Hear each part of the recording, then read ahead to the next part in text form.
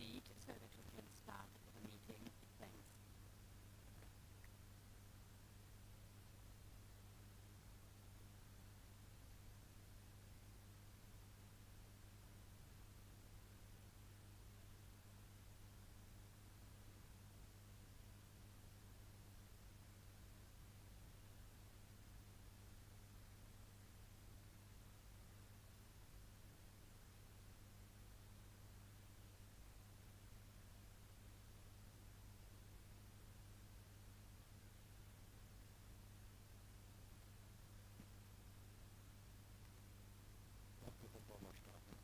Also liebe Kolleginnen und Kollegen, ich begrüße Sie,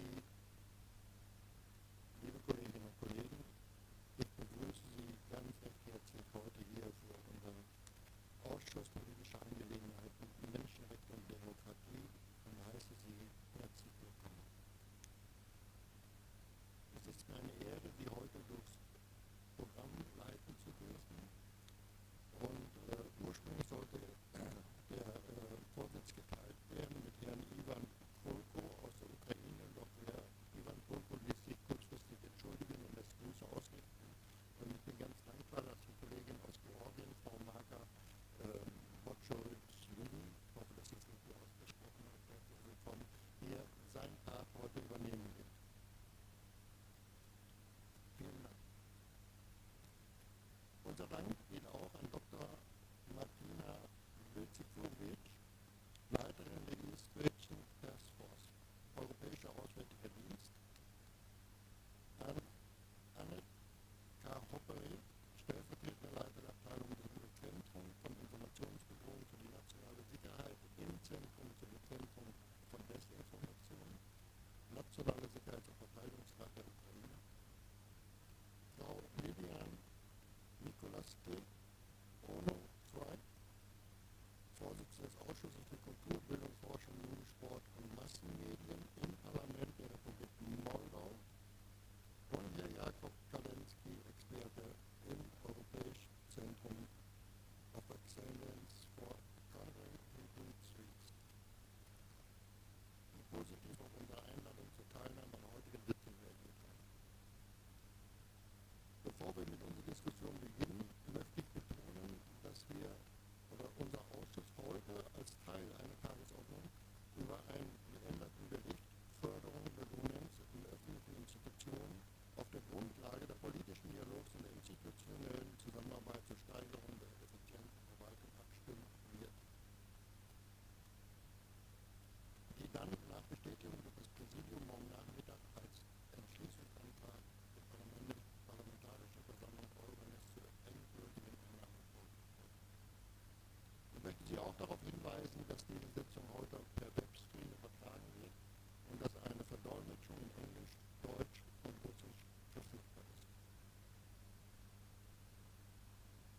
Bevor ich zum Entwurf der Annahme des Entwurfs der Tagesordnung komme, möchte ich noch einige persönliche Worte als Vorsitzender jetzt eben ganz kurz eine Erklärung abgeben. Wir sind nicht umsonst der Ausschuss Angelegenheiten Menschenrechte und Demokratie. Wie wir alle wissen, wenige Kilometer von hier tobt der Krieg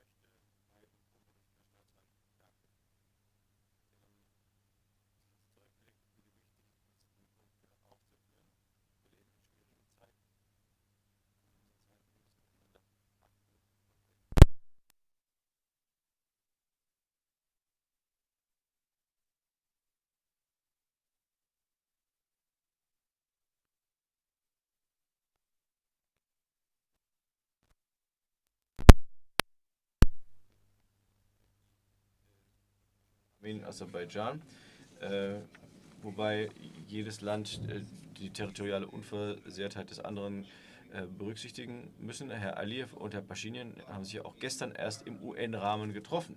Aber dann kommt Absatz 28 und der ist für uns widersprüchlich. Da wird die Verfassung und das Hoheitsgebiet von Aserbaidschan nicht geachtet und respektiert. Wir haben niemanden verschwinden lassen in der Region Bergkarabach. Es gibt zwischen Herrn Aliyev und Herrn Pashinyan Friedensdiskussionen und da wird eine solche Sprache wie hier in Absatz 28 nicht verwendet. Entweder wird dieser Absatz gestrichen oder wir müssen eben dagegen stimmen, denn wir benutzen einen anderen Wortlaut in unserem Parlament. Vielen Dank. Vielen Dank. Bitte schön. First of all, I would like to Zunächst einmal möchte ich dem Kollegen aus Aserbaidschan danken dafür, dass er anerkannt, dass Bergkarabach nicht in Aserbaidschan liegt, denn es liegt eben nicht in diesem Lande, sondern ist ein unabhängiger Staat.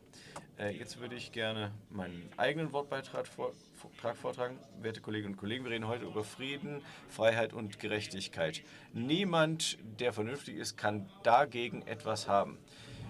Es gibt viele Konflikte in der Welt, auch in den Ländern der Ostpartnerschaft. Und diese Konflikte sollten alle auf der Grundlage dieser Grundlage beigelegt werden. Jeder Frieden ohne Gerechtigkeit ist nur ein Waffenstillstand. Der kann auch länger andauern, aber es ist dann nur ein Waffenstillstand. Heute geht es vor allem um den Ukraine-Krieg. Es gibt aber noch einen weiteren ungelösten Konflikt auf dem ehemaligen Gebiet der Sowjetunion, als die Bolschewiken Bergkarabach eroberten und es Aserbaidschan zugeschlagen haben, begann das. Seitdem haben die Menschen dort ihr Schicksal in die eigenen Hände genommen. Anfang der 90er gab es einen furchtbaren Krieg, vor 2,5 Jahren gab es einen weiteren Krieg. Aserbaidschan behauptet zwar gewisse Dinge, haben wir gerade auch gehört, aber dieser Konflikt ist noch nicht beigelegt. Es gibt nach wie vor unendliches Leid, auch Frauen, Kinder und ältere Menschen leiden. Die internationale Gemeinschaft hat vor einigen Jahren Grundsätze festgelegt, die Leitlinien sein sollten bei der Beilegung dieses Bergkarabach-Konflikts. Auch in der Helsinki-Schlussakte KSZE aus dem Jahr 1975 finden sich diese.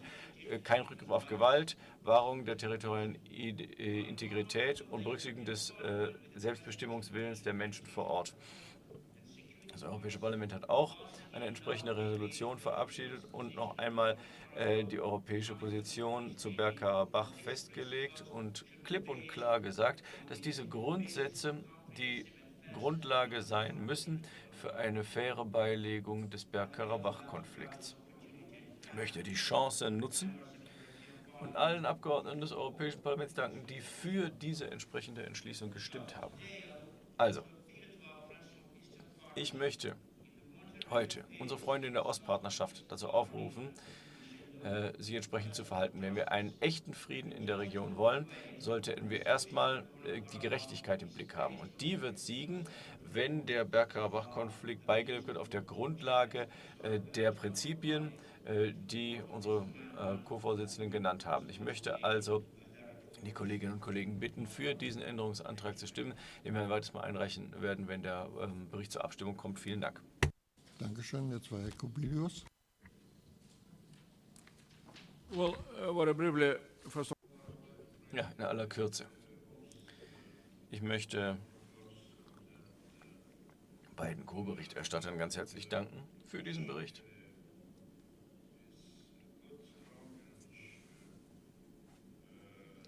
Der ist gut, eindeutig. political and geopolitical developments in the region. I would stress especially what I think is crucial and what we see in this report, the language on EU integration for 3 accession countries or association countries, and I hope that during this year we shall achieve that EU would make a decision to start negotiations with Moldova and Ukraine. That would be very important and very good. So That is what European Parliament in its recent resolution on Ukraine asked, and that is why we proposed also a special urgency resolution trying to stress that moment. So this is coming from the report. On Armenia and Azerbaijan, you know, during each Euronest Parliamentary Assembly session, we are discussing those issues. They are not easy to be resolved. It's good that leaders of the countries, Pashinyan and Aliyev, are trying to find solution how to bring peace and stability into the region. And I would urge all of us to support those attempts. I see three major issues which we need to have in mind, that the region will become stable if we shall achieve three goals: security guarantees for both countries, Armenia and Azerbaijan, and especially Armenia, security guarantees from democratic world, from EU, from the Western world. That would be very important. Peace agreement in between of those countries, and stable and long-term peace agreement, and that will create conditions for economical development of that region. So those three topics: security guarantees, peace, and economical development, I think should be in our language, in our goals. And I would wish really to use Euronest Parliamentary Assembly trying to find the best solution, not to try to use opportunities to speak in some ways emotional language.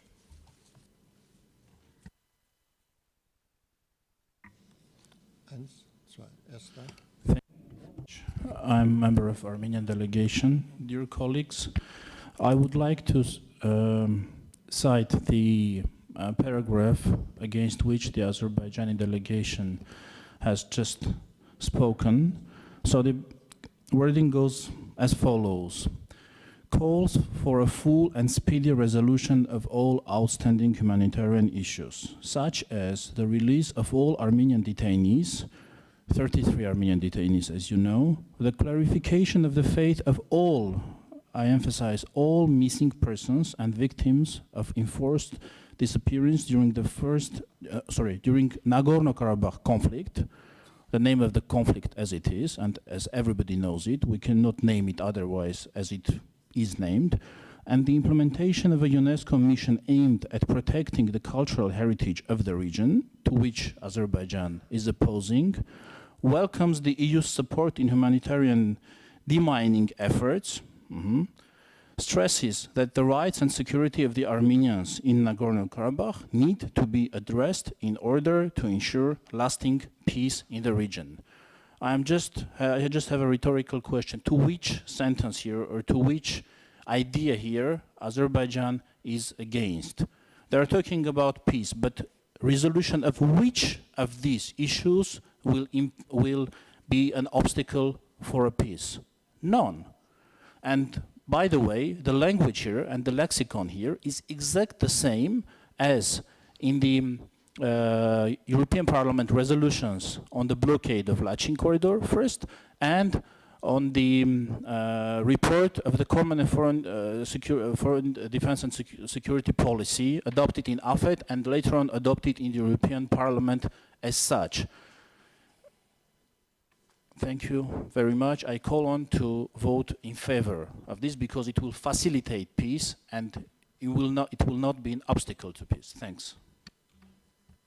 Thank you, Mr. Chair. Dear colleagues, sure. Again, every time when we come to participate in international organizations, in the Parliamentary Assembly of the Euronest, be it Council of Europe Parliamentary Assembly or the OSCE-PA, we are seeing again the attempts by the delegation of Armenia to mislead and to distract the main attention of international community, of the members of Parliament of the European Union and the Eastern Partnership countries from the main point. Just we have witnessed the member of Armenian delegation put under question the territorial integrity of Azerbaijan, saying that Karabakh is not part of Azerbaijan. This is how we live very difficult, passing through difficult conditions. We call Armenia to reciprocally recognize each other's territorial integrity, sovereignty, and inviolability of state borders. But what we are seeing in response is heinous attempt by the delegation of member of delegation of Armenia, and this is of course unacceptable. When it comes to the term Nagorno-Karabakh, again, let me remind you that Nagorno, it's in Russian language. There is no such an entity in Azerbaijan. There is Karabakh region of Azerbaijan, and we call upon Armenian colleagues to respect the territorial integrity of Azerbaijan. Also, we have Armenian population living in Karabakh region of Azerbaijan, and of course we, as citizens of our country, we do respect all of their rights, and they are citizens of Azerbaijan, and we cannot allow neither Armenia nor any third country to meddle into the internal affairs of Azerbaijan. And that's why we need just simple understanding of situation that we are neighbors. We have to stop claiming each other's territorial integrity. We have to respect each other, and that's why we will be able to find common paths, coexistence, neighborly relations in the South Caucasus. Otherwise, of course, again, we are not going to support this resolution. This is biased resolution. It seems that Maria Karapetyan, as a co-chair of this, co-rapporteur of this report, made some efforts in order to put some non-constructive elements into the report, and of course, it is unacceptable. Thank you. Mr. Chair, I have a compromise proposal. Excuse me. I'll give you one last chance at the floor, and then I'm going to end this discussion on Nagorno-Karabakh, and I have my own comment on it, because I don't think we're getting anywhere talking about this. But of course, I would like to I will let you have the last word since you had the first word. Thank you very much for this opportunity, but it's just how to find the solution. My position is that. So what I think is that to find a compromise proposal, we think about it that let's use the language who is using the European Union actually. But you know, main initiative, the peace treatment between Azerbaijan and Armenia belongs to Mr. Charles Michel. He's the president of the European Council. And I want to read the sentences that we are ready to use it if Armenian also, the rapporteur is ready, we are ready to support this solution also. So I'm reading, it's from the statement of the European Union. Calls for continuing discussion on humanitarian issues, including demining and efforts to free detainees and address the fate of missing persons, and stresses that the rights and security of the ethnic Armenian population in Karabakh need to be addressed. This is not my sentences, this is sentence of European Union. So we propose to use the same language, same statements at a compromise, because the government, Azerbaijan and Armenia, has accepted this language. Thank you very much.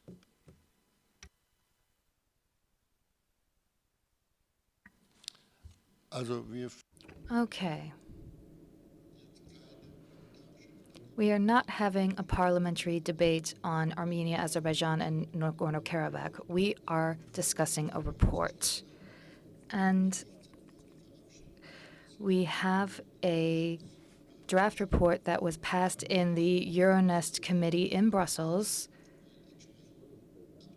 And we are looking to amend this report.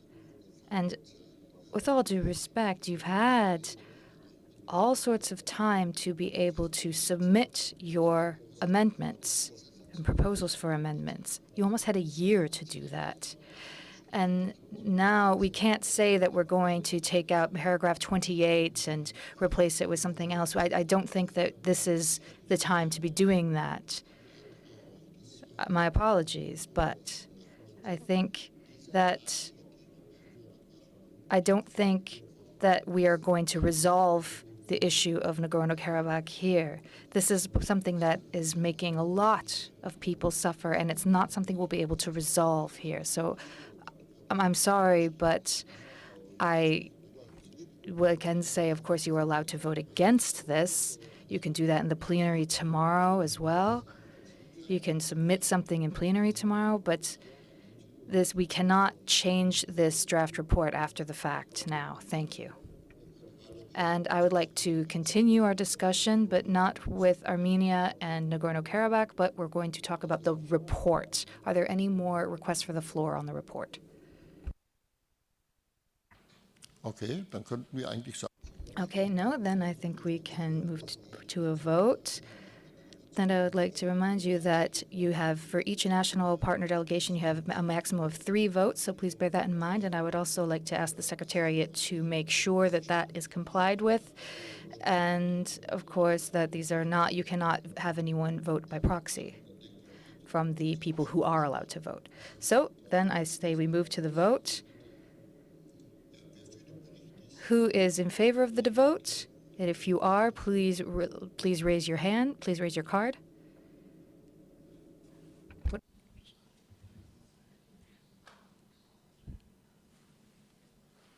14 Stimmen sehe ich. I see 14. Who is against? 3 Stimmen. 3.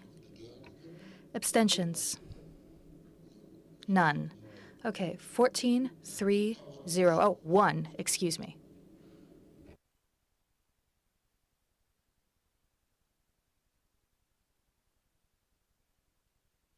Okay, dann ich werde gerade. Okay, then the Secretariat has just asked me. They were not able to count very quickly. They did not count 14 like I did. So if you are in favor, please raise your cards again. Please raise your cards again if you are in favor.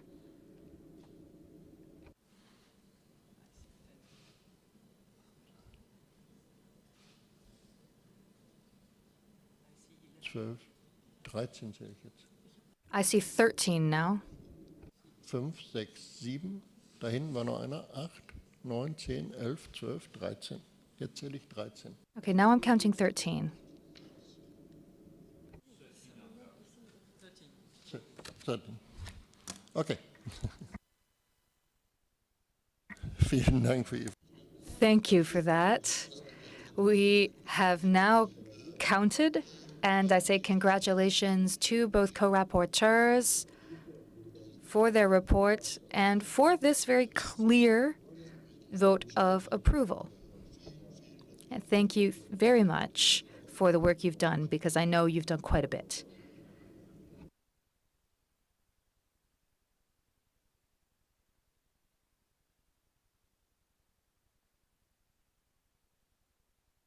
Ja, wir werden dann die angenommene Fassung des. Okay, then we will circulate the adopted version of the report soon, and I would like to stress that the deadline for amendments for the plenary has been set by the Bureau for tonight at 8 p.m. I'd like to remind members that pursuant to Article 21 of our Rules of Procedures, that amendments to text debated during the session may be tabled by a minimum of 5 members of the Euronest PA or by a political group.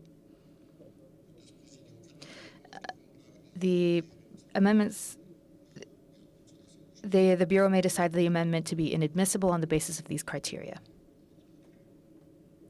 So let's move on.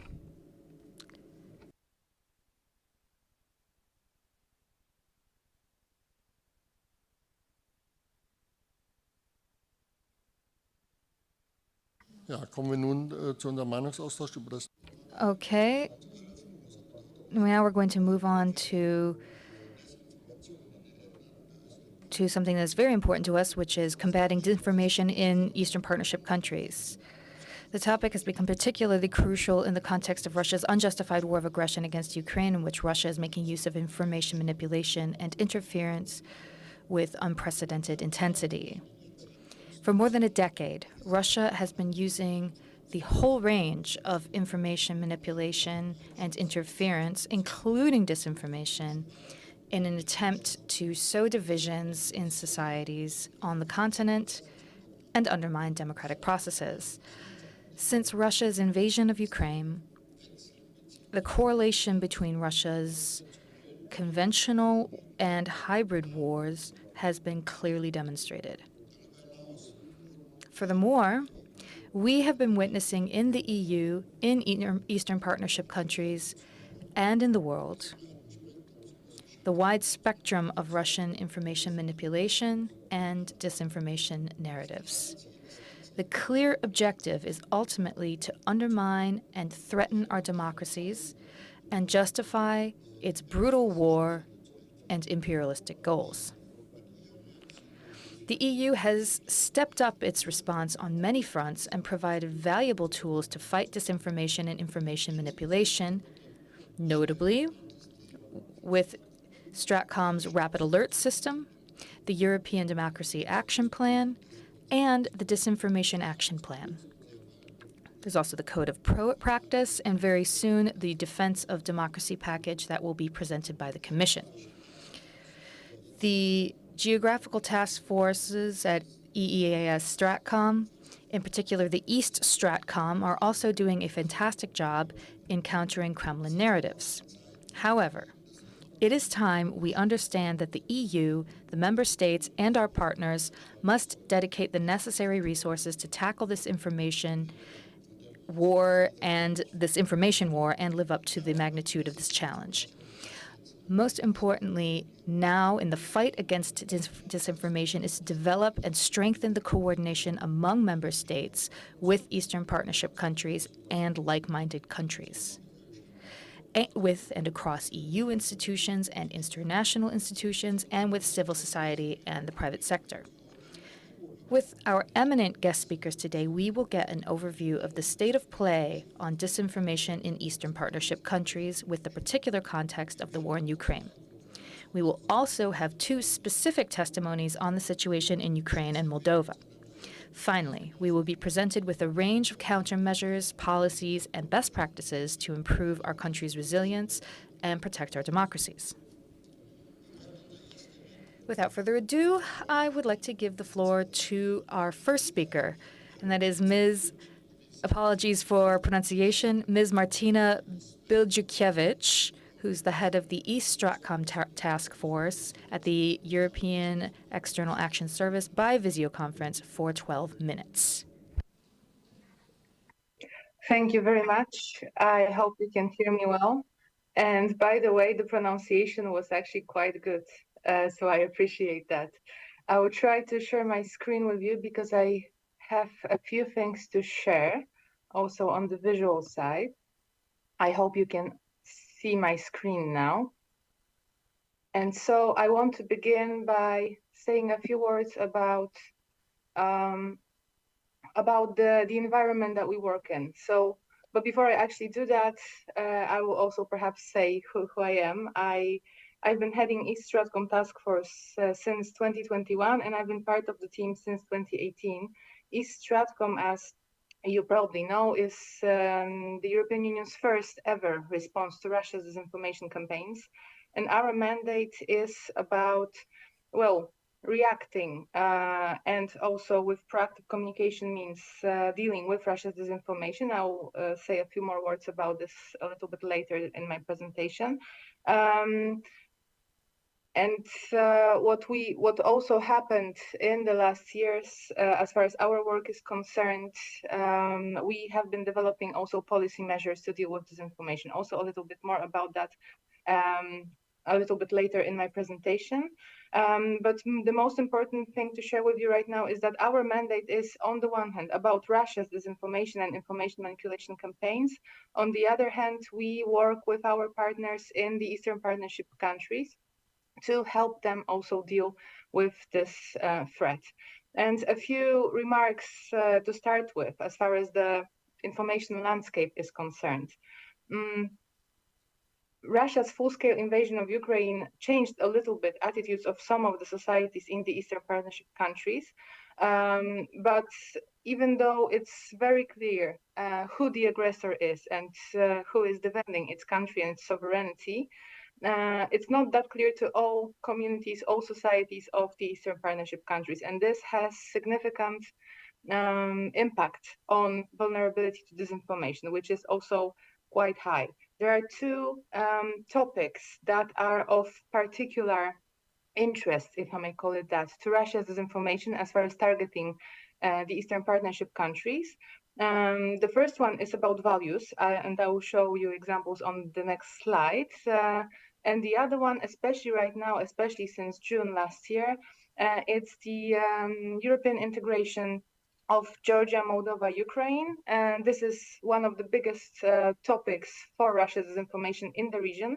But this also goes further than the countries that now have a more clear European perspective. It actually spreads throughout the region. And the narrative is mostly about the EU making false promises and the EU that is not going to be able to deliver anytime at all, actually. But I want to show you this particular slide, as I think it's very telling. So this shows examples of disinformation as used by Russia that target particular countries of the Eastern Partnership region and also of Russia and the domestic audience of Russian disinformation. What you can see here really is the values that we hold dear as a European community has been attacked and instrumentalized, and this has been going on for many, many years. It has an angle of the war, and I will show you another example very soon. But it also has been a very long campaign that is about discrediting our values, discrediting our cooperation, and discrediting also the democratic processes and our institutions. So you can see different shades and forms of this disinformation narrative on the slide, but it all comes down to one kind of meta-narrative, if you like, about threatened values that well, the one that threatens the traditional values of communities, of societies, of the Eastern Partnership countries is the European Union. So the European Union is to blame for coming to the region and taking the traditional values away. So this is something that we need to really deal with. Now, this angle also has a particular form when it comes to the war. And with the war going on, we could see more and more desperation of Russian disinformation, looking for a boogeyman, so to speak, and starting from the very widely spread narrative about Nazis in Ukraine to actually trying to make us believe that Russia is not only fighting Nazis in Ukraine, but also fighting Satan and fighting all evil that is there in the world. What I also want to show you, because this is actually the core of the problem that we deal with, I want to show you a few patterns of disinformation. And what is very important here is to understand that Russia has not started its disinformation campaigns targeting the region and also targeting our cooperation with the region. It hasn't started last year. Russia's disinformation campaigns have been going on for many years. And what I want to show you here is that as far as disinformation narratives, what we are observing, what we have been observing for really a long time is an exercise in recycling. So what you can see on the slide is, these are a few screenshots from the EU versus Disinfo database. You may know that our team, East Stratcom Task Force, runs the project called EU versus Disinfo. And one of the flagship activities that we have been doing since 2015 is running the database of disinformation cases. You can access the database in English language, but the cases from in the database itself, they come originally in over 20 languages. We just translate them to English to make them more, to make the whole database more accessible.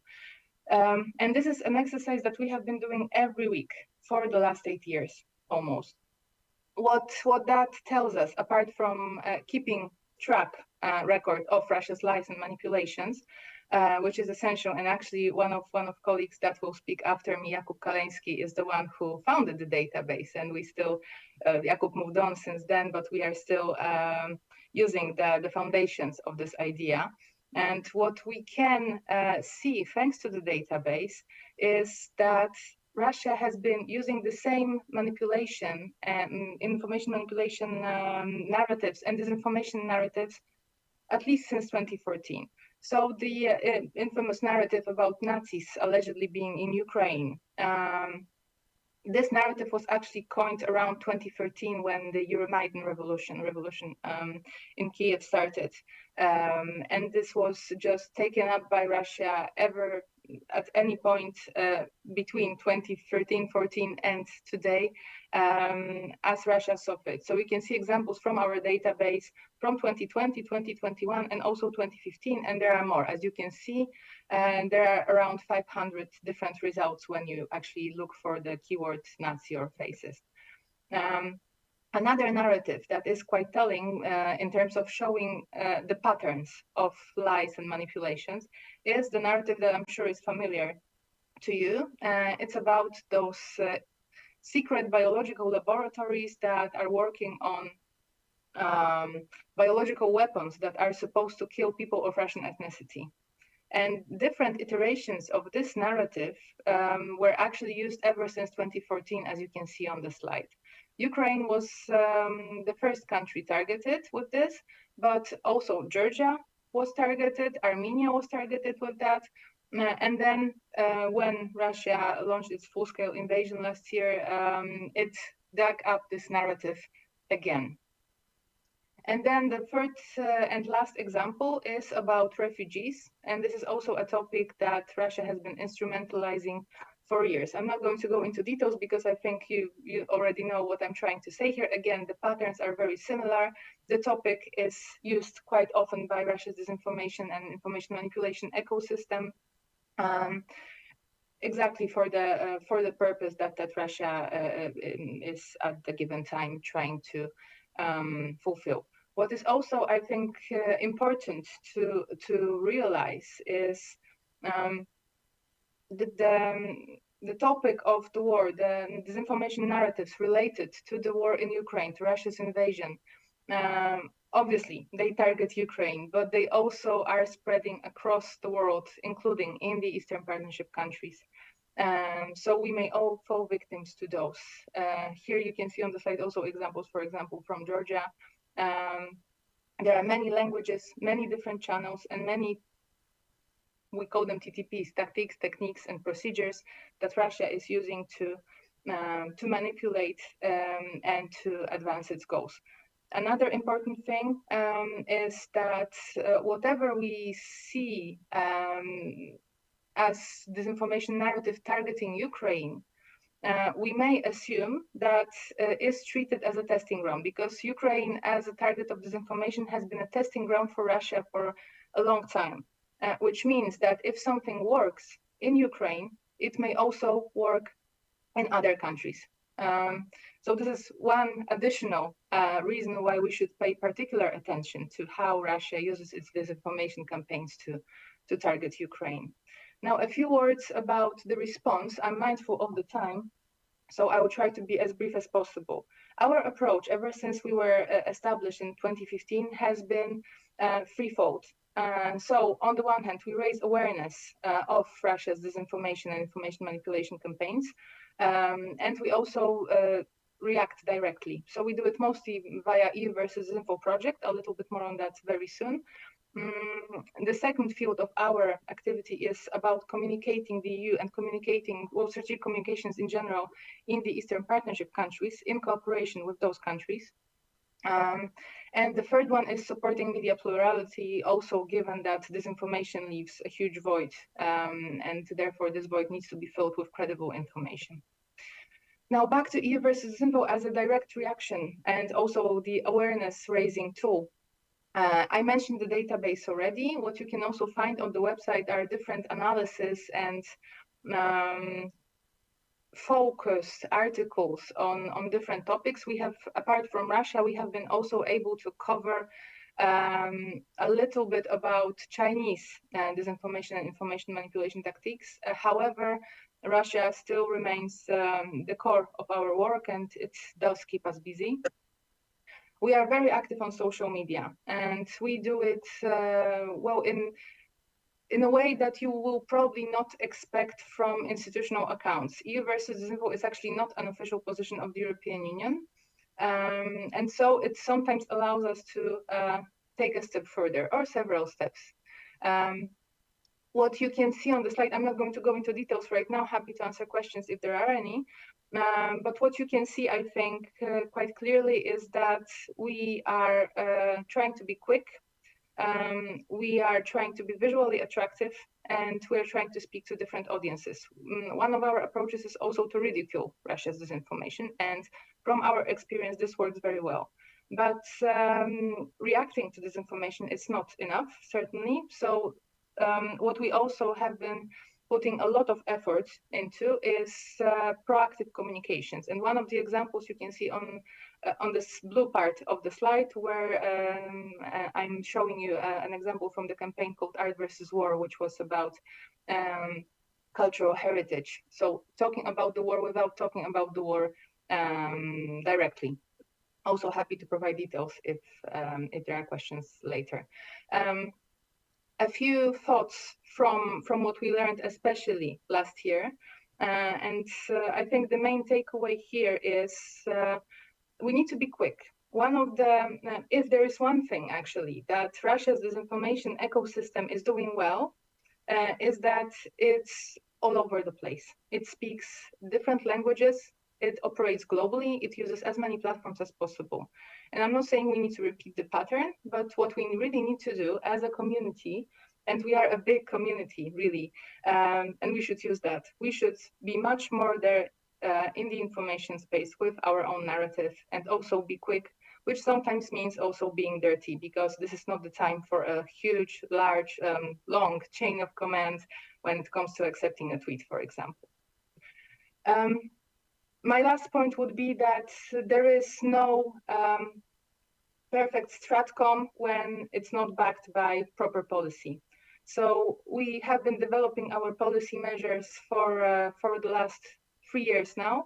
I'm happy to provide details if there are questions, but I think what I should also point out to in the very end of my presentation is that last year we have been able to put on the sanctions list 9 Russian outlets and several dozens of disinformation purveyors for their part in using disinformation to justify Russia's aggression and justify war crimes. I know my colleagues from Ukraine and from Moldova also have vast experience in doing that, so happy to exchange if there are questions. I'll stop right there. Thank you very much for your attention.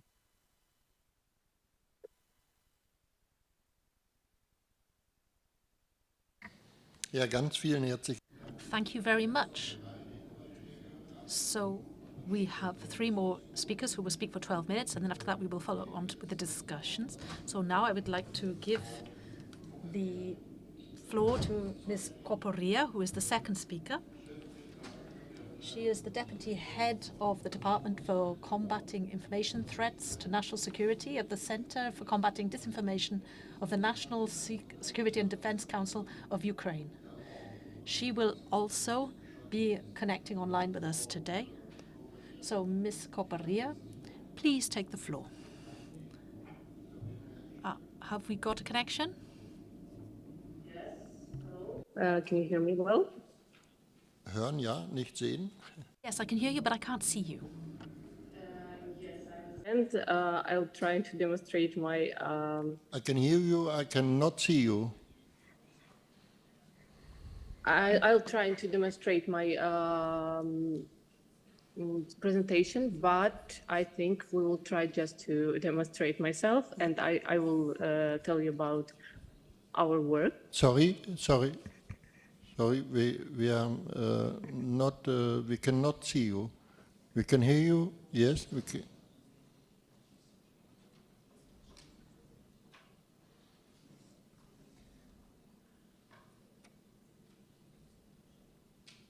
No. Ansonsten gehen wir weiter. Otherwise, perhaps we can move on to the next speaker first, and then perhaps you can try to set up your video link, please.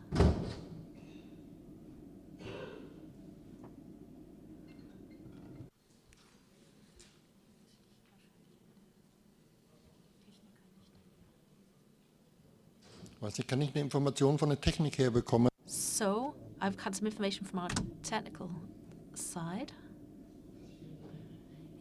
Is it a problem with your technical facilities, Ms. Corparia?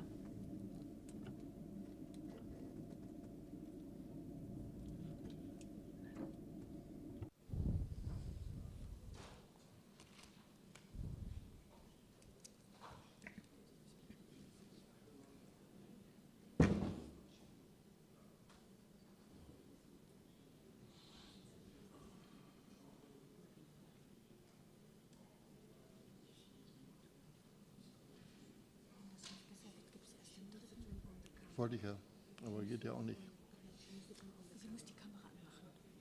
Okay. Can you hear me? Sorry. Frau Corparia, wir hören. Ms. Corparia? Sorry, Okay. sorry for the technical issues. I have some It's problems okay. with the connections. No problem. So, No problem. Die nächsten 12 Minuten. The next 12 minutes are all yours. Please take the floor. Hi everyone. This is a pleasure for Ukraine and for our center to be here. And I know that I have just 12 minutes, so I will tell quickly who we are. So our Center for Countering Disinformation was created just in March 2021. It took maybe half a year just to get the staff members in November, because we got some procedural issues, some processes that it took like bureaucratic processes every time in every country, I think. About our work, about our main focuses that we are doing, it's implementation of countermeasures against existing and projected threats to Ukraine's national security and national interest in the information sphere, measures to protect the information security of Ukraine, measures to detect and counteract disinformation, hostile propaganda, and destructive informational influences.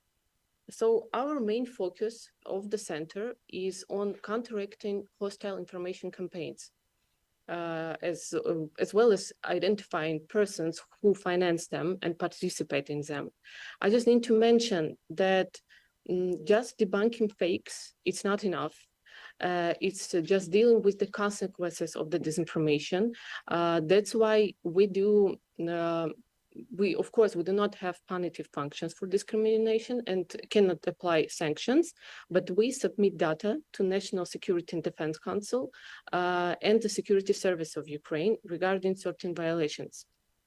So the main goal that the President Zelensky declared when he created the center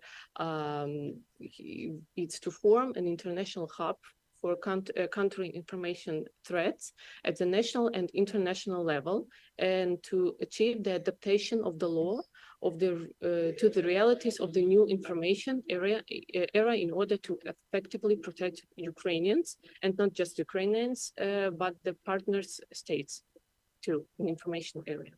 So, of course, before 24th February, our tactics changed of what we were doing. For example, before that, we created working group between our state bodies, between our special services, because we have access to the sensitive information too. And we were accumulating all information from monitorings, analytics that mostly everyone is doing, to just see the whole picture and to analyze whole information, what is happening. But after the full-scale war that began, we understood that we need to focus also to monitoring by ourselves, because we understood that we cannot just sit and wait for the information, because many journalists, many experts were asking us what changed before the February 24th and now. It's pretty simple because the disinformation campaigns from Russia started being more intensive and more aggressive. That's all. That's why we understood that we need to show our results and whole information, what is really happening to the people of Ukraine. So just when we started, a lot of people, we got more than 2 million subscribers. And of course, we understood that people who are sitting in the basement, they need just to understand what is happening. But I need to mention now that Russians is not, now they are not focusing on us mostly, because they understood that we have immunity, that maybe all our state members have strategic communication center. They are giving the information to people, and we actually explaining what is happening and what tactics Russians are using. Now they are mainly focused, I mean FSB and other organizations like this, that they are using some Telegram channels, Twitter accounts, Facebook, etc., which are like a very effective tool for everyone to achieve the minds of people. So what they are doing is just excuse me, I need to say one more.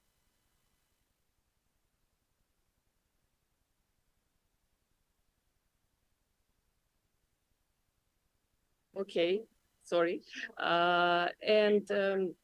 What they are doing now is just working with Western countries, and they are using those narratives that they already used in our country. For example, that we will going to be freezed, etc. They used it in 2020, in 2019, 21, etc.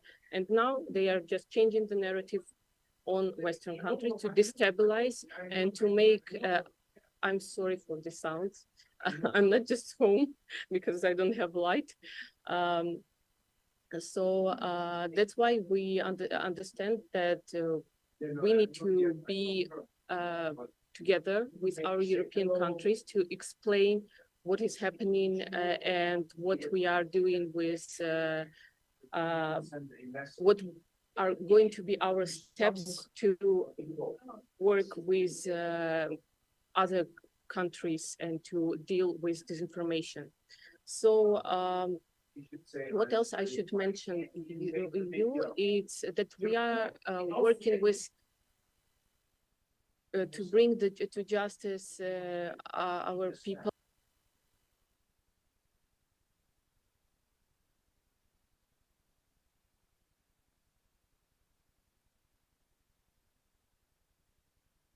So what we want to do is to bring to justice those people who are in the conference, who are in the, who are spreading the disinformation, spreading the false narratives. And you know that before the war is starting in our minds. And then we understand that everything is starting in that countries that we are that actual fight is coming. That's why we need to start in discussing the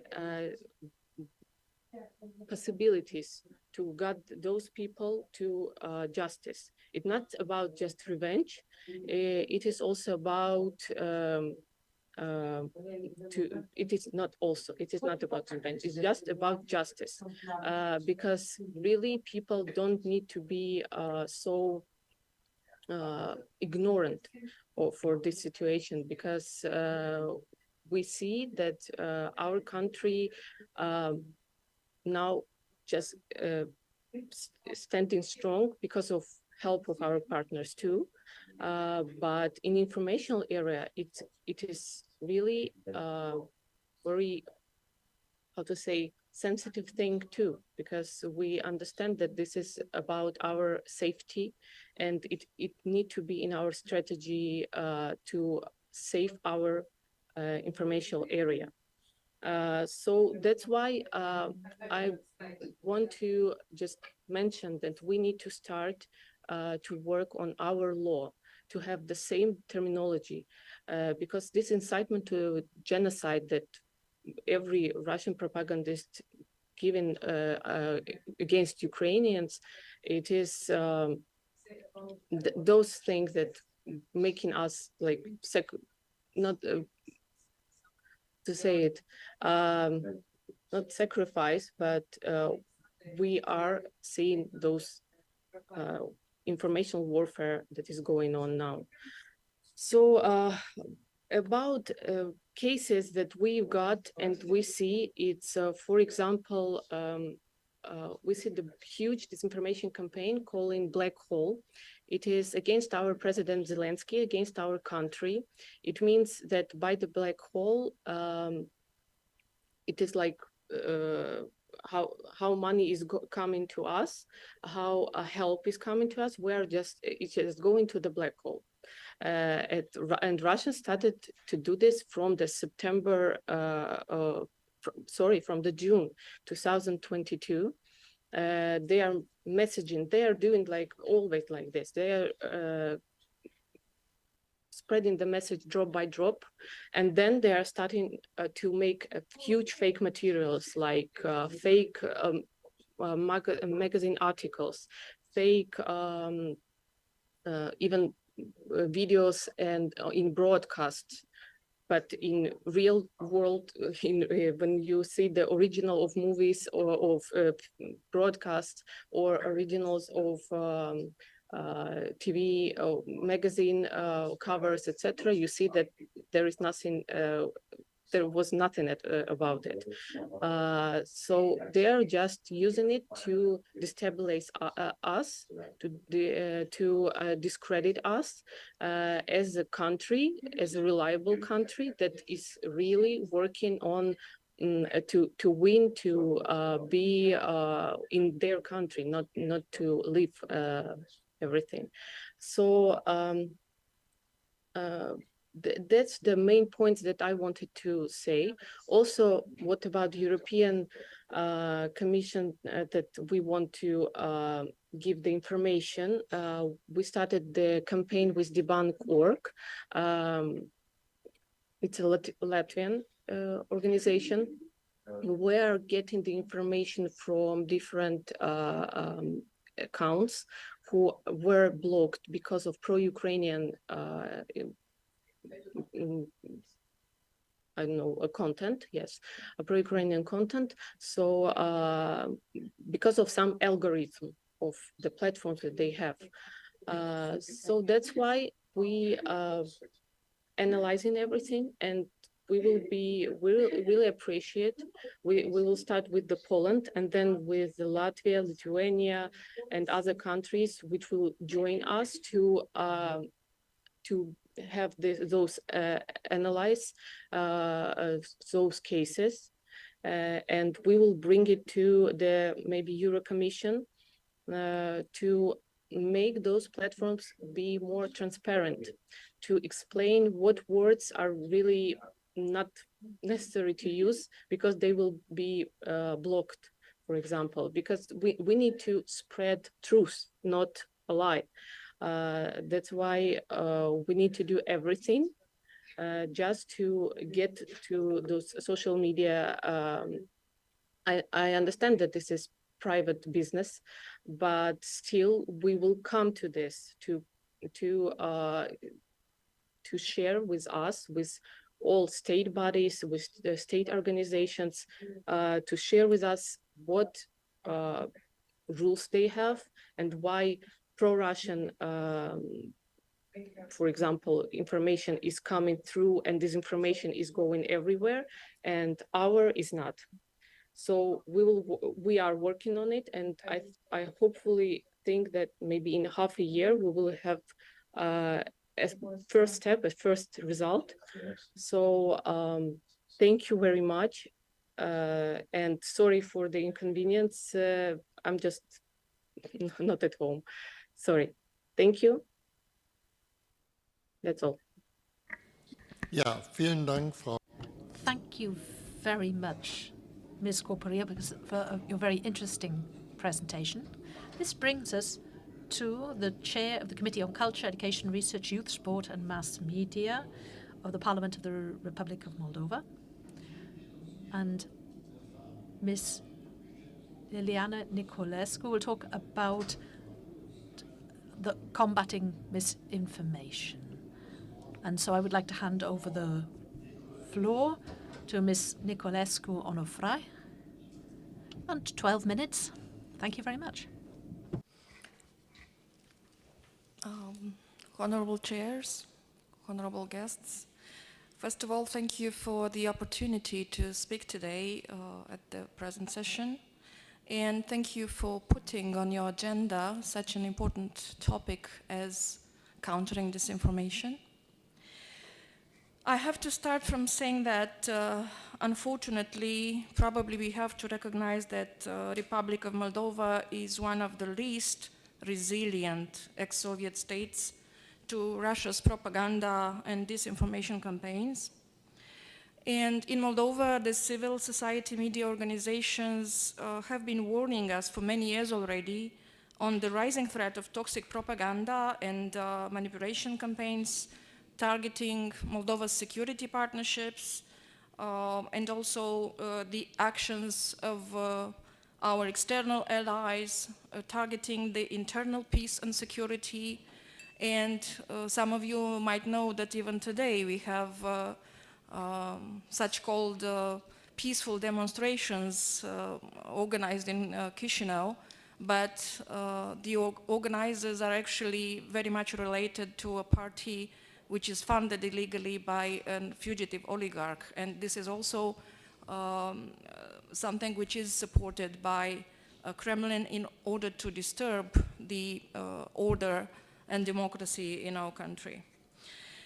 At the Parliament, we as lawmakers, of course, we tried to analyze and to take action in order to counter disinformation and manipulation of public opinion, and to fight the harsh penetration of the national informational space by Kremlin-coordinated Russian media outlets, as well as through Kremlin-sponsored media and even opinion makers, even including some of our politicians inside Moldova. And as in other countries, we could notice that from the very beginning of the aggression of Russia on Ukraine, we could see the impact of disinformation on citizens. Even now, after we have tried to put in place some concrete actions to combat disinformation, we still have in Moldova quite a high percentage of population being manipulated, not well informed and not well aware of the atrocities and war crimes committed by Russia against Ukraine. As some measures that we tried to put in place for countering disinformation, there were some amendments that we made to the law, the Code of Audiovisual Media Services. We have a code that is in place, a new code that is in place from 2018. And during last year, we worked on amendments that included the inclusion of definition of disinformation in the audiovisual services, the Code of Audiovisual Media Services.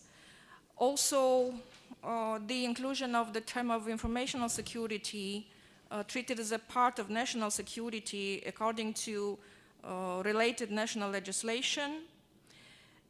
So we do treat information security as a component of the national security system. We try to focus on limiting the impact of the audiovisual programs which are under the hostile Russian influence of the Russian media or of Kremlin. So we made some provisions related to the 50% of purchased audiovisual programs should be from the EU member states or states that have ratified the European Convention on Transfrontier Television. We reintroduced an article referring to restricting the broadcasting and of audiovisual programs that run against the values of the European Convention on Transfrontier Television and are detrimental to democracy. So, namely, the provision is consisting of interdiction to broadcast audiovisual programs with informative, analytical, military, and political information content, which have been produced in countries other than member states of European Union or United States, Canada, and the states that have ratified the European Convention on Transfrontier Television. We have to say that at the moment we have made this decision, there was a provision that accepts the entertainment and movies, films, that have no militaristic content. As to the point of term militaristic content, we underline that this would not hit any valuable audiovisual production, since it refers strictly to the productions that promote, justify, or glorify war and war crimes, and do not refer to the documentary or artistic programs that really truthfully reflect the war thematic. However, we have to say that we really feel the need to go further because we need new solutions, some better solutions, and the studies that were published by civil society platforms still show that the disinformation and manipulation of public opinion are widely and constantly and intensively used by Kremlin against Moldova. And some of the situations or cases referred today to by Mrs. Birjukevich really now refer to us too. The case of threatened values, it's already a topic that comes out from the Kremlin-supported media. Topics about European values threatening traditional Moldovan values. The topic of the heads of the state, the head of the state ruling being a complete failure, it's really used almost every day. And of course, during maybe the last couple of months, this topic already it's not there. But at the beginning of the war, the topic of refugees and the trials to really point out the harsh situation of Moldovans and the government not helping its own citizens, but helping the citizens, refugees from Ukraine, was really pushed on media. So we understand that we really have to look into new strategies and try to improve the situation. During the current status that we have, the exceptional situation declared in the country that was prolonged already several times, the Committee for Exceptional Situations did take some measures so that to counter disinformation based on the existing information and reports of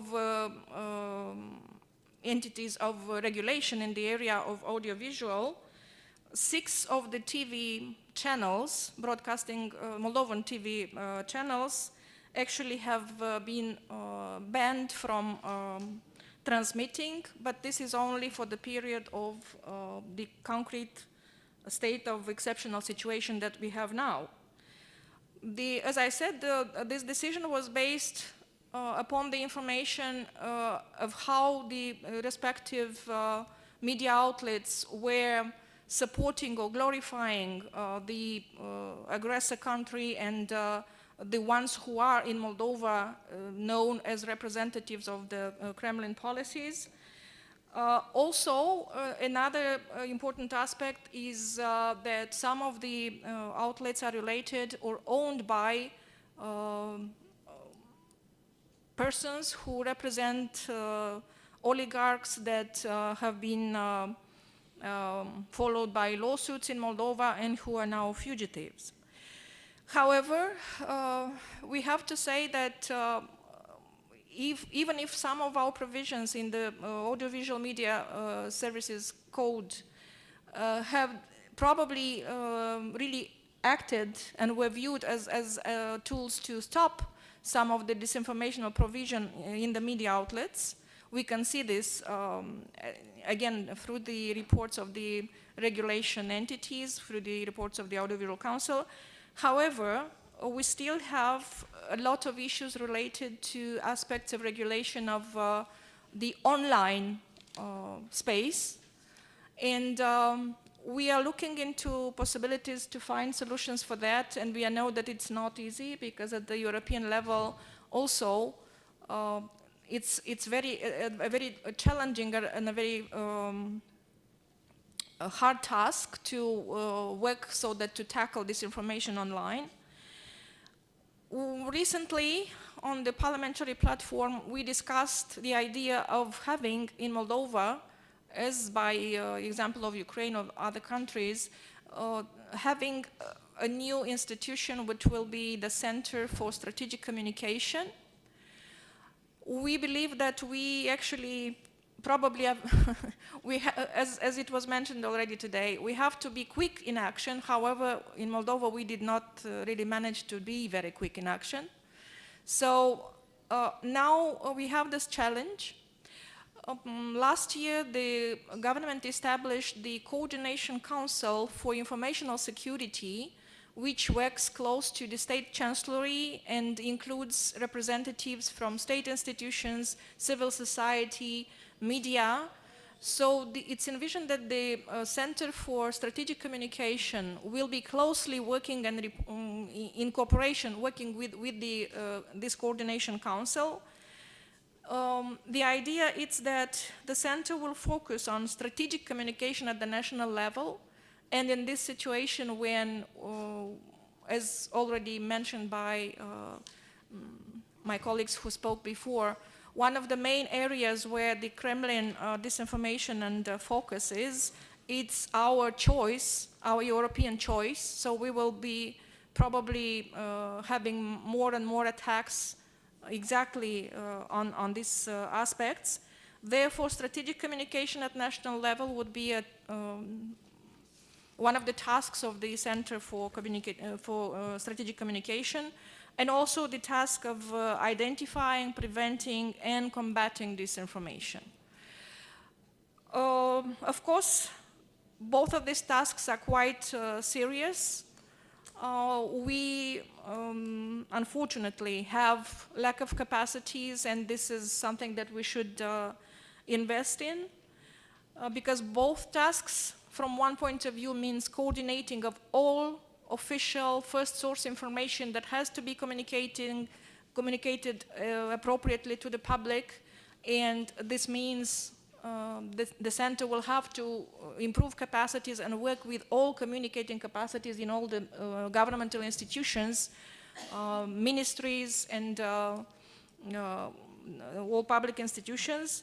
And from the other side, the task of identifying, preventing, and combating disinformation, when you have to do it really quickly. I was impressed to hear about situations when colleagues from Ukraine, or of course the East Stratcom Communication Task Force, was able to combat even in hours some of the narratives and the disinformation messages. So that's quite a challenging task. At our parliamentary committee, we do have a group of experts from the civil society and media, 8 representatives of civil society who do work closely with us and advise us, and to whom we can appeal. Also, we've benefited from support from colleagues from the European Parliament, European Union, Council of Europe. We have a program, Triangle of Democracy, which is a joint program of Moldovan Parliament and colleagues from European Parliament, focusing on, so the main topics we so far discussed in our several meetings were focusing on countering disinformation. And it's called Triangle for Democracy because we try to involve the politicians, but also civil society representatives and mass media representatives. So I am very grateful that we benefit today from the several very detailed presentations and shares of experiences. We are very much focused on trying to improve our capacity to fight disinformation. Still, fighting disinformation online remains a very, very crucial topic, and with not really many solutions envisioned so far, or tangible solutions. We are looking also to what will happen after the approval of the Digital Services Act. We are conscious that we have to put into this a lot of effort, because really this is a threat to our European choice, and we have to focus on it. So thank you for having me here today.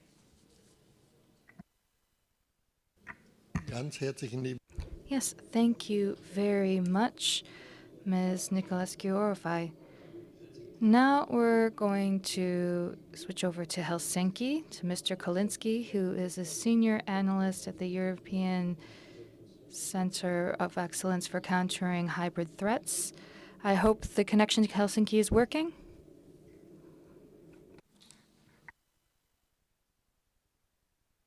It's working. Ich sehe Sie. Hören tue ich Sie noch nicht. I can't hear you right now. Oh, really? I'm trying to speak once again, so if you can hear me now. Wunderbar. Yes, yes.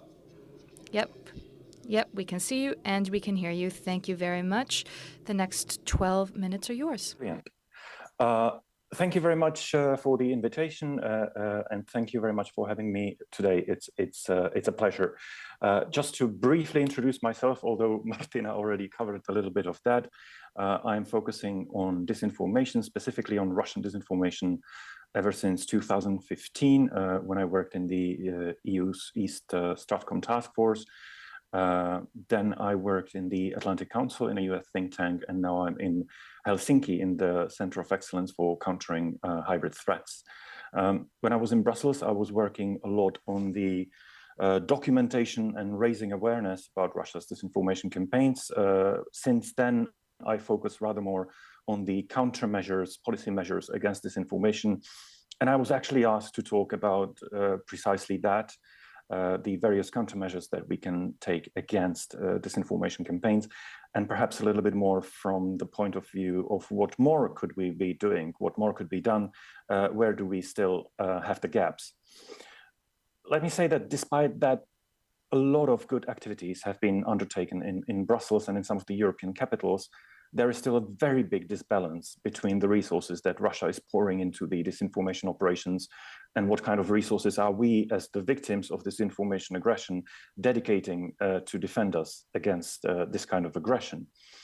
Estimates are talking about $1.5 to $2 billion annually, only for the official part of the Russian disinformation campaign. And then there is also a very big part of the disinformation campaign that is not financed from the official sources, like the infamous troll factories, like financing of the local proxy agents. So to compare to this number, the East Stratcom task force where I used to work had a budget of 0 in the first 3 years. When I was leaving, the first budget of 1 million was dedicated to the unit. It is now probably a bit better. Martina will know more than I do, but it is still definitely not proportional to what Russia is spending to harm us. So that would be my main message, that we still need to significantly step up. Although many of the countermeasures and initiatives are highly useful and highly necessary, they still need a significant boost. How can we do that specifically? I will be talking about various groups of countermeasures as I have identified them in the last few years. I call them 4 lines of defense, and they would be first, documenting of what is happening in the disinformation space. Secondly, raising awareness about what's happening. Thirdly, repairing of the weaknesses in the information ecosystems that the disinformers are exploiting. And finally, limiting, punishing, deterring of the information aggressors. In each of these 4 lines, we can still be doing significantly more. And let me just say that in this whole fight against disinformation, the #1 inspiration is definitely Ukraine. As already Martina mentioned, Ukraine has the most experience with Russian disinformation campaigns. What is being tested in Ukraine, we usually later see applied in European or even Latin American or Asian audiences or African. And Ukraine is probably doing the most against Russia's disinformation campaign, not just on the governmental level, but also on the level of the NGOs, the civil society. The incredibly vibrant civil society of Ukraine is truly a tremendous inspiration in countering disinformation. So when it comes to the first line, the documentation of disinformation, although there is a lot of good work being done there, be it the governmental teams like EU versus Disinfo or NGO activities like the Lithuanian project mentioned earlier, debunk.org, my previous team, Digital Forensic Research Lab, the Ukrainian pioneers, Stop Fake, they were actually a huge inspiration for the EU versus Disinfo project. Although there is a lot of work done, there is still too much that we don't know. We still don't have a precise official number, how many disinformation channels there are, how many people are they targeting, how many messages per day they spread. Imagine we would be fighting the COVID pandemic without actually having the information, how many people got the virus, how many people are in a hospital, how many people got cured, or how many people died. Without these numbers, it would be very difficult to fight the COVID pandemic. But unfortunately, this is precisely the situation we are in when we're encountering this disinformation threat. We are also not systematically and properly measuring what is the impact of disinformation operations. Anecdotal evidence is showing us that is still very significant. If we take just the narrative very popular during the last year in the Russian disinformation channels, that the West is to blame for Russian aggression in Ukraine, you would see that according to various opinion polls, 20 to 30% of the population of various European countries can believe these disinformation narratives. And I presume that in some of the EAP countries, it might be even more. And now I was talking about the opinion polls that we know from the EU member states. So if you manage to persuade 1/5 to 1/3 of a population about an obvious lie, then I would say that it shows quite a significant impact of the disinformation operations. Unfortunately, we are still not measuring this properly, systematically on let's say, weekly, monthly basis. Without all this information, we are still fighting in a fog. We don't know how many weapons the enemy has, how many soldiers they have in the information space, how many jets and tanks, how many people they managed to kill. And it is close to impossible to fight successfully if we don't have these numbers. Another benefit of having these numbers, if we managed to expose the full scale of Russia's disinformation campaign, that there are literally hundreds to thousands of messages on a daily basis targeting dozens of millions of people, then even the skeptics that are denying that disinformation is a problem would finally have to realize that this is actually quite a big problem. Unfortunately, we do not have the precise numbers. We can't expose the full scale of the threat. The second line of defense, that would be raising awareness. And again, a lot of good work is being done here. However, we need to be thinking of how to increase the reach of these good products. And that will come with engaging more actors. Martina already talked about the fact that Russia has the wide variety of channels spreading disinformation, be it official ones or unofficial ones. And the reason why they do that is that the information environment nowadays is so different than, let's say, 3 or 4 decades ago. It is significantly more fragmented. The actors in the information space have a smaller audience. Therefore, if you want to reach a proportional segment of the audience, of the population, you need to have more actors involved in the disinformation operations. Similarly, we need to increase the number of channels countering these disinformation campaigns. It can't be just the governmental teams. It also should be celebrities, actors, showmen. There is a brilliant example again in Lithuania a show by local journalist / comedian Andrius Tapinas. You can imagine him as a sort of Lithuanian John Oliver. And he has a show called Время покажет, I presume, денег нет, держитесь там, yes. The Russian speakers among you will know the pun. It is a pun on one of the Medvedev's quotes. And he's making fun of Russian disinformation narratives on a weekly basis. He's reaching audience that me, or even you, will probably never reach.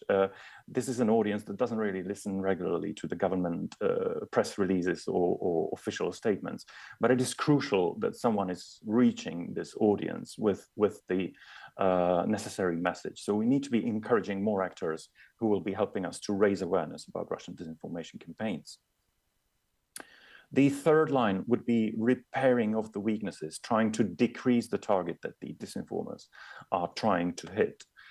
A lot of work, especially in Brussels, is being focused on social media for a very good reason, but there are still many other weaknesses that the disinformers are exploiting.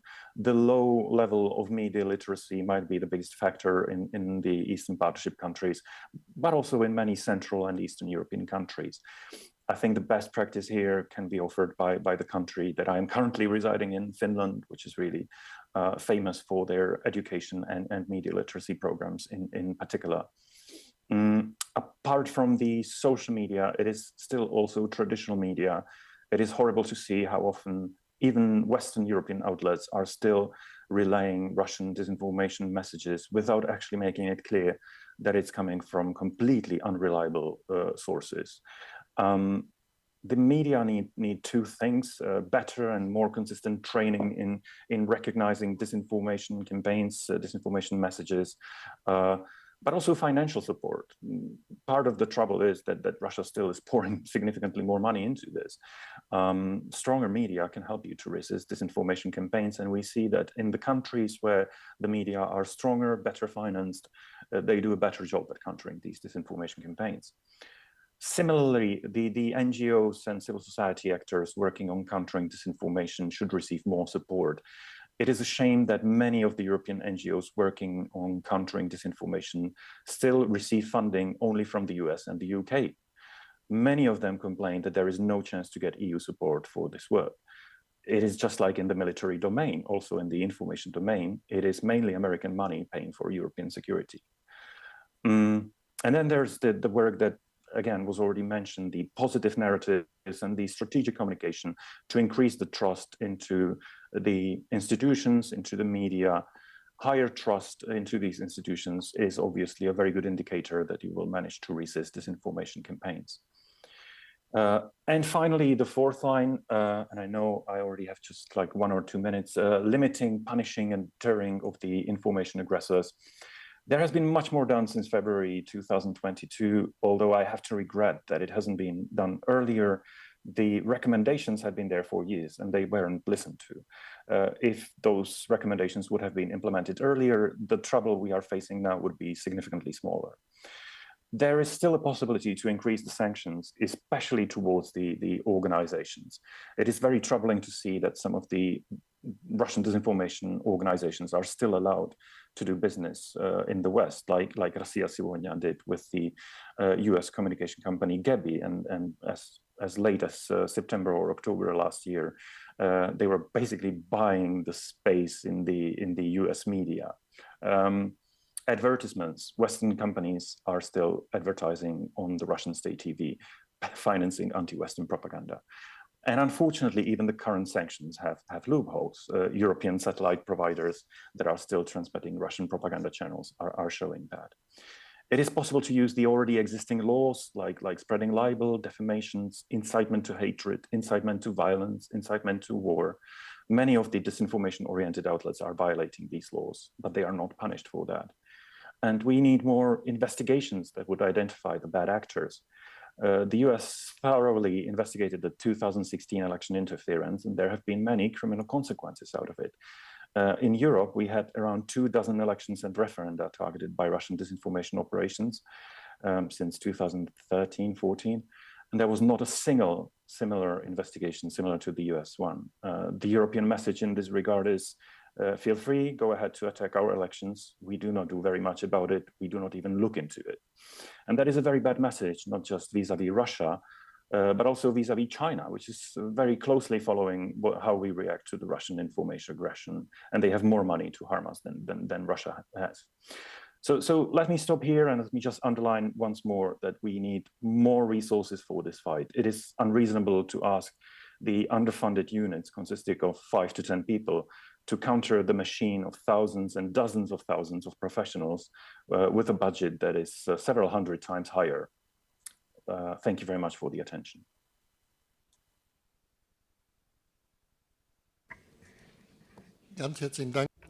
Thank you very much, Mr. Kalinski, for your presentation.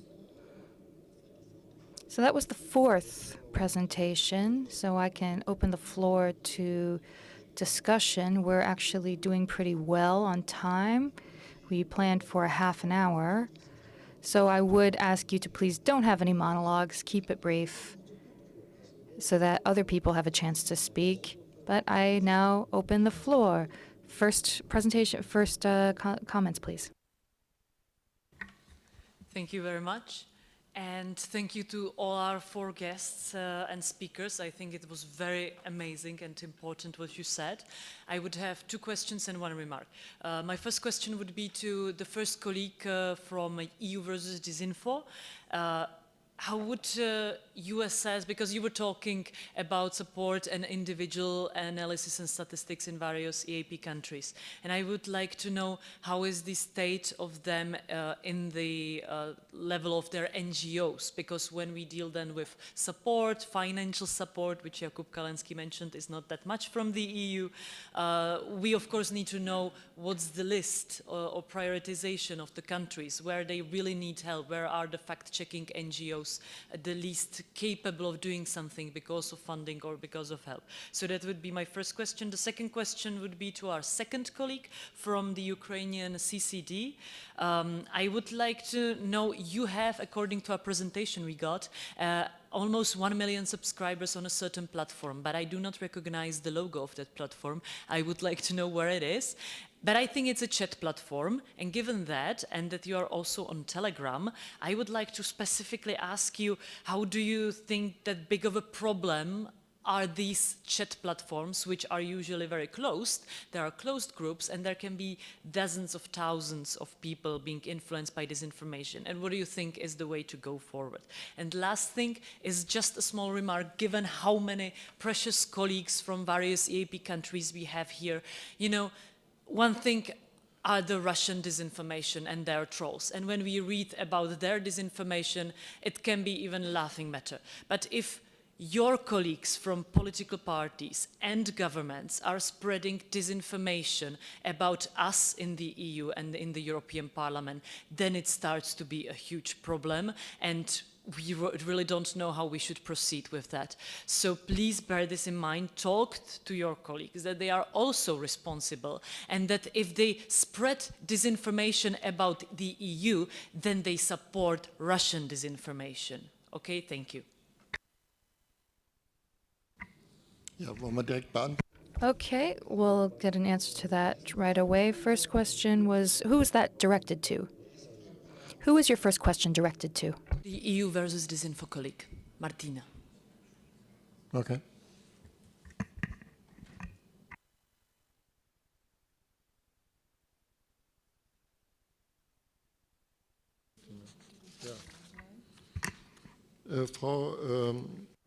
So, Ms. Milda Ciechevich, could you please come back in again?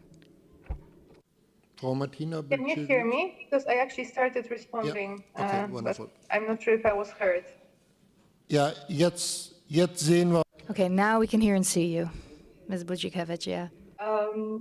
So thank you very much again for this excellent question, and please forgive me if I actually don't come up with a comprehensive list. I feel like it would be perhaps unfair to some of the organizations that we work with. I think actually there are many needs across the region. And now please don't get me wrong. I think we need to keep supporting Ukraine with as much as we can, and we have been doing that not only ever since Russia invaded last year, but for a longer time. But I think also bearing in mind how Russia is using the war to manipulate other societies, other countries, we need to also remember about them and their needs. And I wouldn't say, for example, that Moldova and supporting Moldovan organizations would be more important than supporting organizations in Armenia. I think all of the countries that we cooperate with are equally important, and all of them face significant challenges as far as information manipulation is concerned. So we actually, I know this is not a satisfying answer, but I do believe that we need to keep finding ways to support all of them.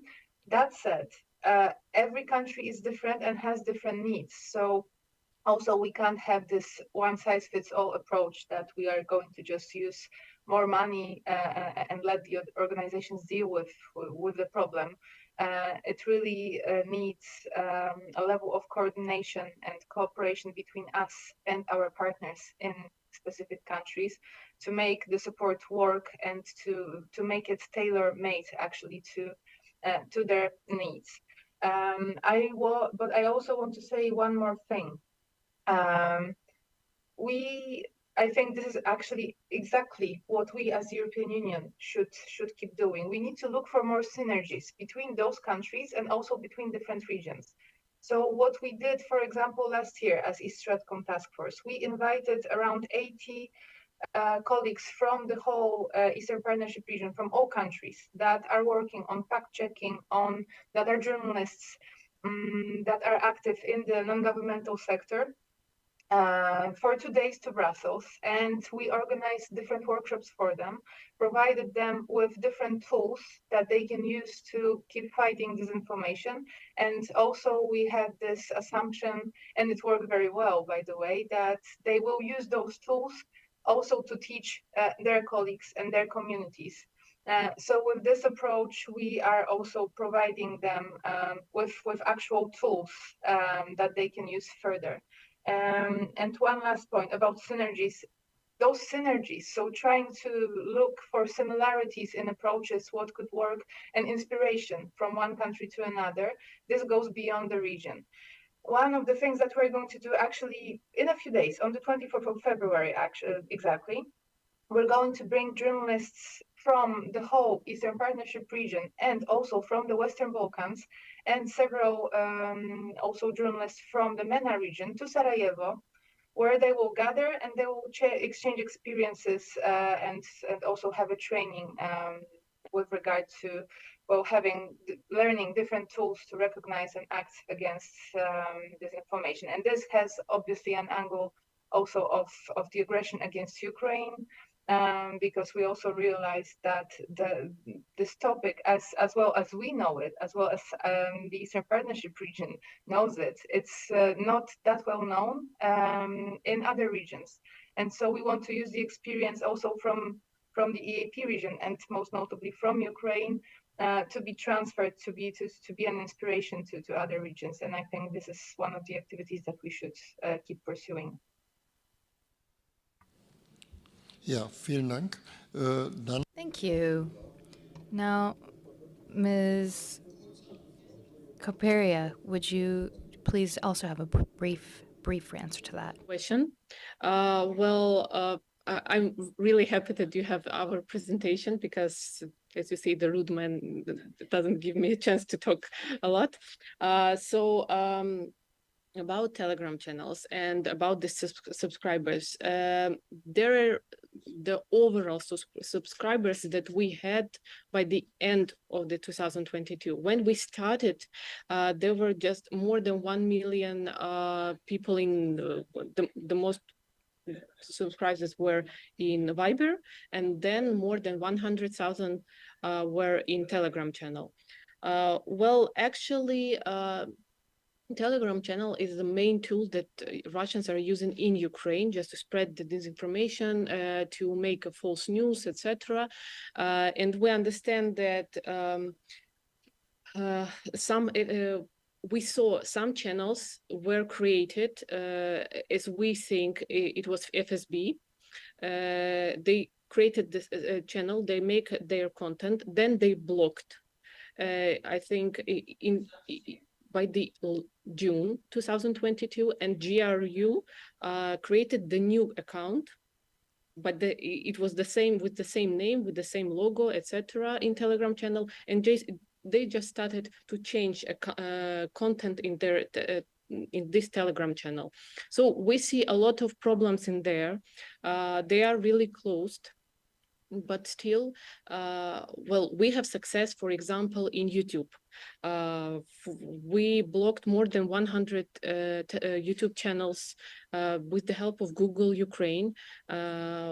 We mostly every channel that we passed them, we described why they are, why we want to block them, and why they are spreading those disinformation, what we think that this is disinformation, etc. So it was successful, and we're still going to block some YouTube channels. But with Telegram channels, of course, we cannot do this for now. We are looking some, you know, the regulations that we will implement in our country. It would be more easier to explain why we want to block that or this channel in our country. It could be exist anywhere, but in our country, it is not possible to just stop to getting more subscribers from Ukraine, because they are really discrediting our situation, our soldiers, for example. So we are working on it. Thank you. Yeah, thank you. Next speaker, next question. My name is Rasa Yuknevičienė. I am from Lithuania, member of European Parliament. One short, how to say, information and two short questions. First of all, thank you, of course, all speakers. I would like to inform that we in European Parliament, for those who may be not following, we have special committee for foreign interference in the processes in the EU, and especially for disinformation. And we had already elaborating second report on that, and you can find everything on website. Many experts from different countries, we were discussing with them. And this goes to my questions also. Because disinformation is very important one, but only one piece of the puzzle. Because the final target is to change mindsets in the societies, to change governments, to change politicians on the top, or maybe to keep the same useful for Russia. So the other side of the coin for that, I would like to touch upon the question which was not mentioned: proxies inside the countries, be it Eastern European countries or be it countries inside European Union. So we see that some people openly are not pro-Russian, politicians, those who declare they defend national interests, they use exactly the same narratives or methods for domestic fights. And look, examples, Berlusconi, he is from one political family, or Slovak leaders of socialists, Bulgaria, Croatia presidents. And for example, forgive me, but I am not able not to touch Georgian politicians. They use narratives very similar to those they are very similar from Kremlin. For example, high-level politicians in Georgia, they are saying that European Union is pushing Georgia into the war. Maps in the Parliament, European Parliament, are paid or something like that. So this is, maybe you can respond how to fight those who are proxies inside the countries. And the last one, Orthodox Church of Moscow Patriarchate. It was mentioned a little bit, their role and how to explain people about their activities. Okay, vielen Dank. Dann Thank you. Mr. Kubilius next. Well, maybe my question or point would be to our European experts. And question is how we measure, success of our fight against, disinformation and things like that. Why I'm asking that? Because I'm looking into a recent Eurobarometer. It's perhaps from November, which is showing how big is support for European support to Ukraine among EU member states, among the people of EU member states. And when I'm thinking what Kremlin should try to achieve, of course, to destroy that support, in all the different countries, using all the disinformation, all the methods, and so on, in order really to diminish support of the governments, in Germany, in Poland, in whatever countries, to Ukrainian, victories. But the outcome is what I see from Eurobarometer. I was quite surprised. 74% of European citizens in November were supporting EU support to Ukraine. I am really totally shocked that in Sweden 97%, in Finland 95%, much stronger even than in Lithuania 80%, So that's really amazing. And then I am asking myself the question, are we so good in fighting, against Kremlin propaganda in our countries, with using all the, methods which you are speaking about? Or maybe Kremlin is so weak and bad and, sometimes I would call stupid, and that is why they are not achieving, the outcomes and the results. Or our people, our citizens are much stronger, in really understanding what's going on and why that support to Ukraine is so much needed. So my question is really about how we should evaluate the whole situation. Is really Kremlin able to achieve any kind of results with all the efforts of propaganda?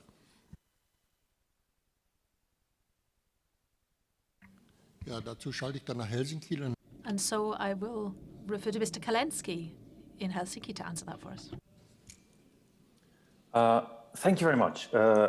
Thank you for the brilliant questions, and apologies, I certainly didn't want to dismiss the work of the INGE committee in the European Parliament. However, as far as I know, there are no criminal consequences out of that. Please correct me if I'm wrong. I was probably referring to the investigations that actually have criminal consequences, like the Mueller's investigation. But how to deal with the proxies, with those domestic actors who are helping to spread Russia's disinformation campaign? And this is a question that is quite sensitive in many of the European capitals. Maybe you will know about the French agency Visionim or the Swedish Psychological Defense Agency.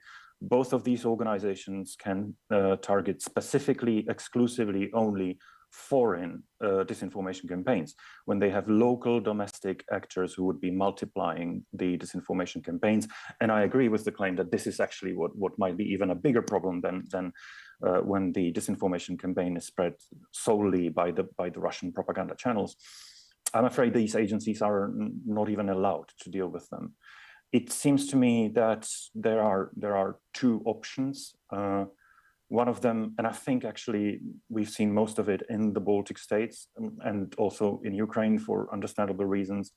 The first of them would be to look when these disinformation actors actually violate local already existing laws, like incitement to hatred, incitement to violence, and prosecute them for that. And the other option would probably be to rely on the NGOs in many of the countries where the state agencies cannot and do not point out the domestic disinformers. It is actually the NGOs doing this job for them. But for that, they need some support. And for that, they also need some coordination with the state actors to kind of divide the labor, if you will.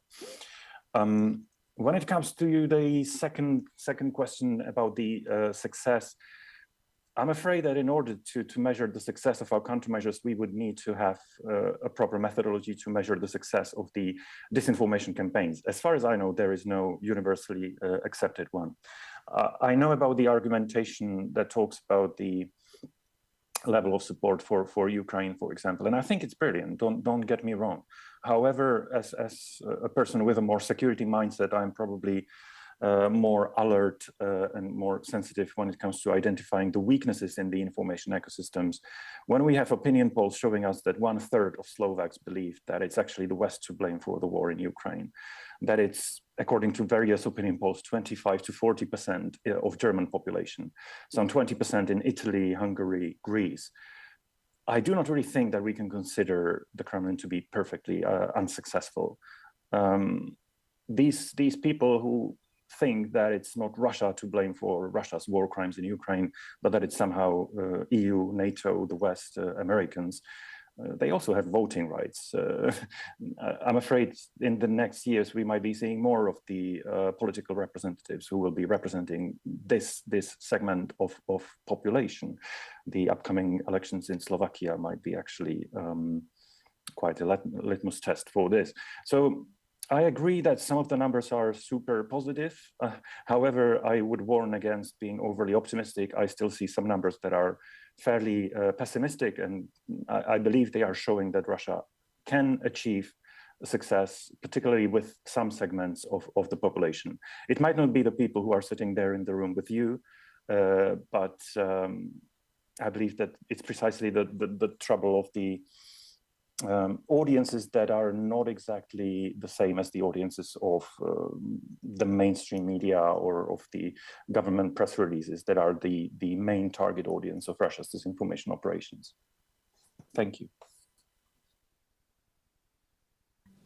Ja, vielen Dank. Thank you. We have 3 more people who would like to speak, and now I would like to have you all ask your questions first, please, and then have the answers consolidated. So please go ahead. Okay. Sorry, there are 4 people that would like to speak. Thank you, Chair.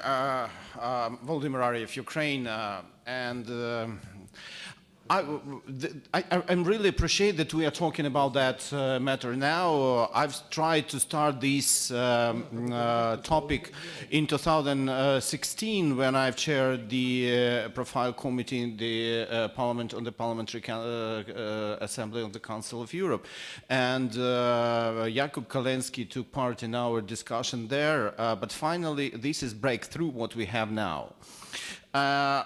Well, I wouldn't like to discuss to reflect on what the experts said, but I have some proposals what to do with that. First of all, we have to admit that every propaganda and every disinformation is looking for a pain point of every groups of society.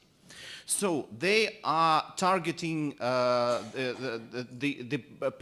painful points of in German. They are in Moldova, in Ukraine, in Lithuania. So these groups are looking for what can somehow to compel people to react harshly. So the last example is the spreading of video and screenshot of Nazi Heil of Ukrainian soldiers in social media. But indeed it was taken from the movies that filmed by Russians in Tver about the current event in Ukraine. So this is how Russian propaganda works. But first of all, we need to have to understand that only one thing. If you feel strong emotions about some event or message you're reading, keep a breath and go to check it out. So we need to learn, we need to teach people how to do that. So what we really need to do is to organize the mechanism of monitoring and detection of such messages, and also filtering that, as well as some messages are more hidden and could have a more strident effect if we are start to debunk it. Then we have to use and call journalists to take a very active part in debunking of the conscious misinformation, because Russian Federation they are spreading this kind of information for the audience that not touch upon the traditional media, but traditional media can react the proper way.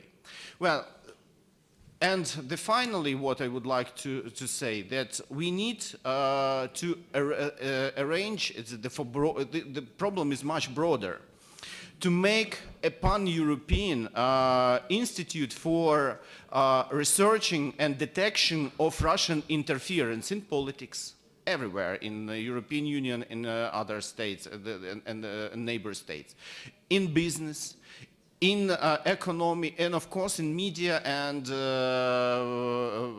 the social media environment groups there. So we don't have it in the serious way for a moment, but we have no chance but to do that. And if you can agree with me, but it's not only Russia is interfering. Thank you. Vielen Dank. Vielen Thank you. And please, on my left-hand side. Georgi Vashadze, strategy builder, political party, opposition. We've seen very good presentations, and we were speaking about proxies, we were speaking about some media resources which are propagating, let's say, Russia's disinformation. But I think that in Georgia we have much worse situation.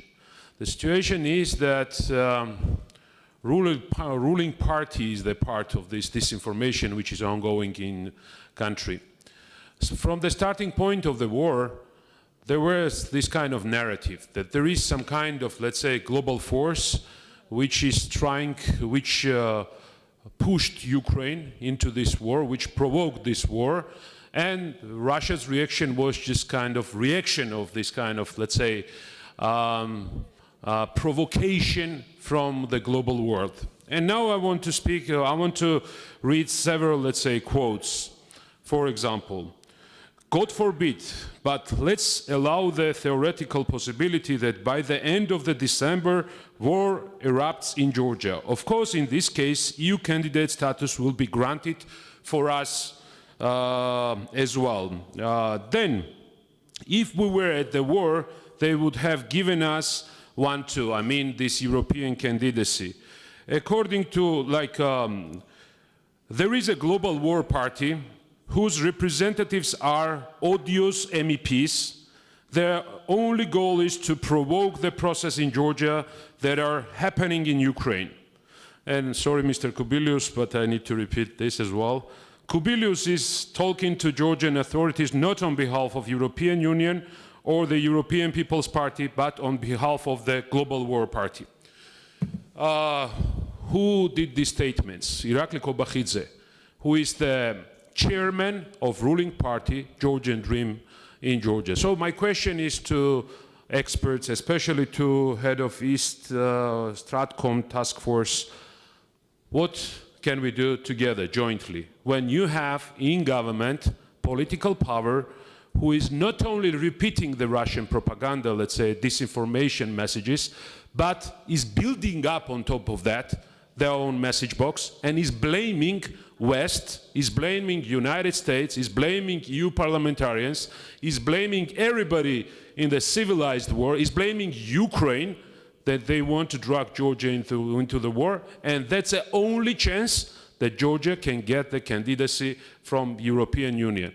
This is the problem that we have, but the good point is that vast majority of opposition in Georgia is purely pro-Western, and we support European values, and we will fight for the future of our country. Thank you. Ja, vielen Dank. Thank you. Now, next to my right. Thank you. Thank you to thank you to our speakers for their intervention. I have two questions. The first one to our experts. I don't know if you have information about who have the credibility to counter disinformation, because we can see in some member states the loss of credibility of politicians, of some state institutions.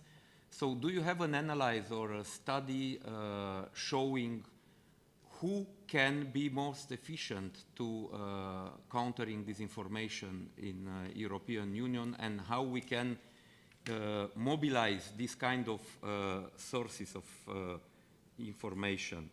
And another question to Mrs. Liliana Nicolaescu-Onofrei. Obviously, Republic of Moldova is now one of the targets of strong disinformation. But beyond the access to internet and online sources, I know that in Republic of Moldova you have a strong part of the population living in rural area, maybe with less access to this kind of source of information. So how do you manage, or how do you intend to manage to counter disinformation in this part of the country, which is one of the most important also when we talk about electorate, about votes, and maybe also more permeable to disinformation?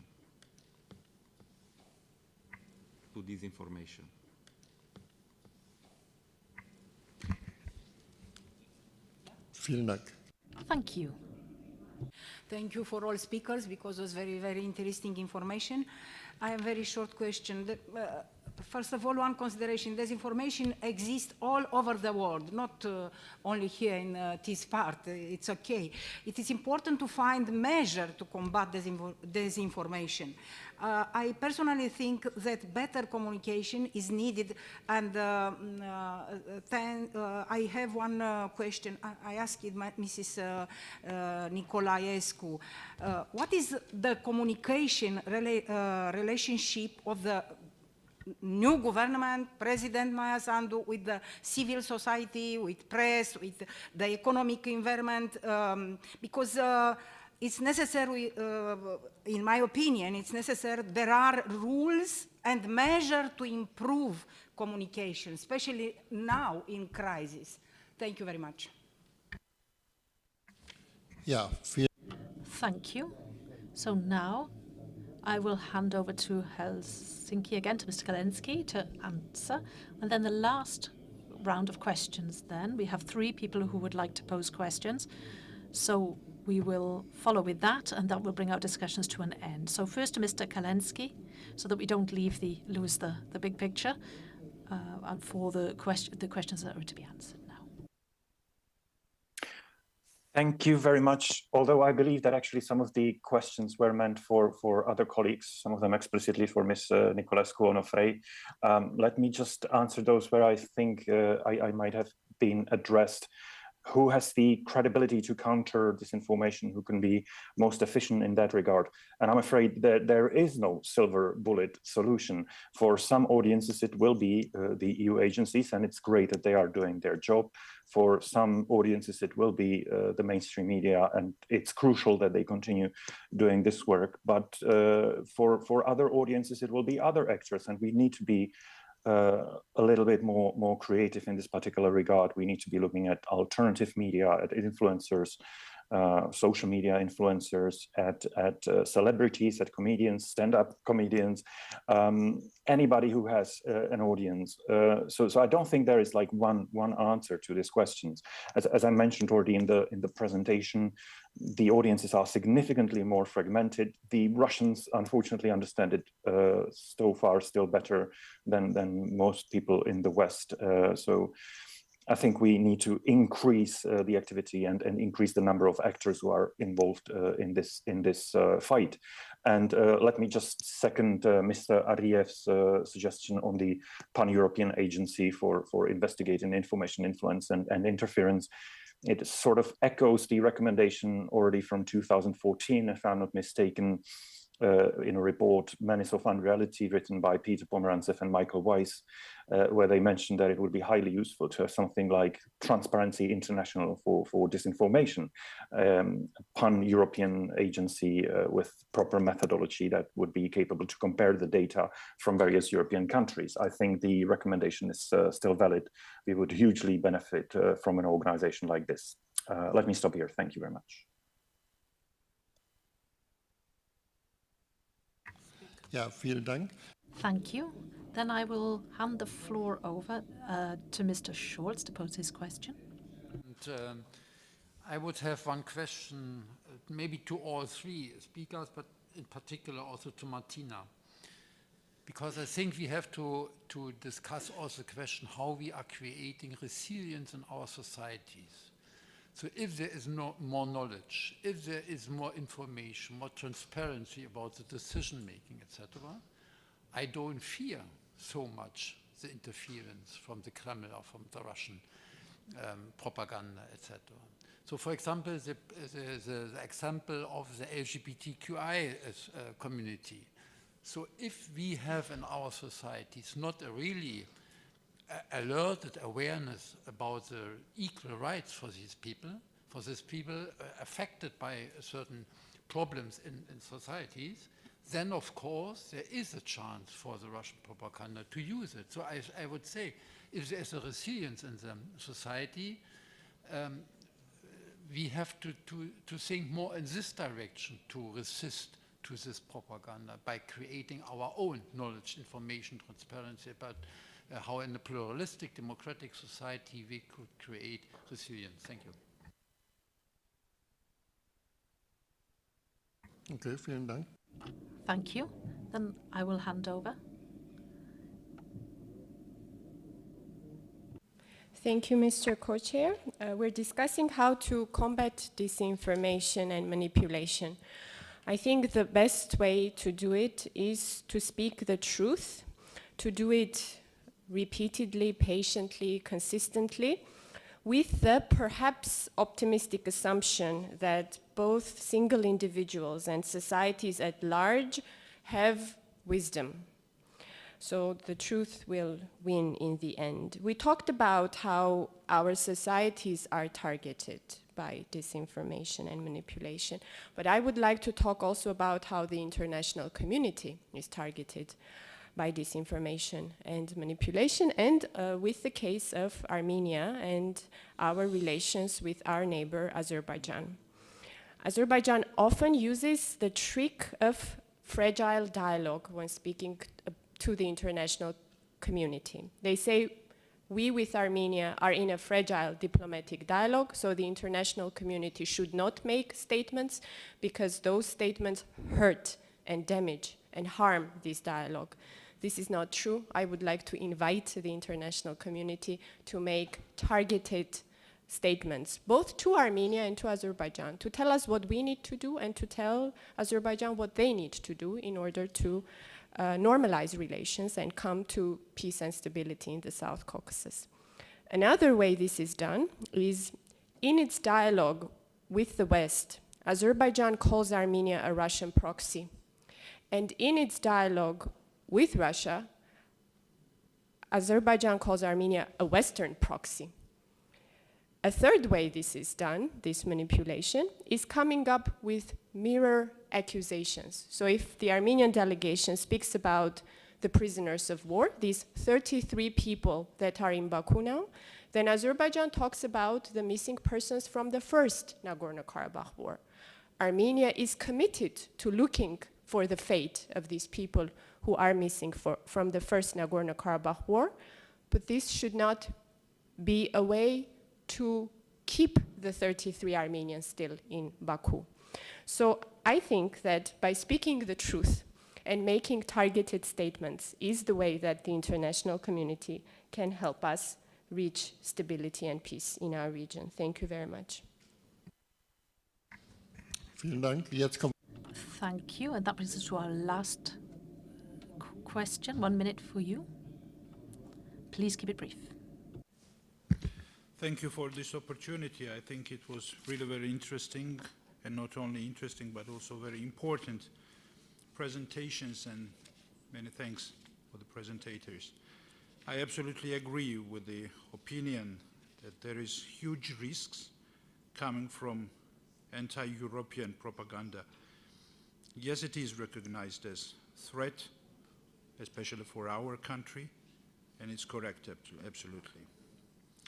Yet, we in Georgia have great results, and big results, I think, in fighting against this propaganda.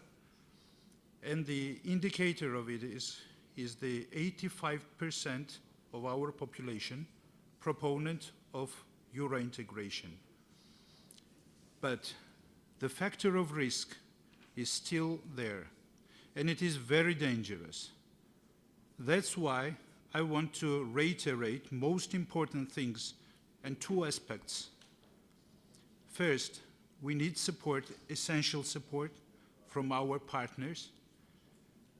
And of course, we, countries and European Union, all need to be very careful and accurate. It was mentioned today here about the importance of truth, facts, and not only perceptions.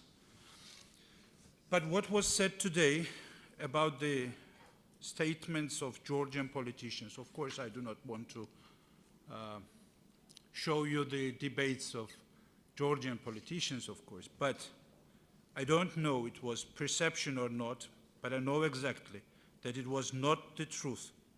And this is very well understood by those 80% of our population. And that must be taken into consideration. Thank you very much. Nein, ich habe jetzt schon zweimal geschlossen. So I've closed the round of discussions twice already. I'm sorry, I have to close the speaker list. At some point we have to move on with the agenda. We have our 4 experts. They should have the opportunity to answer the questions. So I would like to ask the experts just to take 1 minute each. Please stick to just 1 minute. So we have to bring everything to the point in a nutshell. So I would like to thank everybody, and especially our experts. And now I will pass over to Ms. Berchwikiewicz. Thank you very much for your excellent questions, and I will try to be as brief as possible. So I will treat them in bulk, if you don't mind. There was a question about investment in more resilience in our societies, and I couldn't agree more. One of the things that we have been doing for quite a long time already, and luckily in the meantime, many other actors started operating on this field as well. So the thing is trainings and building resilience that way. What you can also see on the EU versus Info website as of October last year, we have a section called Learn, which comes in different languages. And it is, I think, a really wonderful resource to actually learn how to recognize this information and how to defend yourself on an individual level. And we also provide different trainings in different languages to different communities. I also couldn't agree more with what Jakub was responding to a question about who has the most credibility to fight disinformation. There is no silver bullet, unfortunately. So this is the fight will only continue successfully if we are all in it. The governments have their role, the international community as well, but absolutely crucial is the role of journalists and non-governmental organizations, which should be able to do their work, and we should just support them, trusting that they know exactly what they should do towards their own audiences. I very much agree that the need for cooperation with journalists is huge, and one of the things that we now have in the pipeline is a cooperation with the Belarusian independent outlet called Zerkało, to also increase resilience of Belarusian society towards disinformation. But we have many other projects exactly on that. I very much agree that we have had some successes in fighting disinformation and building resilience recently, and I think the opinion polls from the European Union countries are hopeful to some extent. However, we should never take it for granted. This is not something that will just be there forever. And the longer the war takes, the more difficult it will be to sustain this support. So we need to keep reminding everyone why we support Ukraine, why it is so crucial that we keep doing this, and why we need to keep doing this until Ukraine wins. And I think next week, when we are going to commemorate 1 year since Russia's full-scale invasion, is actually an opportunity also for all of us, for our whole community, to do exactly that. And I will conclude by saying that more resilient societies are also those that trust their leaders, that also have different multiple resources where they can find credible information. And the 24th of February now is the moment where we should really occupy the information space. We should be out there with our own narrative, with our own messages of support to Ukraine and about what we hold dear, why we are in this for Ukraine and with Ukraine as the whole community. Let's use this opportunity wisely. Thank you. Thank you. Now, Ms. Corporea, please keep it brief. Thank you. There were questions about proxies and how we can work with them. For example, what we've done, we just make a list of people who were constantly spreading the Russian narratives. Of course, a lot of journalists started sending out messages that they was not going to, they didn't done it for purpose, but we understand that they are working coordinatedly. And what we just can do is just to make such lists or put it on Twitter, just to mention that please pay attention in those countries, because in our countries we are just we understand that those people that making such statements in our country, they are a threat to our informational security. That's why we put sanctions on them, on Russians, I mean. That's why we need to work on this more in legal space, how to get to those people and how to prevent.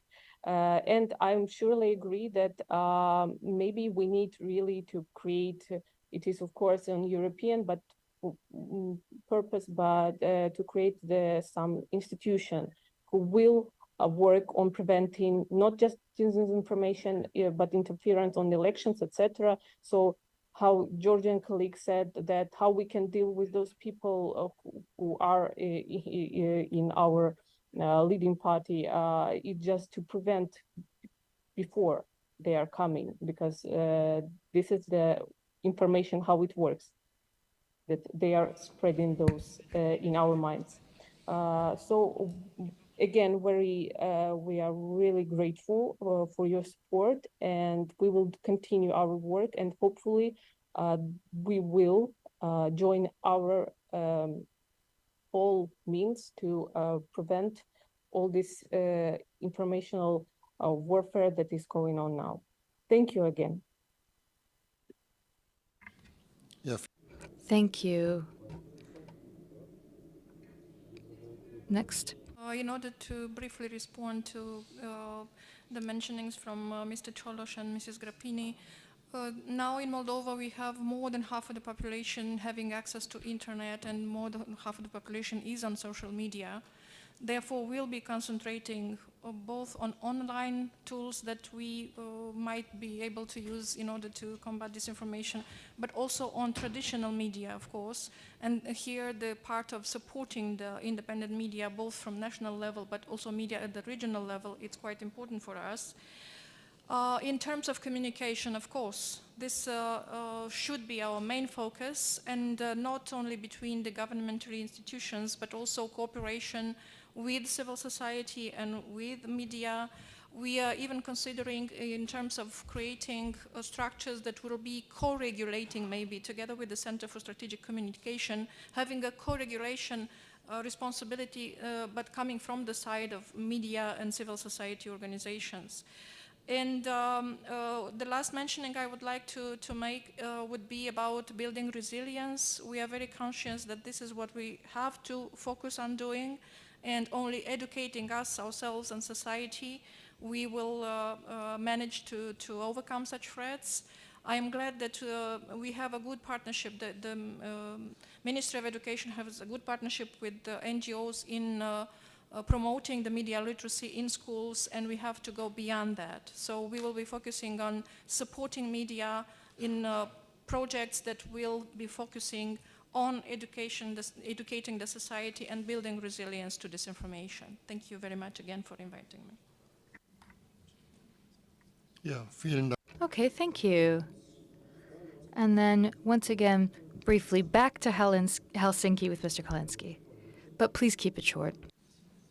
Thank you very much. And yes, I will do my best to keep it very short. Absolutely agree with the need to boost up resilience. I believe it was Mr. Kubilius who mentioned the opinion polls that are clearly showing that the higher the resilience, the less success of Russian disinformation operations. So very much yes for that. But also let's understand that it is a long-term fight. We cannot really replicate the situation in Finland or Sweden to every country overnight. So we also need other more short-term solutions. I hope they are covered in the Four Lines approach. Happy to elaborate on that via email in case anyone is interested. And as a final remark, let me just underline what Martina said. We really need to make sure that Ukraine wins, not just on the battlefield, but also in the information space. Ukraine's fight is the clearest example of fight for European values like democracy versus autocracy, rule of law versus lawlessness, freedom versus unfreedom. And this is manifested also in the information space. We have a duty to defend these values and help Ukraine win.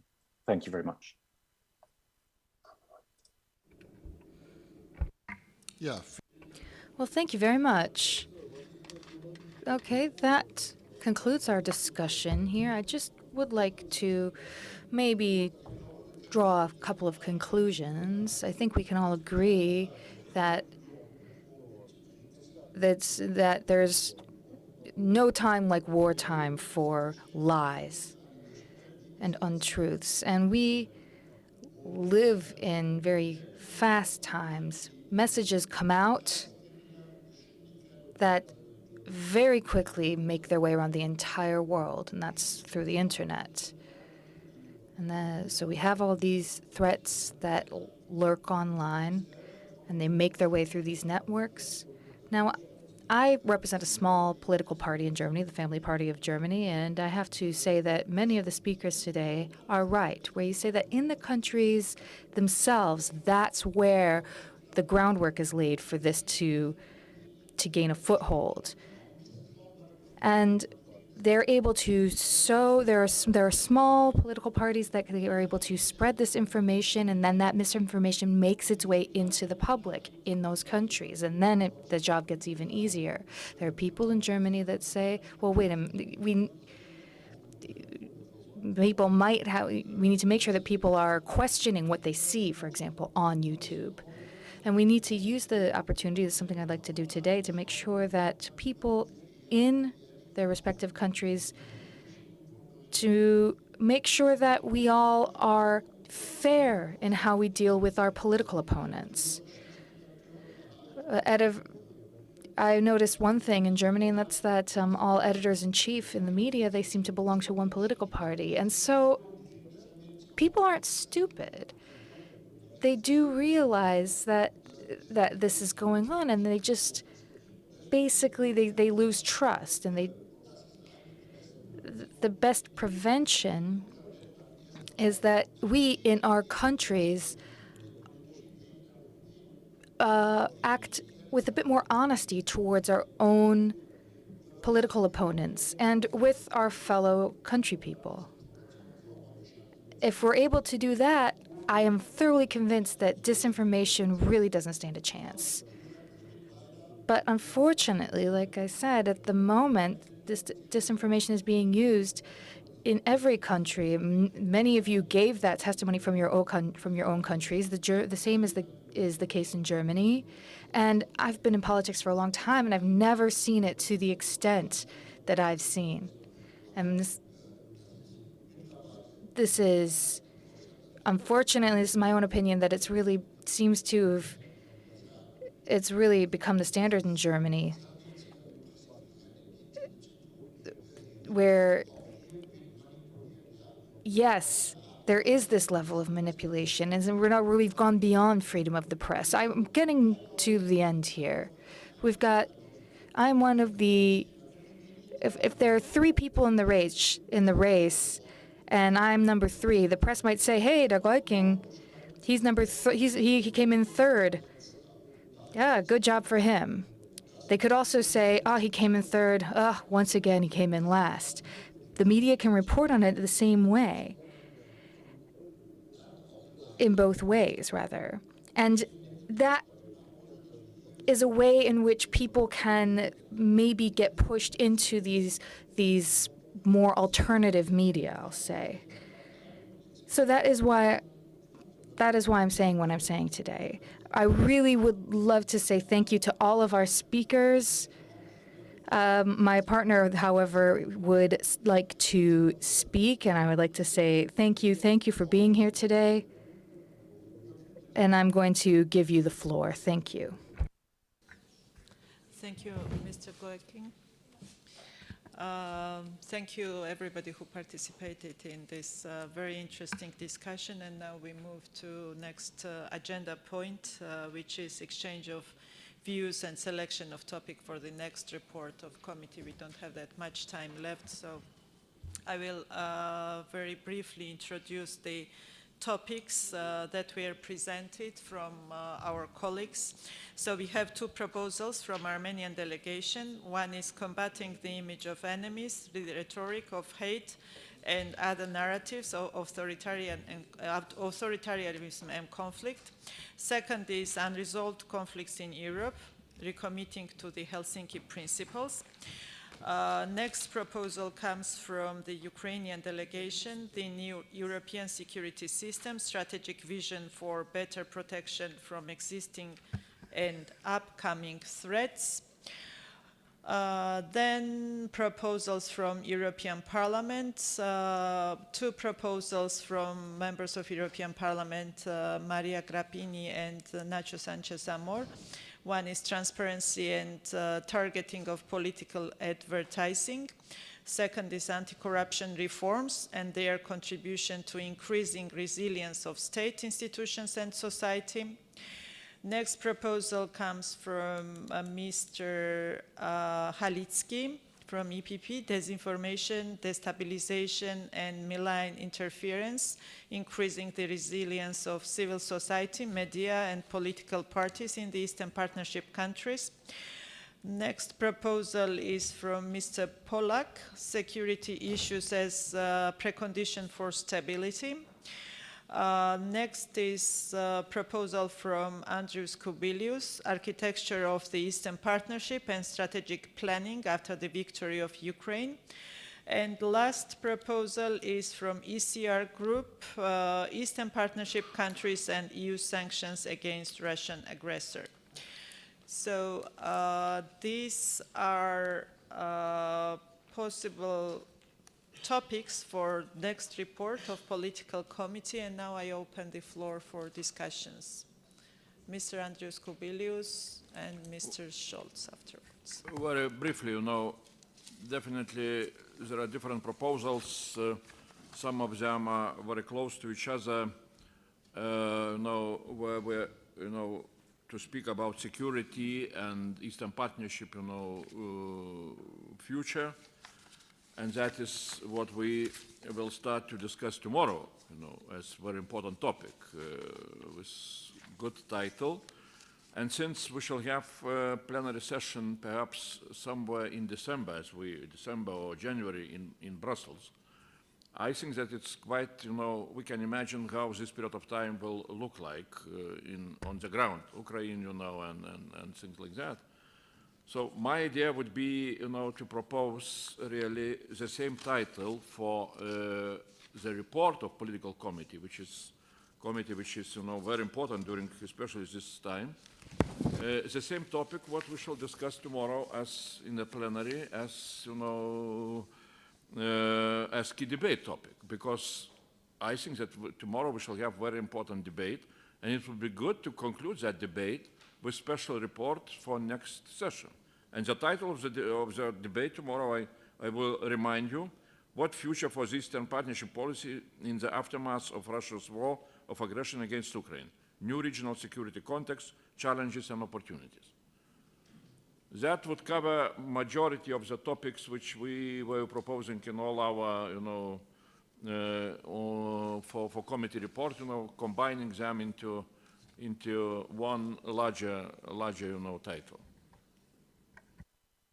Thank you. Mr. Schultz? Thank you. I would agree with the proposal by Mr. Kubilius from the European Parliament. That is a key question. So the proposals on the list you have read out from Armenian delegations, the unresolved conflicts in Europe, recommitting to the Helsinki Principle, and from the Ukrainian delegation, the new European security system are in a certain way or could be merged under this line, so that we are picking up these concrete proposals from the two delegations. But that is one issue, and I don't know if it is possible, but I would encourage the Bureau to consider if we also have a second report concerning the anti-corruption reforms and their contribution to increasing resilience, because that is more the internally, how to say it, resilience we have to strengthen. So maybe the two topics could be a matter of the next reports for our work. Thank you. Tahir.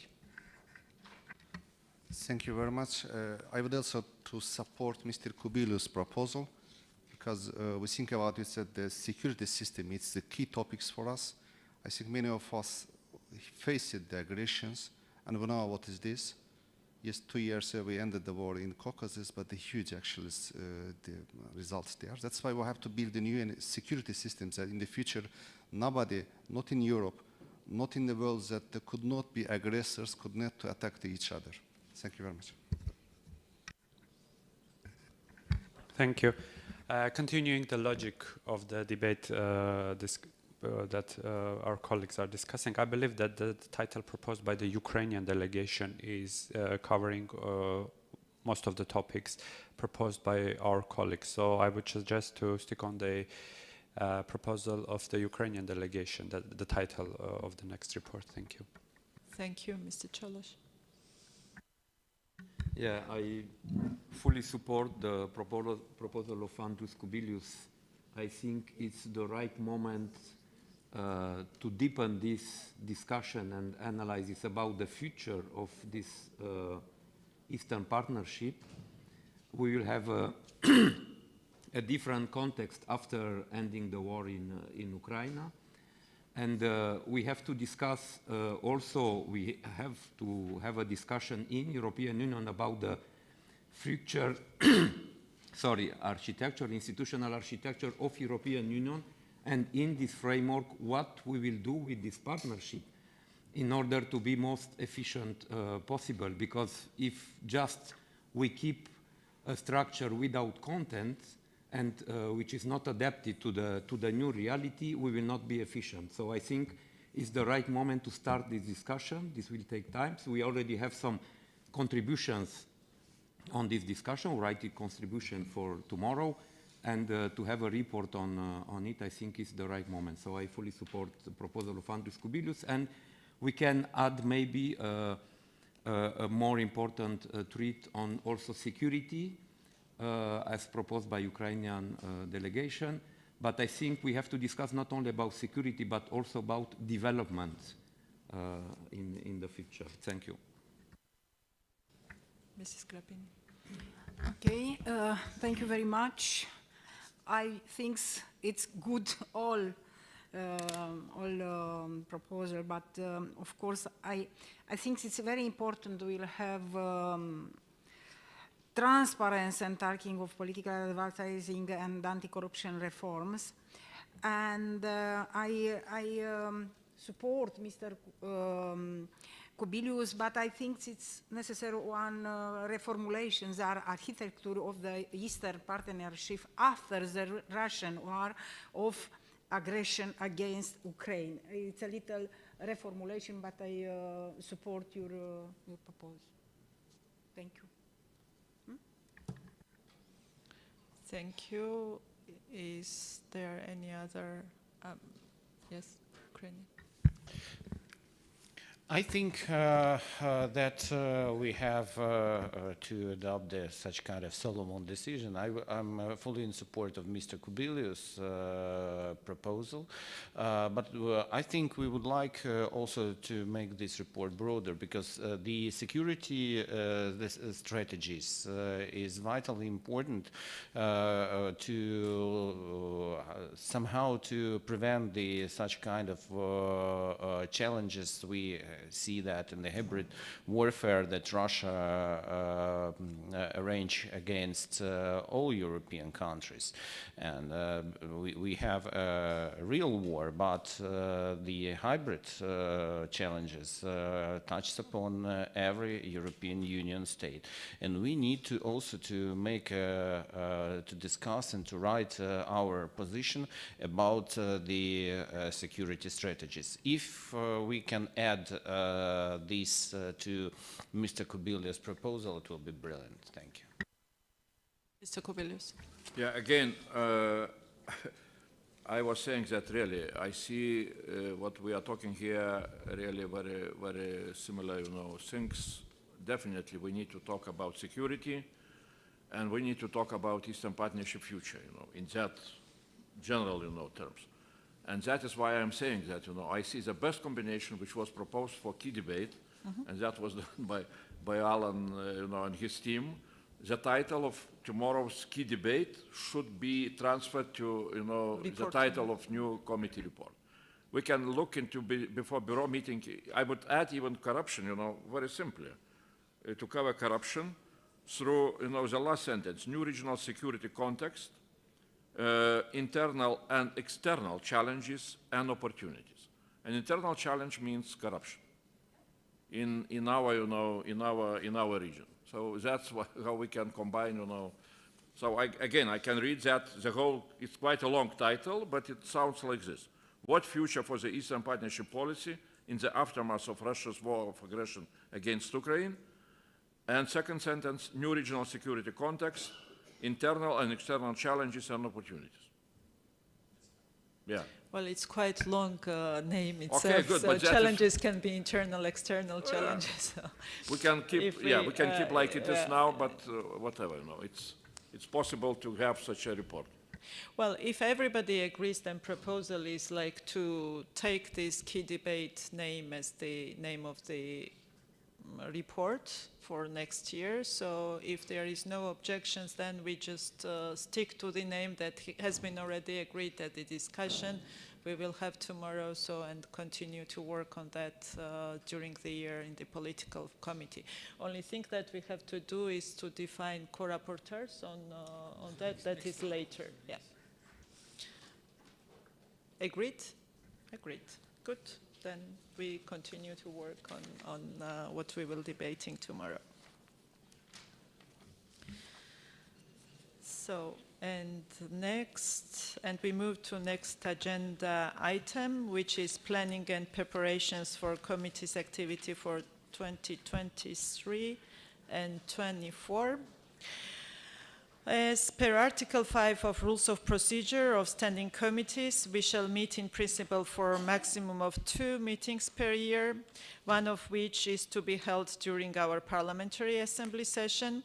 As you know, European elections will take place in the spring of 2024, so we may have time to organize another session in early 2024, this time in the European Parliament's premises.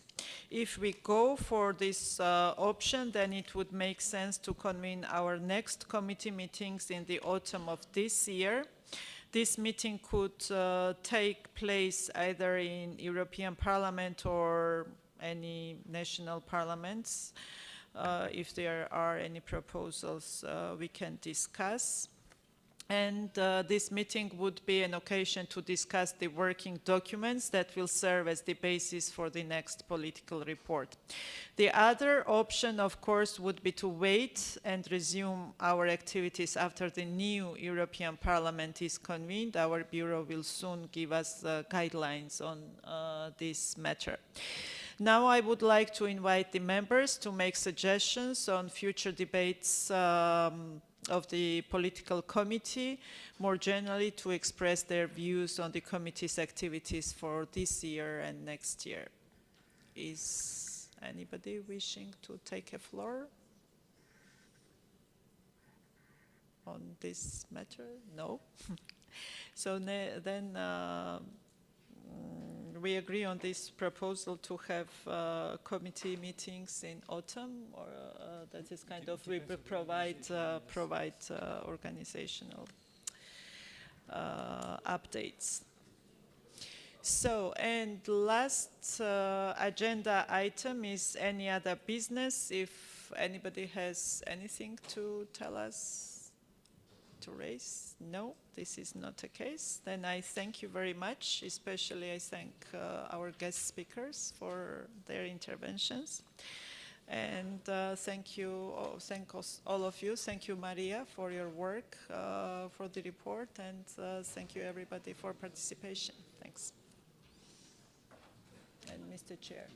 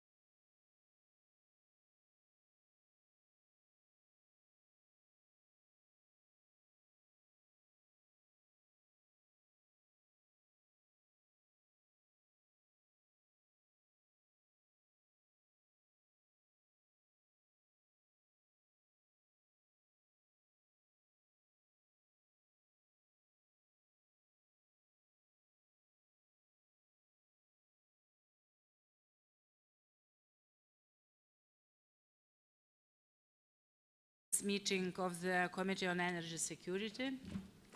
Myself, I would like to introduce myself. My name is Rasa Juknevičienė. I am member of European Parliament from Lithuania, and I am replacing the co-chair on the European Parliament side, Ms. Strugariu, who was unable to travel to Chisinau, and I will be chairing the first half of the meeting before I hand it over to the co-chair for the EAP side, Mr. Tahir Mirkishvili from Azerbaijan. Before we begin, let me thank our Moldovan hosts for their outstanding hospitality. In these difficult times, it's always a pleasure to be in this country.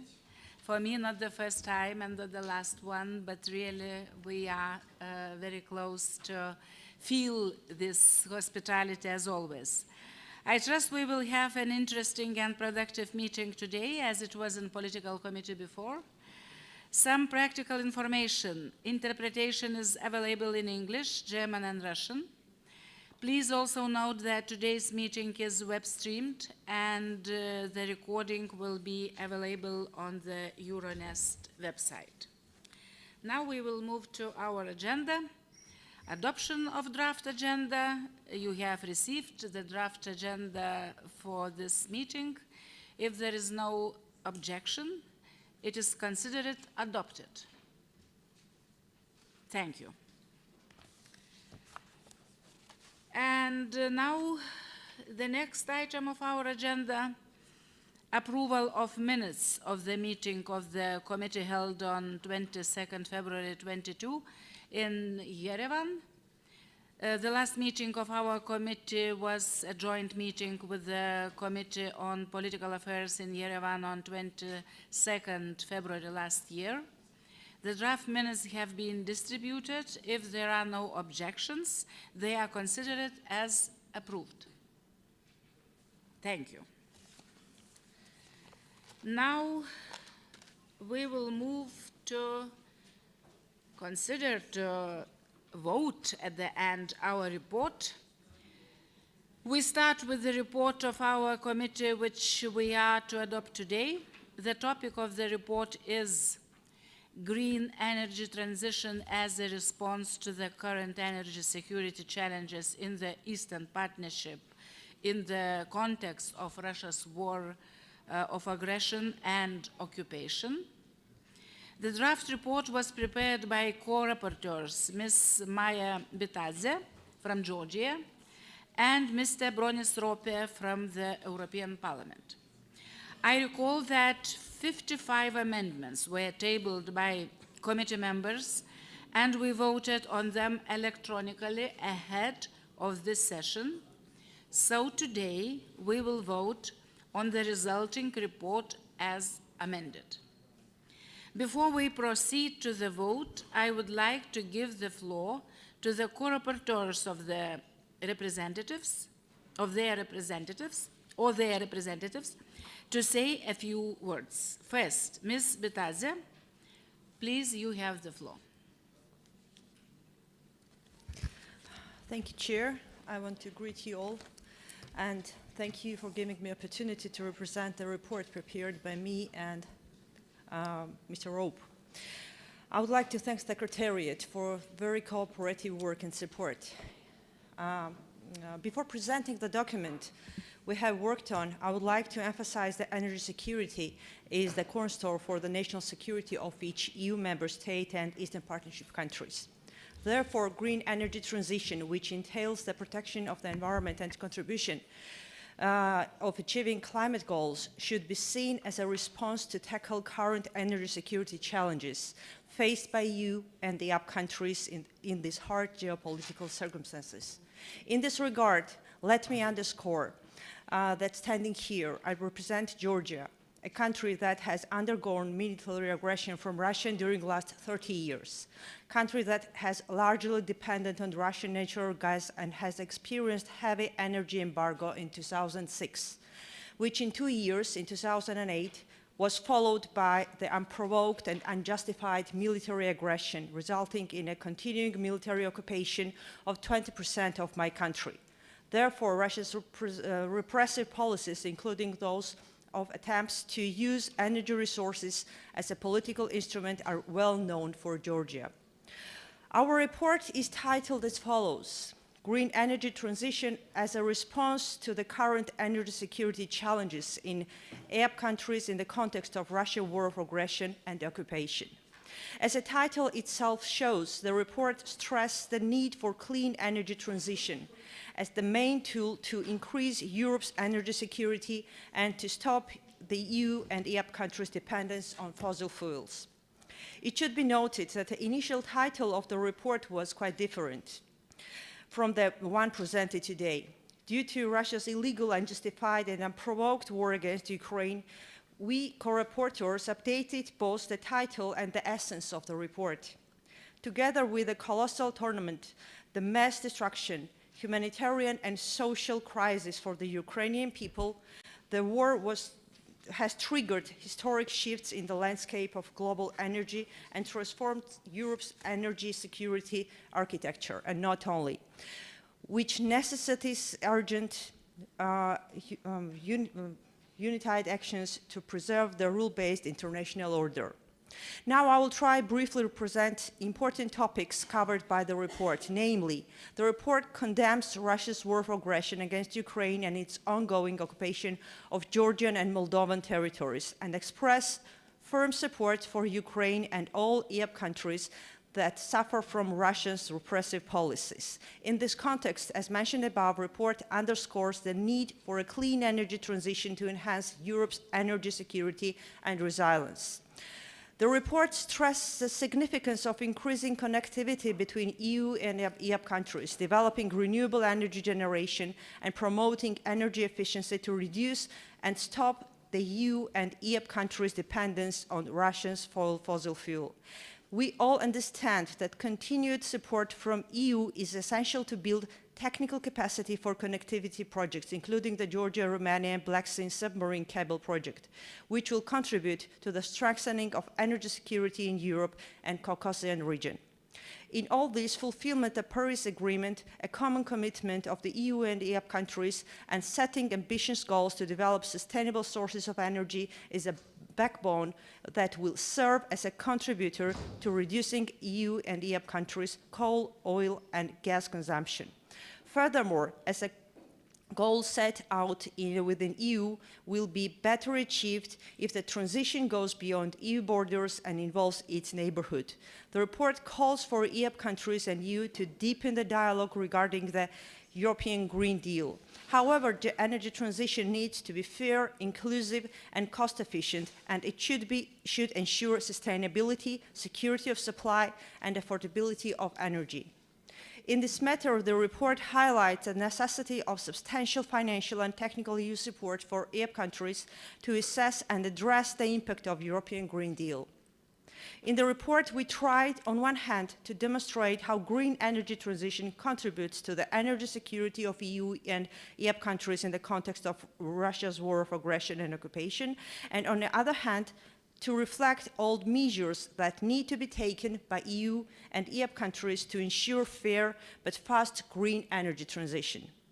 In the end, I would like to thank my colleague, Mr. Bronis-Rope, for the productive and constructive working process, and all the delegations for their contributions and amendments. Thank you very much. Thank you. And now I give the floor to Ms. Gregorova on behalf of Mr. Rope. Yes, thank you. And I am here to convey the message from Mr. Bronis-Rope, who unfortunately is not able to participate today. So, Mr. Rope would like to thank the members of the committee for their support in approving a very strong text that confirms the green energy transition as a response to the current energy security challenges in the Eastern Partnership in the context of Russia's war of aggression and occupation. He also appreciated the cooperation of the Georgian co-rapporteur throughout the work on the report. This report is extremely timely, given current energy challenges in the EAP countries and across the EU. Our focus must therefore be on the energy transition and the European Green Deal in order to foster energy security and the sustainability of our environment. The text also stresses full solidarity with Ukraine and all other Eastern Partnership countries who suffer from Russia's repressive and expansionist policies and the weaponization of Russian energy supplies. Mr. Ropé would like to thank all those who were striving to further improve the text with their amendments and hopes that it can be adopted accordingly in committee and in the plenary. Thank you. Thank you so much. Would anyone else wish to take the floor? If it is not the case, then we may proceed to the vote. And I would like to remind you that the committee takes its decisions by a 2/3 majority of the members who take part in the vote. So, let's start to vote. Who is in favor? Please raise your cards.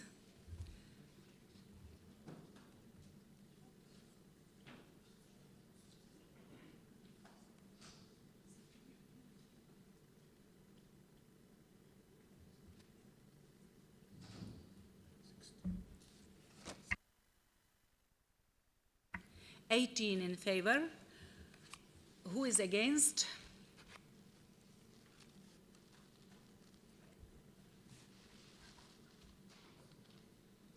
No one? Abstentions? No one. So, now congratulations, both rapporteurs. I will pass to my Lithuanian colleague Bronis Ropė how successful was this report in voting. And of course, both rapporteurs, the report will now be submitted to a vote in the plenary. I hope it will succeed in the same way. And please note that the deadline for amendments at the plenary is today at 8 p.m. Let's move to, I would say, maybe most interesting part of our committee meeting. We will have addressings. We will have some interesting speakers, and we will have exchange of views on the topic of critical needs in energy infrastructure and in particular energy interconnections in the Eastern Partnership area. By the way, it's important not only in the Eastern Partnership area, as you see in European Union as well. It's almost the same challenges. So this means between the Eastern partners, but also importantly between them and the European Union.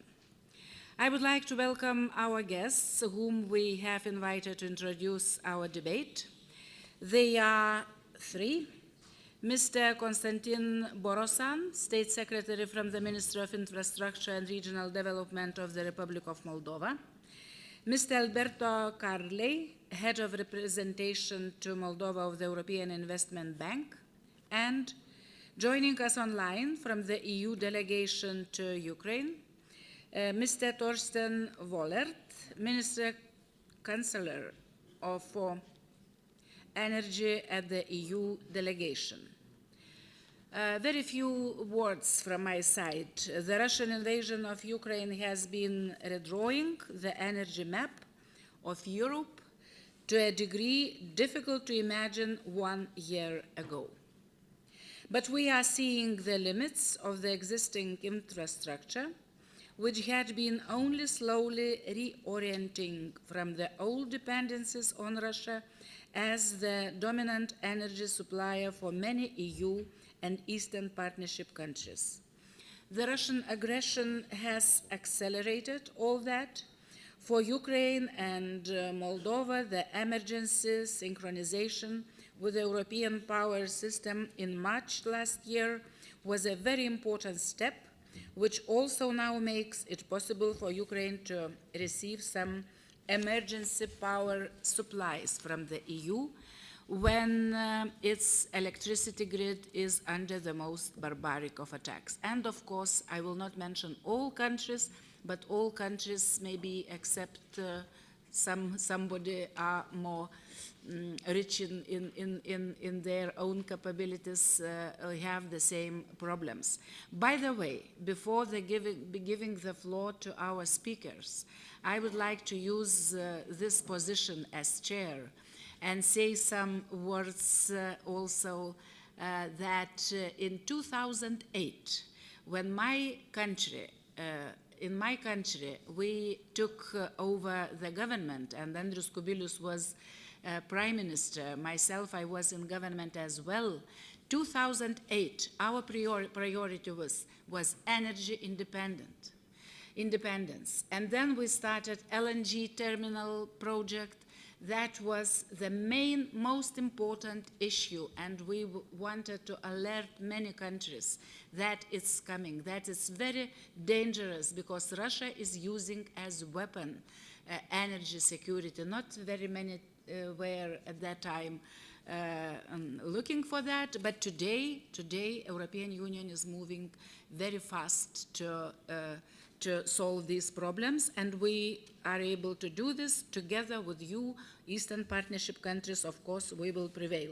So now I will give the floor to State Secretary Mr. Borosan from the Moldovan Ministry of Infrastructure and Regional Development for his views on this topic. Floor is yours. Thank you, Ms. Chair, for giving me the floor.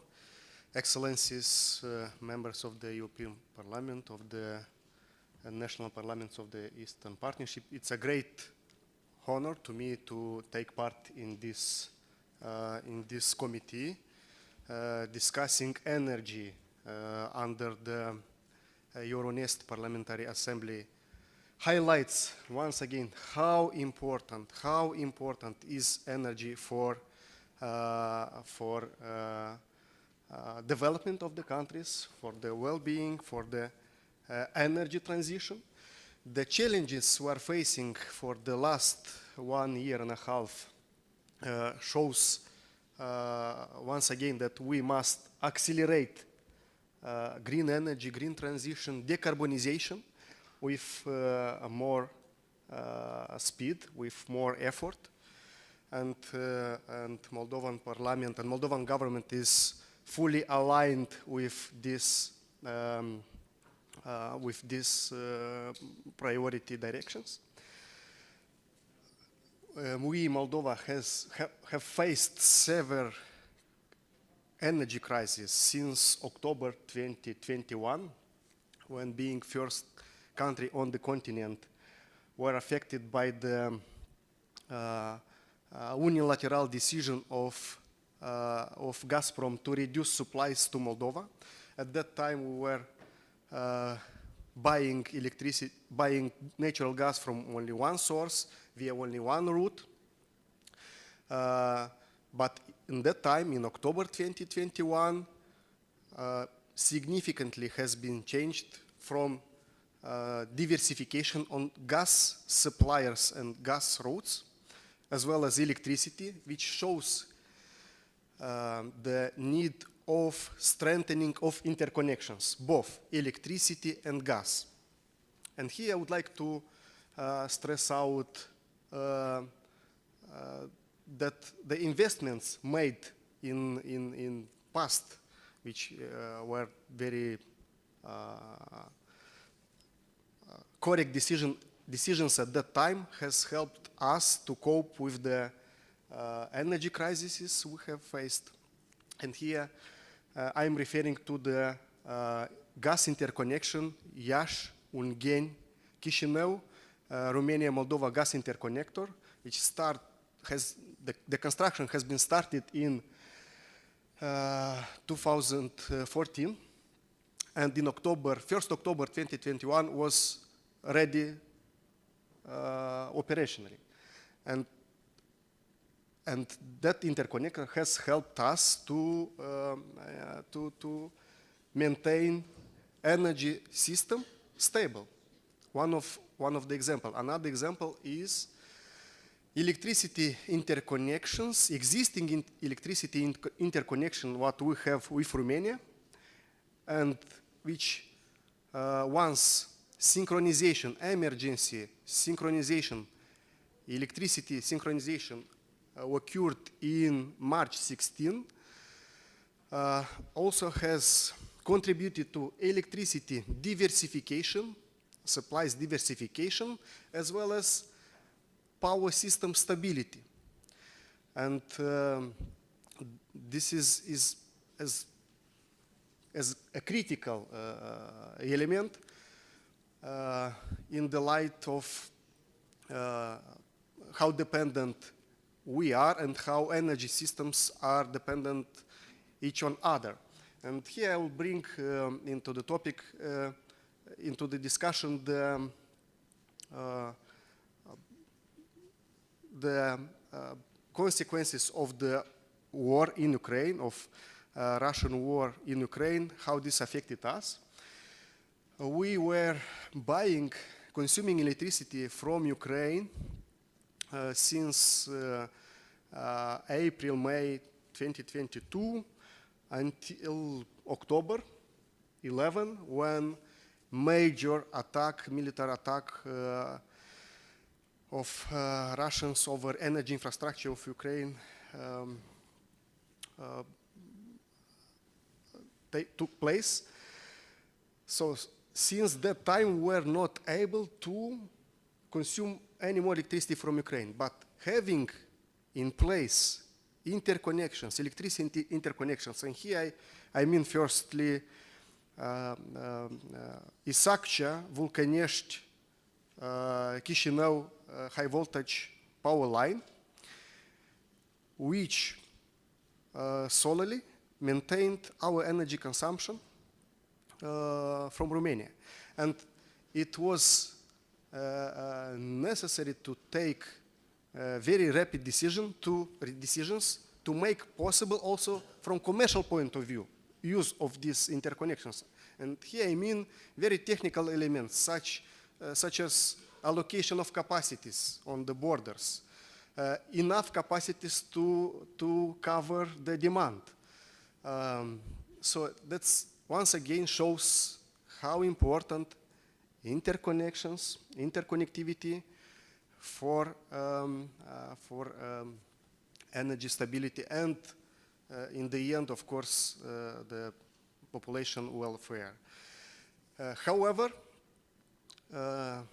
we see, and there is very clear to strengthen interconnection, and there is already ready and presented studies, feasibility studies that shows need in other interconnections. And here I will refer to the second interconnection with Romania, Moldova and Romania, which is Belt-Suceava overhead power line, which is very clear, a priority, is a project of mutual interest for both European Union and for Moldova, for Eastern Partnership.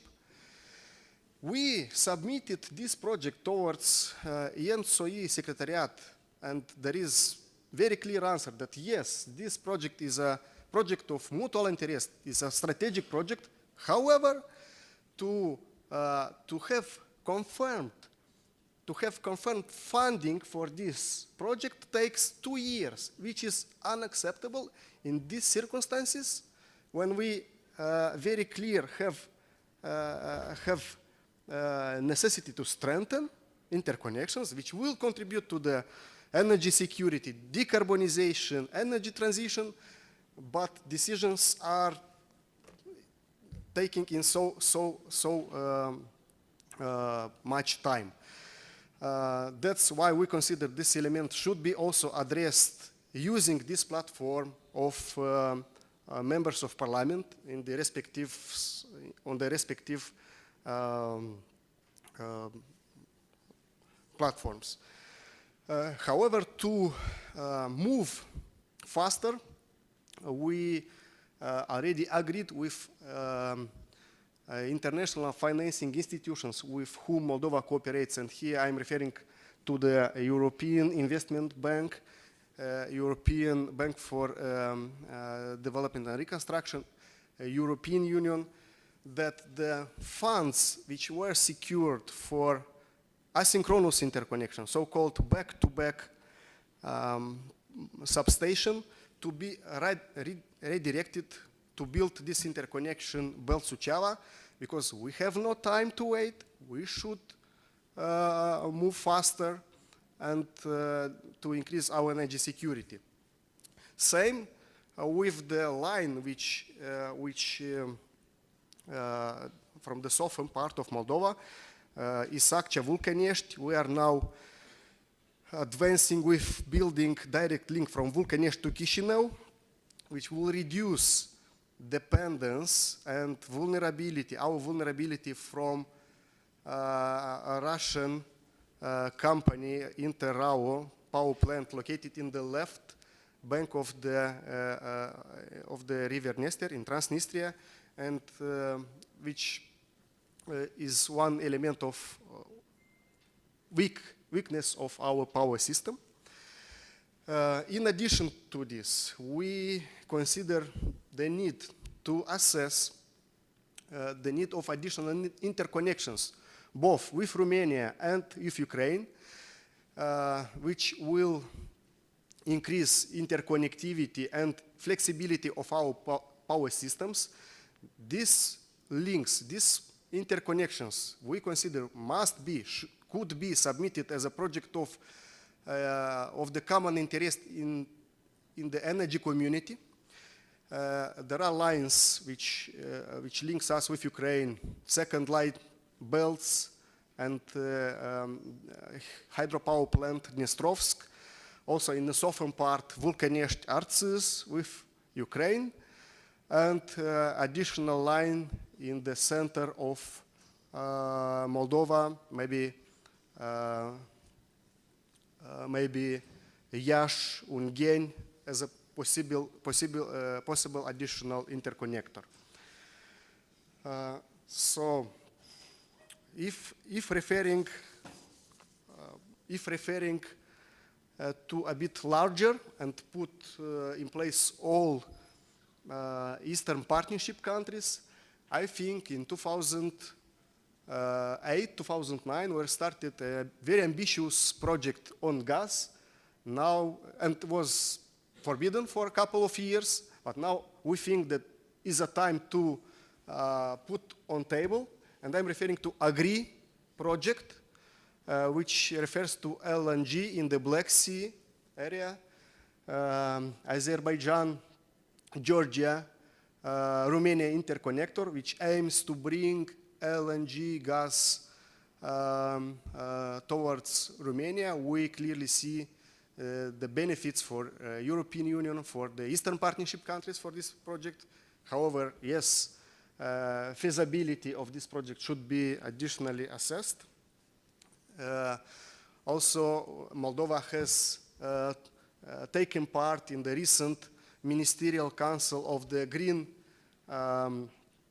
Advisory Council of launched on the 3rd of February in Baku, which refers to the interconnection, electricity interconnector undersea from Azerbaijan towards Romania. We see very high opportunity, again, for increasing flexibility, decarbonization, green transition of such project, and we declared and express our interest towards these projects.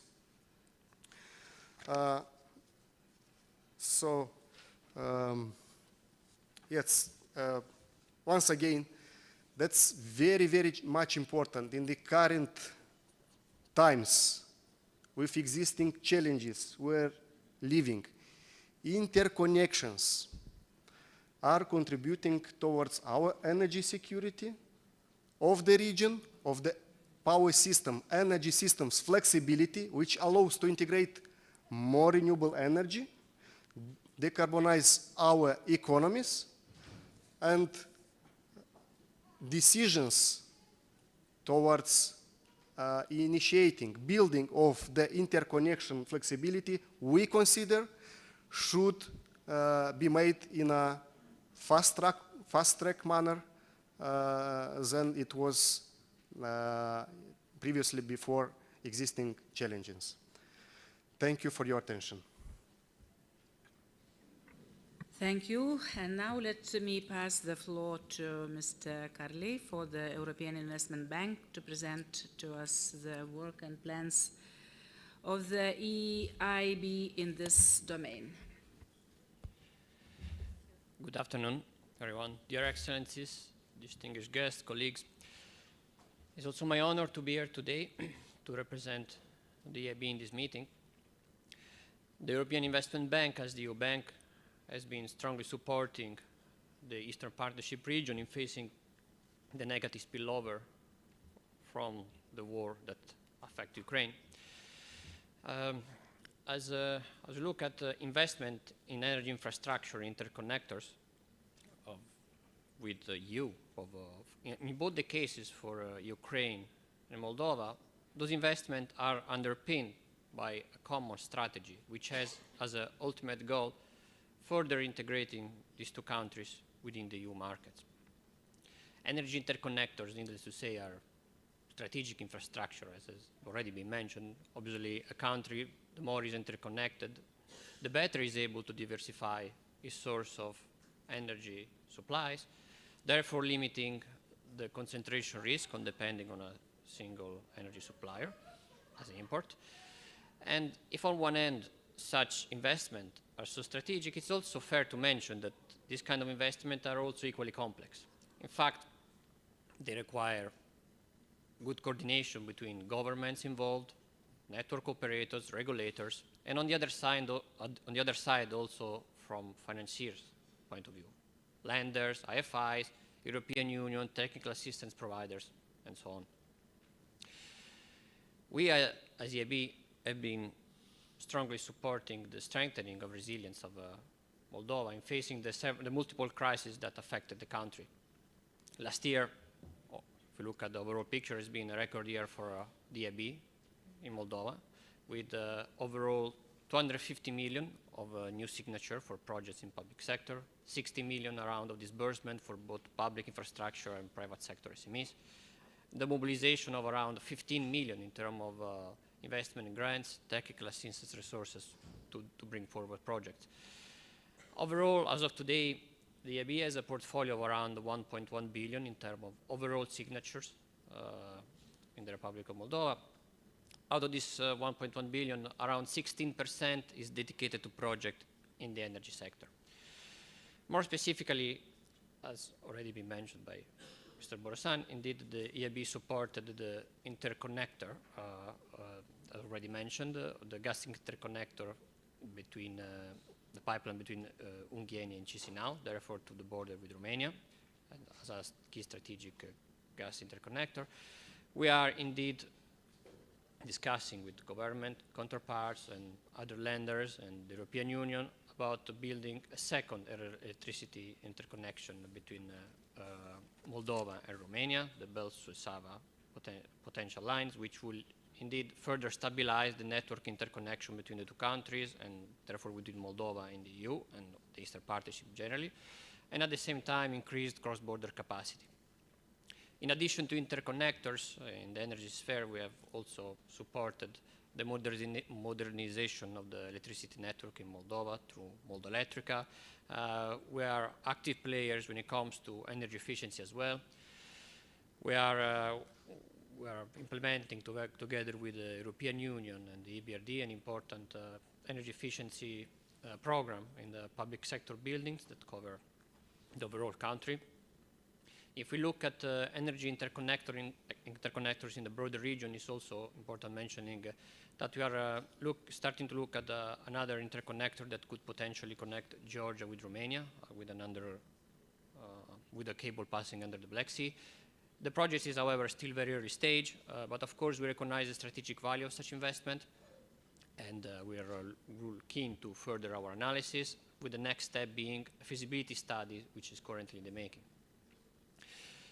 Obviously, looking at the Eastern Partnership region, an intervention would not be completed without addressing Ukraine. Thanks also to the support from the European Union, the EIB has been able to mobilize around 2.2 billion euro in terms of financial support for Ukraine since the start of the war, essentially composed by two packages. A first relief package approved and made available just 2 weeks after the start of the war of 668 million, primarily effectively used to keep the economy going. Therefore, the resources provided to the Central Treasury have been used to purchase key items such as food, fuel, and other really essential things that kept the country going.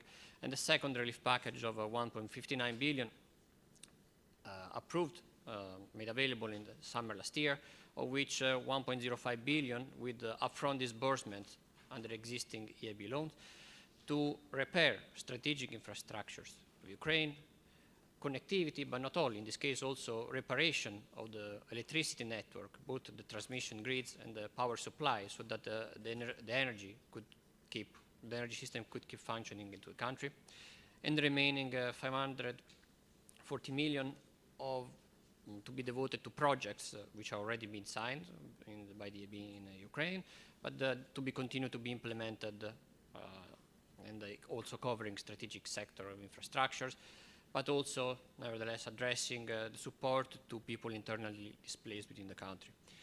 And obviously we are keen, together with the European Union, member states, and other international partners, to continue supporting Ukraine in the current challenges, and last but not least, also play a leading role, a key role, when it will come the moment later on when it will be possible for reconstruction.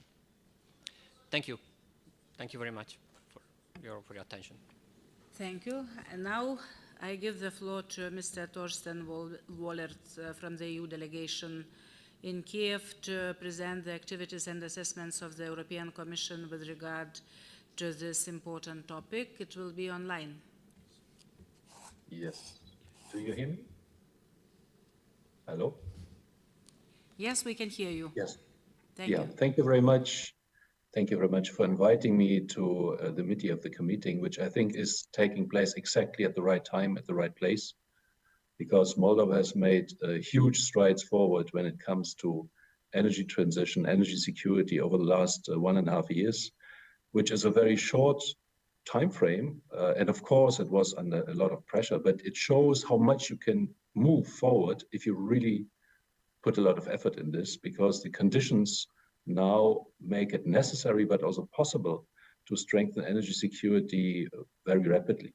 And I mean, Mr. Borovsan explained exactly what still needs to be done, but I think it's also important to understand what was the situation 1.5 years ago. I'm also very glad that the report stresses very much how much energy security and energy transition are linked, so that this is not just a temporary question, it's a question of transition, of real fundamental transformation of the energy system, which is about, of course, diversification of energy sources, of energy routes, and we are discussing infrastructure here. But it's also about using the new opportunities that new technologies give us, and also a broader participation of businesses, local authorities, even people in the energy transition. And one aspect, I think, which is important also for members of parliaments to understand and to keep in mind whatever they do in their daily work, is that the energy transition and the demonopolization are tightly linked. So you will have a much more resilient and efficient energy system if you have many, many players and many investors in the system, not just one company. Infrastructure is not only about cables and pipes, it's also about access to the infrastructure. So the more open you are in the use of the infrastructure, normally the more efficient this infrastructure is being used. So you avoid monopolies which essentially impede others in implementing efficient technologies, investing in local projects, etc. What has already been mentioned by EIB colleagues is energy efficiency. We are very much supporting this because energy resilience is tightly linked to energy efficiency. The more energy you save, the more secure you are, and no matter in which circumstances. That's always, it's a no regret option. And it's not only for energy security, but it's also to address, normally it's also to address energy poverty. which in the Eastern Partnership countries, as in many EU member states, is a serious problem. So we have seen prices are spiking, people cannot pay their bills, they need to be supported. And also here, Moldova gives a very good example to other partner countries that energy poverty can be tackled while increasing energy security, investments, diversification, etc., by strictly addressing energy poverty in the most efficient way. So it's not about giving free energy like in the Soviet times to almost everyone. It is about giving support, financial support, social support to the vulnerable people. And there are many of them, and Moldova has set up a dedicated fund. This dedicated fund is available for contributions. International partners are contributing, so helping the country, helping the government to address energy poverty. And I think this is of crucial importance because in some other countries, we see that the courage to go this step is missing. Because traditionally in the Eastern Partnership region, energy was very cheap, and it's very difficult to explain that energy is not cheap anymore, but energy is a global good.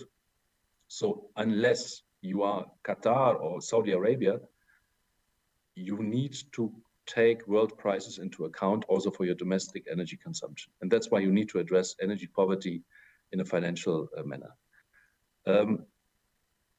What is also a good example in Moldova that the more interconnections you create, the more you invest in networking with your neighbors and inside the country, the safer you are.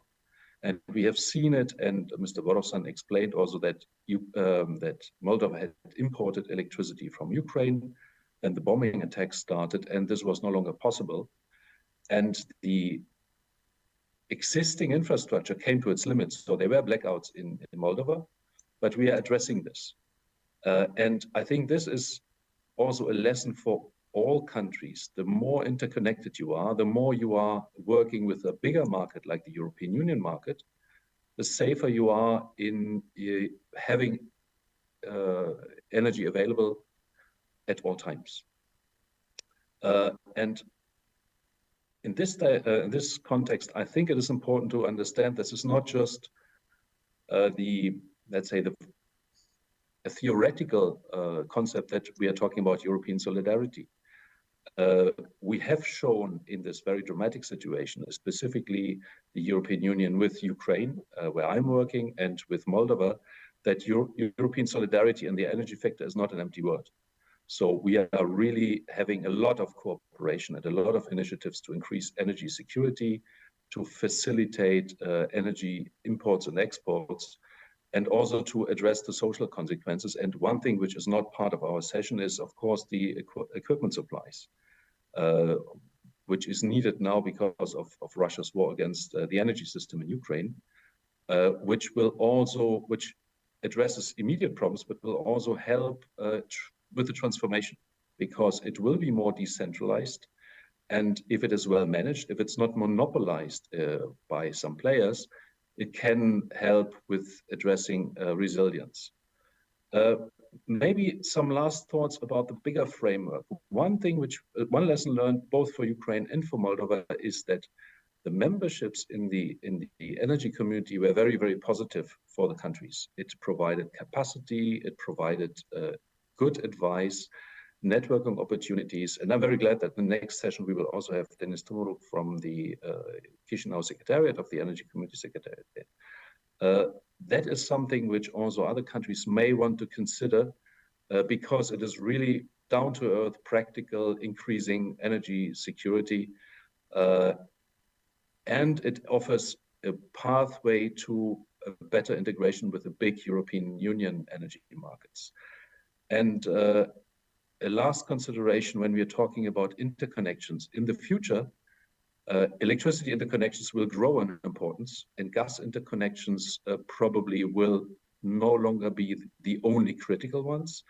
And the gas interconnections may even have to be transformed when we think about a hydrogen economy, which is now developing in the European Union, which offers a lot of opportunities also for Eastern Partnership countries. So that part of this infrastructure may have to be redesigned to make sure that it can also cope with hydrogen. And the expertise is there inside the European Union. Also, the Energy Community Secretariat is working on this. It's available to all partner countries. And I hope that also on the parliamentary level, this can be supported politically with the right initiatives. Thank you very much. Thank you all speakers. And now I turn to the members who would like to take the floor. You may make comments on any aspect of this topic. Please raise your hands and my colleague will put you on the list. Also, you can address the questions to our guests, should you wish so. So please, but you have to, or maybe people introduce themselves, because I am not able to see all the names on your cards. So who will be the first? At the end of the, please. Thank you. Yes, and then maybe is it would be wise to take one by one or to collect maybe 3 by 3, okay? I will collect interventions. So the first one, please introduce yourself. Thank you very much. It's Euronest from Georgia. I do think that energy issues is one of the most important issues now currently in our region, especially when there is physical war in Ukraine. There is kind of energy war which is ongoing from Russian side, because Russia was always manipulating with the gas, oil that they were supplying European Union. I think in this point very important is to broaden up the discussions on completely new, let's say, opportunities and that we have through, let's say, Eastern Partnership countries. For example, in late 90s, there were like projects which were called White Stream. This White Stream project were going through from Azerbaijan to Georgia, Black Sea, and then there were 3 connections, like possible connections. It was Ukraine, it was Romania, and it was Bulgaria. I think it's really important, not only for small, not only political elite, but for general public also to open this kind of discussions.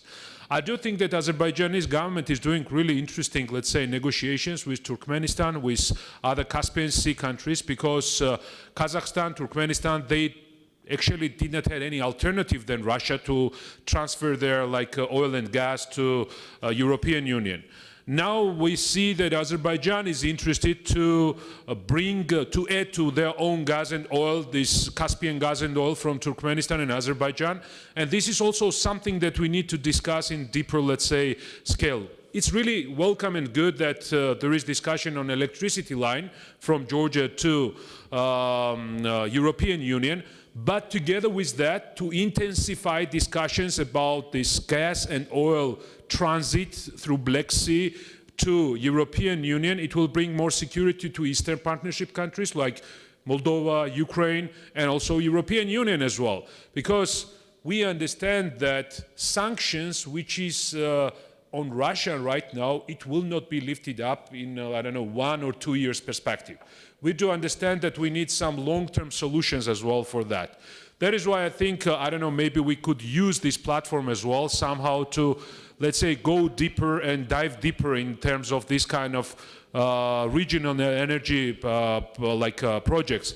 In addition to the pipelines, in addition to the electricity lines, there should be discussions about seaports as well.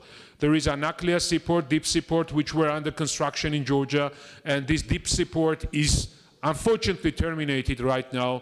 There is some major, let's say, statements from Russian side. Maybe they are also interested to terminate or not to have this kind of big project on the Black Sea coast, on Georgian side. So it's really important to bring these big discussions on this platform. I think that will be beneficial for all the countries, and we can bring more attention to this kind of big project from the general public as well. Thank you very much. Thank you. I see Sofia Fedina, you also wanted to intervene, and then you in the middle, and then we will ask our speakers if somebody would like to respond, and then we will take other group. Thank you, Rasa. I would speak on the example, what do we have in Ukraine right now? First of all, and it's known that the Moscow Federation is using every energy source in its hybrid war. And the moment we are dependent, at least at some point, that means that Moscow Federation will definitely use it somehow against us or against our possible or real allies, therefore to create a conflict and to split the people, split the nations, and furthermore then to find a possibility to influence the decision, to have an opportunity to get something more from them. And when the Moscow Federation started heavy shelling of Ukrainian territory and taking over our nuclear plants or infringing the nuclear plant security, we've got in a situation when we had a lack of gas, a lack of heat, a lack of electricity. And people had to survive in this possibility, in these circumstances. Therefore, we've got a wide discussion among the common people, even not on the high representatives level, what to do and how to save ourselves in these situations. And there are several points I think we need to think over and somehow to implement in our future collaboration. Interconnections, it's very important. But at the moment, for example, when we had a heavy shelling of Zaporizhia region or we had a shelling of Dnipro, for example, in my native Lviv, that is 70 kilometers from Polish border, we had no electricity and we had no possibility to heat the houses. And this is almost 1,000 kilometers. That goes to the position many European analytics said what saved Ukraine in this invasion, that was the decentralization. And this is the question, how every definite region of any country, or for example, my Ukraine, can be self-sufficient with which resources. And of course, the gas, oil, and some others are not the 100% answer to this question. We were turning to the alternative types of energy. On the one hand, of course, these are generators, that is very bad. But on the other hand, the sun electricity and many other alternatives have been implemented on the local level, even by local households. That saved Ukrainians. The second point is the new approaches and, of course, new technologies that was mentioned earlier. In Ukraine, it's a hard moment when we are asking for generators, and our European colleagues suggest that we can have new alternative technologies, and sometimes the country is not ready to switch. But this is a point when we have to elaborate the new possibilities for new technologies to become self-sufficient and to get the more source of energy. The other point I would like to stress, this is a question of blackmailing with the energy resources that we have from the Moscow Federation.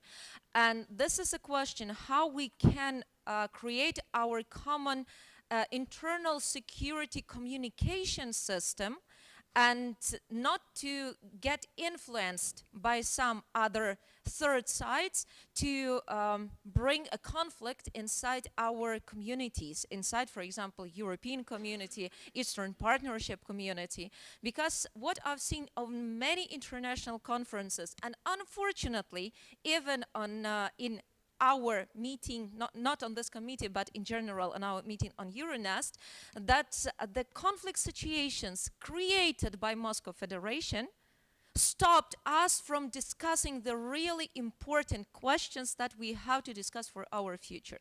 Thank you. Thank you. Now, Mr. Yusufov from Azerbaijan. Thank you very much. Dear Chairwoman and dear colleagues, as you know that Azerbaijan plays important role in energy security of other countries. We're exporting not only gas, oil, and also electricity. We have all necessary infrastructure in this field. Today, the situation in the energy sphere, instability in the traditional energy sphere in the world makes the use of renewable energy sources important. We have already started many projects implemented in wind and solar energy. And as you know that lately the agreement on strategic partnership in the field of green energy development and the transmission between of Azerbaijan, Georgia, Romania and Hungary had been signed in Bucharest to construct submarine electricity power line, Black Sea electric cable. I have a question. What we should do and what do the European Union and the European Union partnership member country intend to do in future for increasing energy efficiency, for speeding up of implementation of green energy projects in Azerbaijan, and for expansion of cooperation in the field of energy, especially in renewables. Thanks. Thank you. And now I will ask our speakers to respond in the shortest way of all those three questions, and then we will select others. Thank you, Excellencies, for addressing your comments and questions. I think that's exactly the right platform to bring into the discussion the regional projects which were developed quite a bit time ago and forgotten for some years. And you exactly mentioned White Stream, but agree, I stress out once again, is one of those projects discussed sometimes in the context of which LNG boats, vessels are not allowed to entry into the Black Sea, are not allowed to cross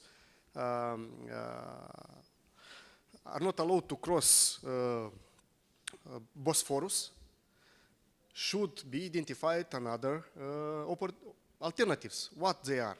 Agree, Azerbaijan, Georgia, Romania interconnector was one of this kind proposed some time ago. And in our view, that something should be now updated to further move.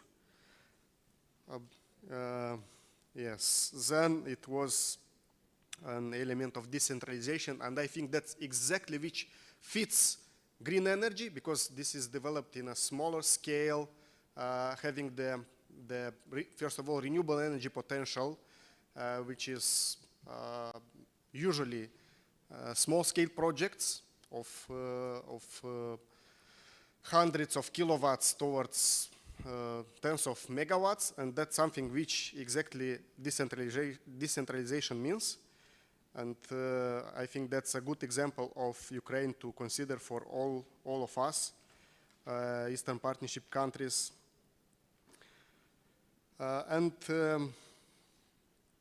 It was probably a question, what should we do to advance with the energy efficiency, decarbonization. I think in my first intervention, I have mentioned this. In the current situation, existing challenges, the decisions to fund such kind of projects should be taken in a fast-track manner. Much faster than it was previously, before we had war in Ukraine, before we had such high ambitions on decarbonization and green agenda. Thank you. Please, floor is yours. Thank you very much for the various interesting observations shared.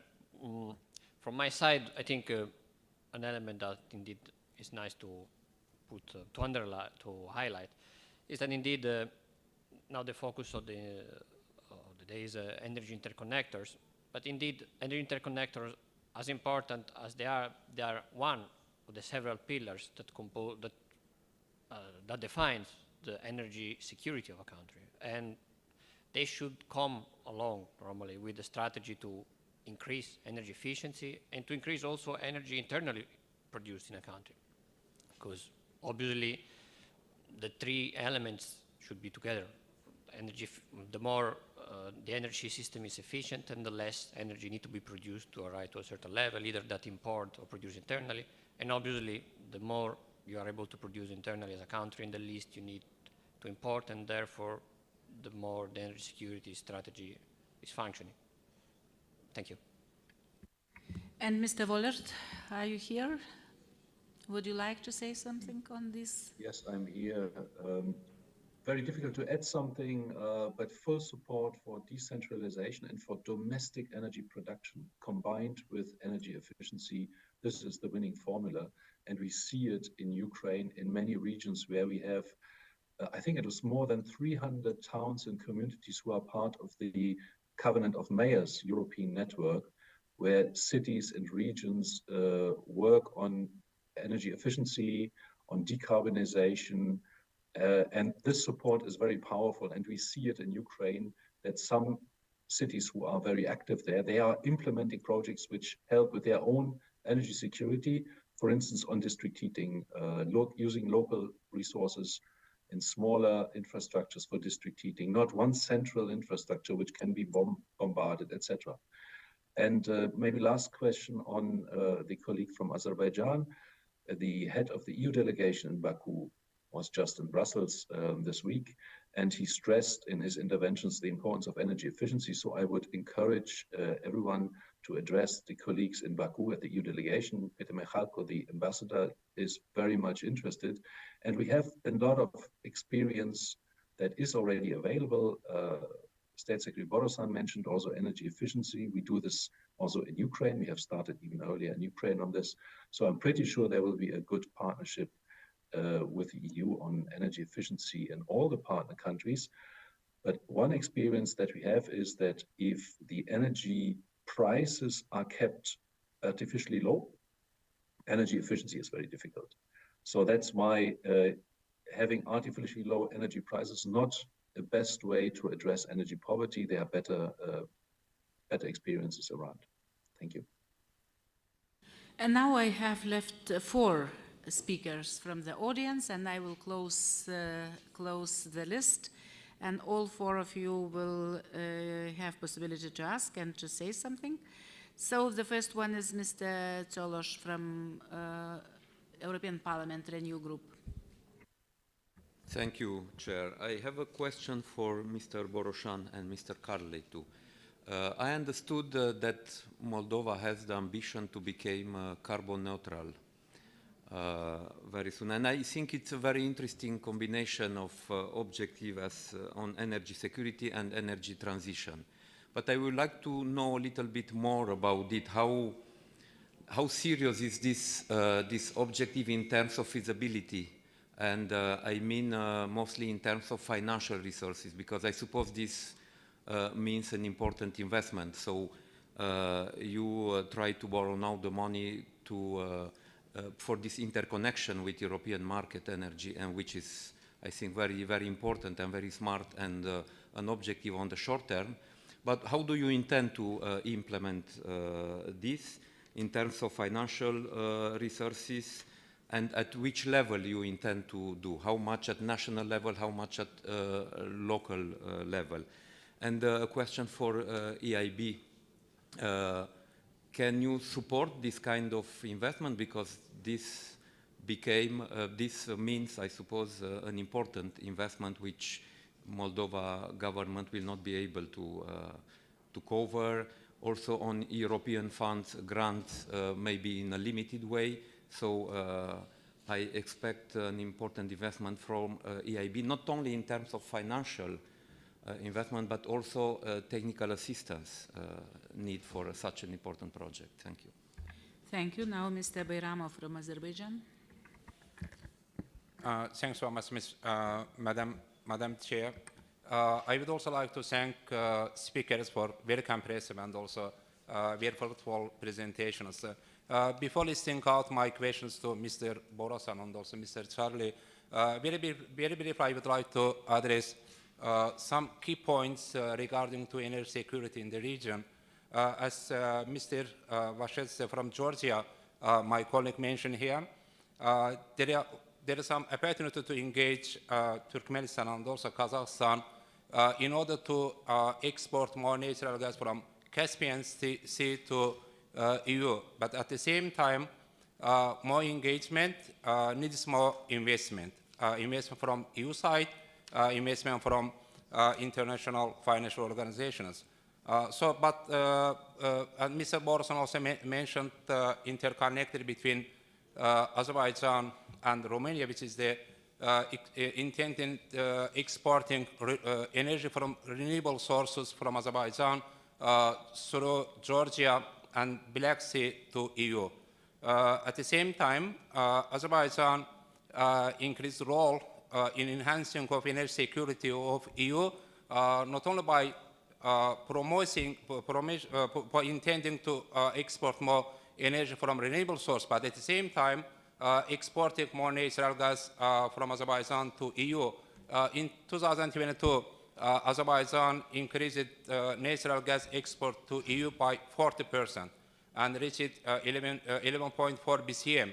And since December 2020, Azerbaijan exported more than 20 BCM to EU. So on the one hand, Azerbaijan increased natural gas export to EU, not only by southern gas corridor, but also through interconnector from Greece to Bulgaria, which its capacity is 0.5 BCM, which will extend to 5 BCM in 2024.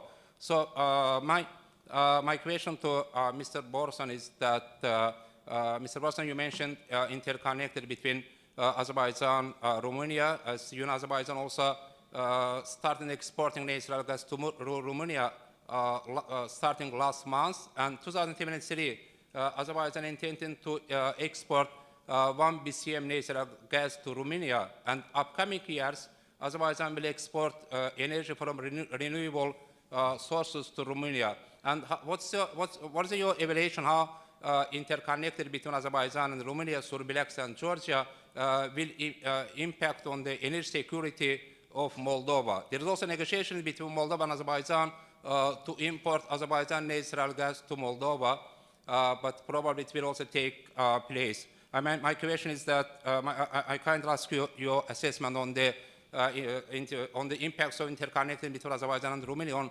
Moldovan energy security. And my last question to Mr. Charles, EU wants to get more energy and also more natural gas from different sources. Diversification is very important for EU to get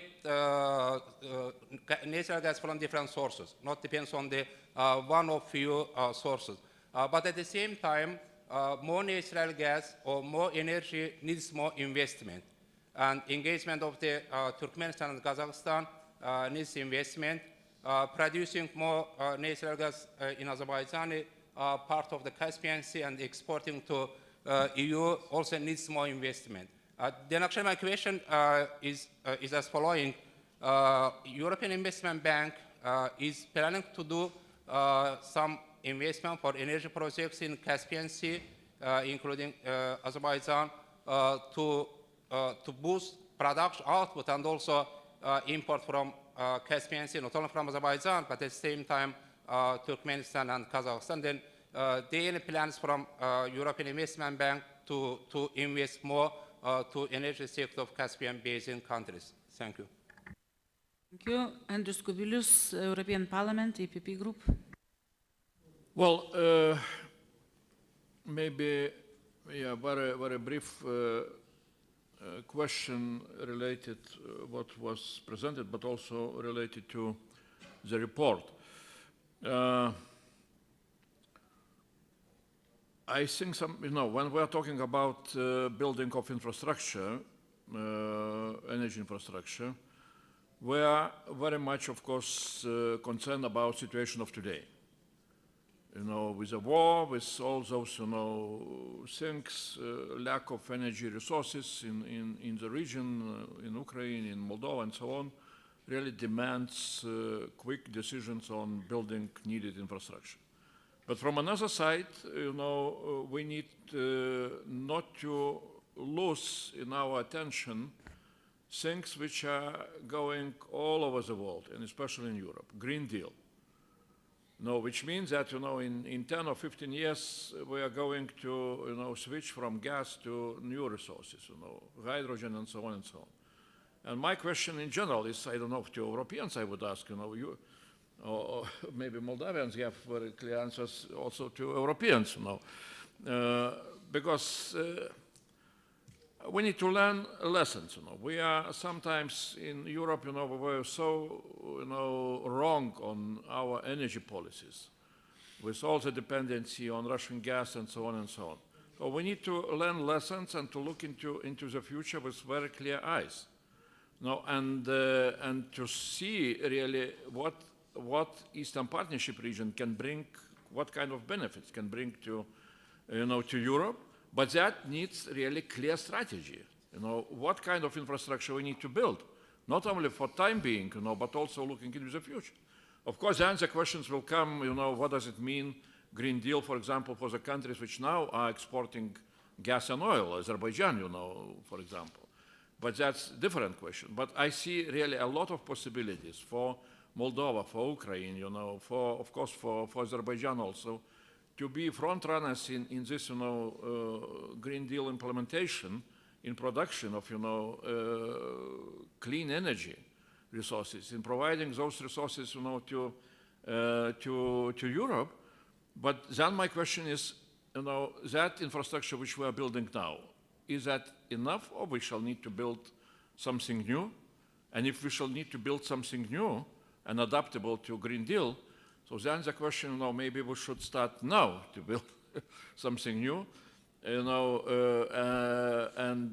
that's why I see, those questions interconnected. Because if we shall not see into that future, and we shall be concentrated only on the very, very big needs of today, I think that we can create for ourselves some problems. Thank you. And now I will finalize the interventions of our members with Ms. Galstian from Armenia. Yeah, please. Okay, thank you. Then last interventions or final interventions from our speakers, please, the same order. Thank you, Ms. Chair. I will address the question raised by a member of EU Parliament, Mr. Cholos. Thank you for your very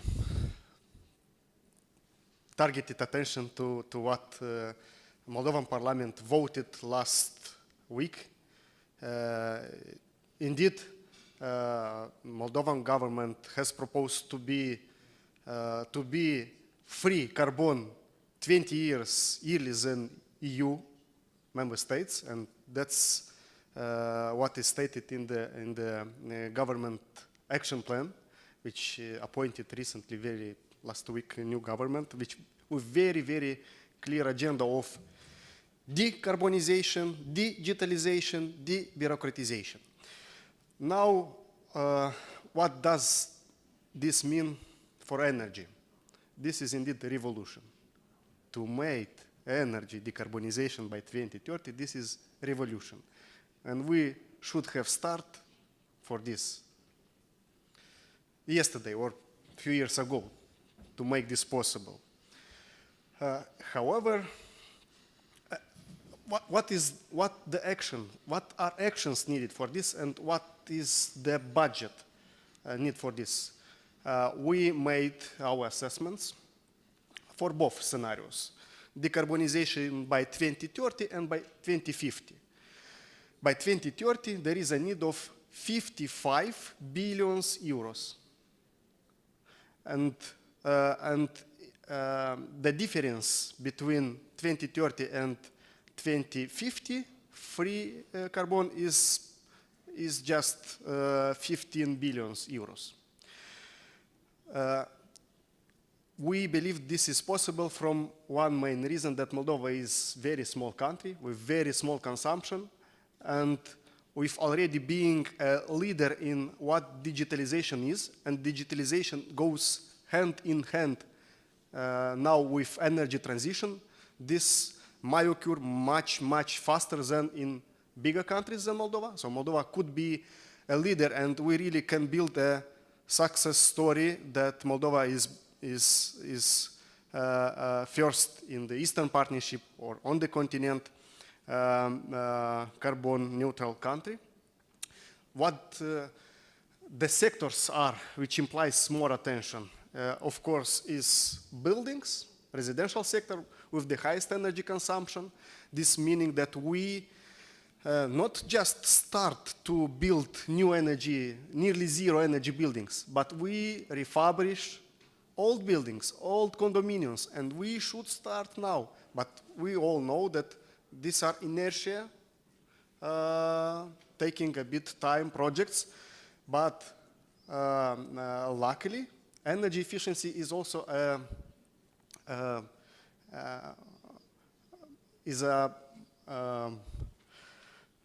machine of making money, because when doing energy efficiency is also manufacturing energy materials, is also employing people on the field. That's a circle which creates economical growth. And of course, a sector which is a bit more difficult to decarbonize is transportation. Here is indeed a revolution, because when we say energy is not only electricity, energy is more than that. And transport is second after buildings in terms of energy consumption, but luckily electrification could contribute here, which also will allow to integrate more renewables, more flexible sources.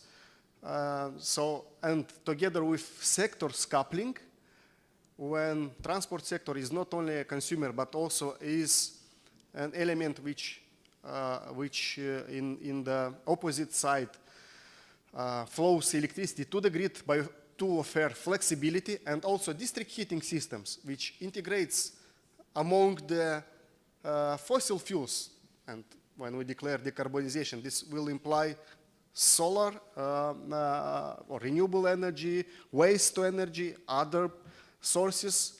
So district heating systems will become a hub, energy hub, which have the possibility to integrate other sources than fossil fuels. And heat is the biggest energy consumer. And we do believe that having such a great support of members of Moldovan Parliament for this program activity, energy decarbonization will indeed will make the revolution. I always say that everything what is happening now in the world is due to energy. Climate change we should address by changing energy sector. Energy markets, fiscal, custom systems should be changed because of energy. Energy markets are established because of integrating new energy players. Everything now is driven in the world due to energy. And that's exactly, now we live the times when energy has the corresponding attention. Hope that this answers to your question. And yes, and was another two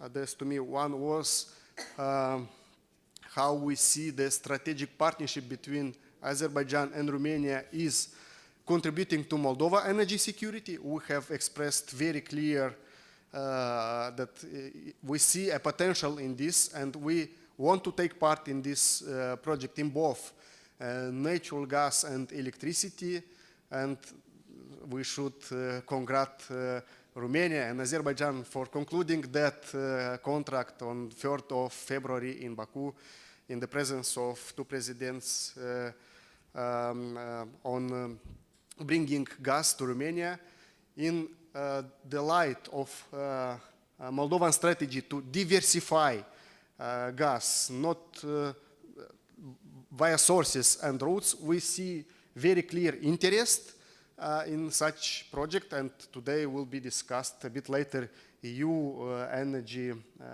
gas purchase platform.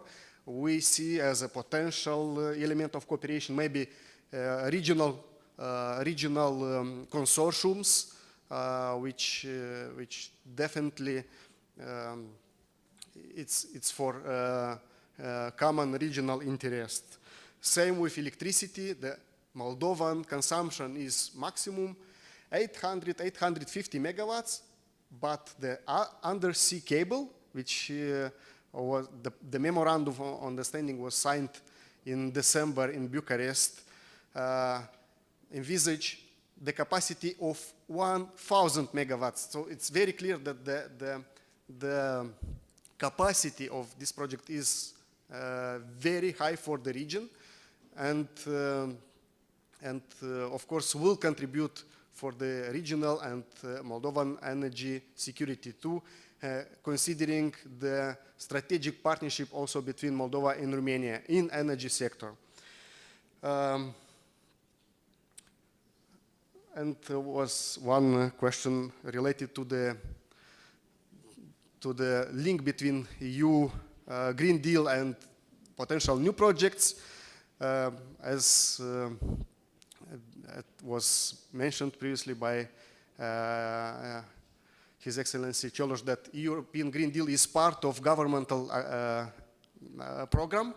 We are fully aligned and even declare higher ambitions to reach this. And again, the benefit or our advantage in this regard, when there is no such developed infrastructure, building new, completely green, that's something that we might benefit from this as Moldova or other countries, smaller countries in Eastern Partnership region. Thank you. Thank you. And now to both speakers, I would like to ask, we are a little bit short of time, so if you can be as short as possible. Mr. Carli, floor is yours. I will be. Thank you. Thank you very much, first of all, for the earlier question. The short answer is, yes, we can help, obviously. We are already doing it, in fact. We are, as I mentioned in my first intervention, we are very active on energy efficiency. We have this large initiative that indeed goes in this direction. And yes, we do mobilize loans. We provide loans, but you're right. We combine it with grants and technical assistance as well. For example, these initiatives comes together with a very large grants from the EU of investment grants of 12.4 million, and combine in addition to that with a contribution for technical assistance, therefore to bring forward the project. And this is one initiative, but yes, there is more to do. We can do more on energy efficiency, renewable, for example. We can look at specific initiative on this field, and we can work together with our counterparts and do our best to support such initiatives, which are definitely aligned with the EU Green Deal. And therefore, as a policy-driven institution, as the EU Bank, we are willing to play a key role into that. Absolutely. Thank you. And the other question, if I can address, I'm not aware of a specific project addressing the Caspian Sea interconnectivity in a nutshell. But this doesn't mean that things cannot change in the future. Obviously, as a policy-driven institution, if a potential project fits the EU policy targets and if it's economically feasible, there is no reason why we shouldn't look at it. Our team that follow the country, Azerbaijan, has direct contact with your governmental counterparties.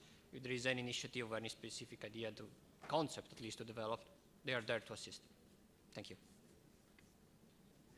Mr. Wollert? Yeah, to be very brief, just to address one question that was raised about infrastructure, which is very long-term, and the transformation, the changes that we will see in the coming years.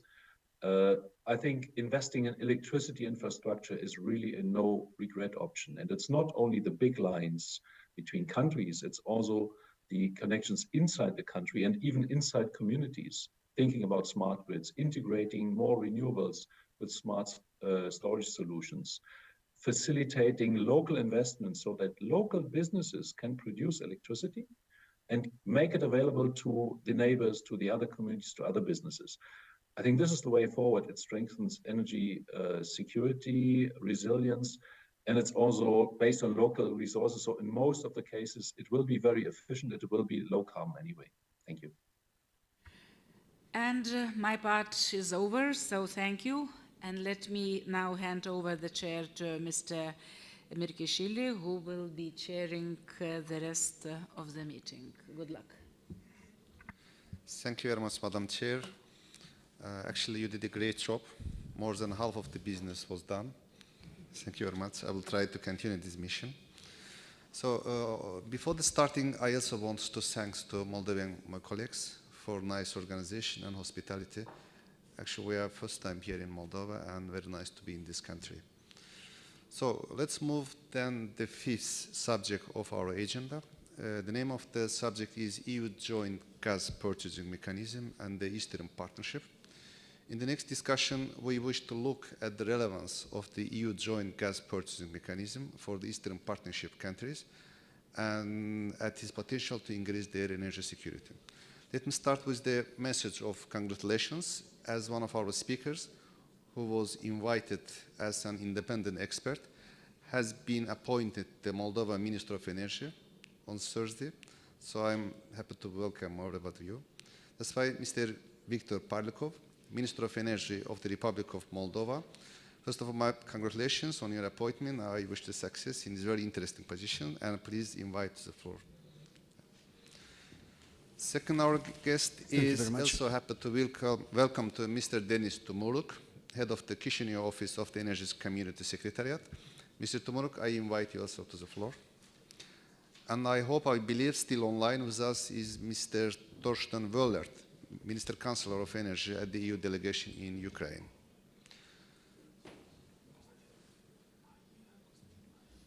Thank you. So I recall that the EU is establishing a voluntary mechanism for joint purchase of gas under the energy platform set up last year.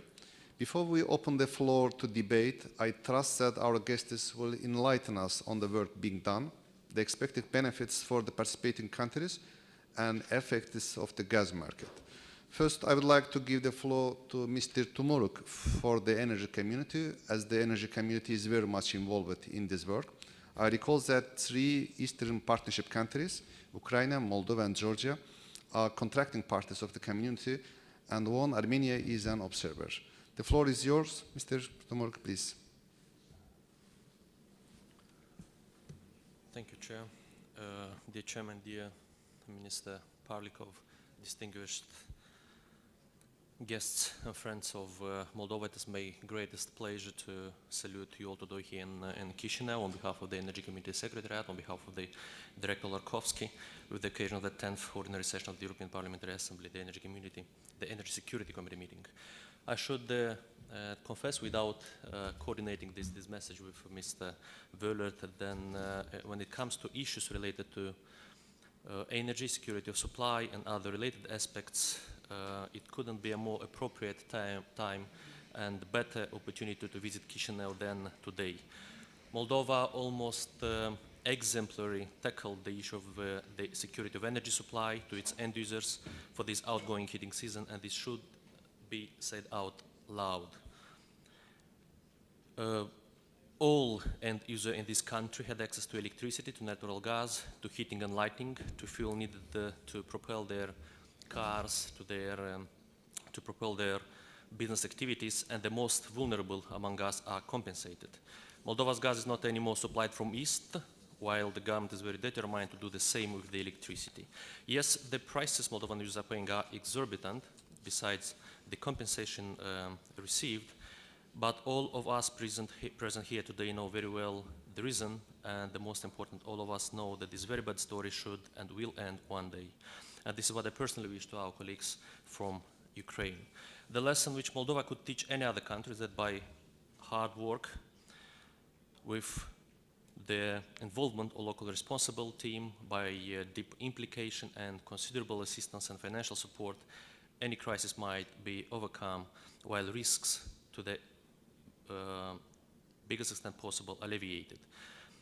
Indeed, such small and vulnerable countries as Moldova cannot survive without assistance from abroad, and we, its citizens, are so grateful for the support received from our European friends. Nonetheless, we do hope that the great aid provided by you will further offered, and the European Parliament will again confirm its care and friendship for our people.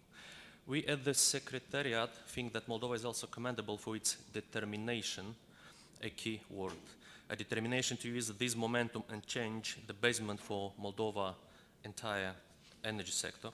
This Thursday, after a break of almost 20 years, Moldova decided that the crisis the country faced during 2021-2023 could have been a little bit softer if the country have had a more powerful institution in place.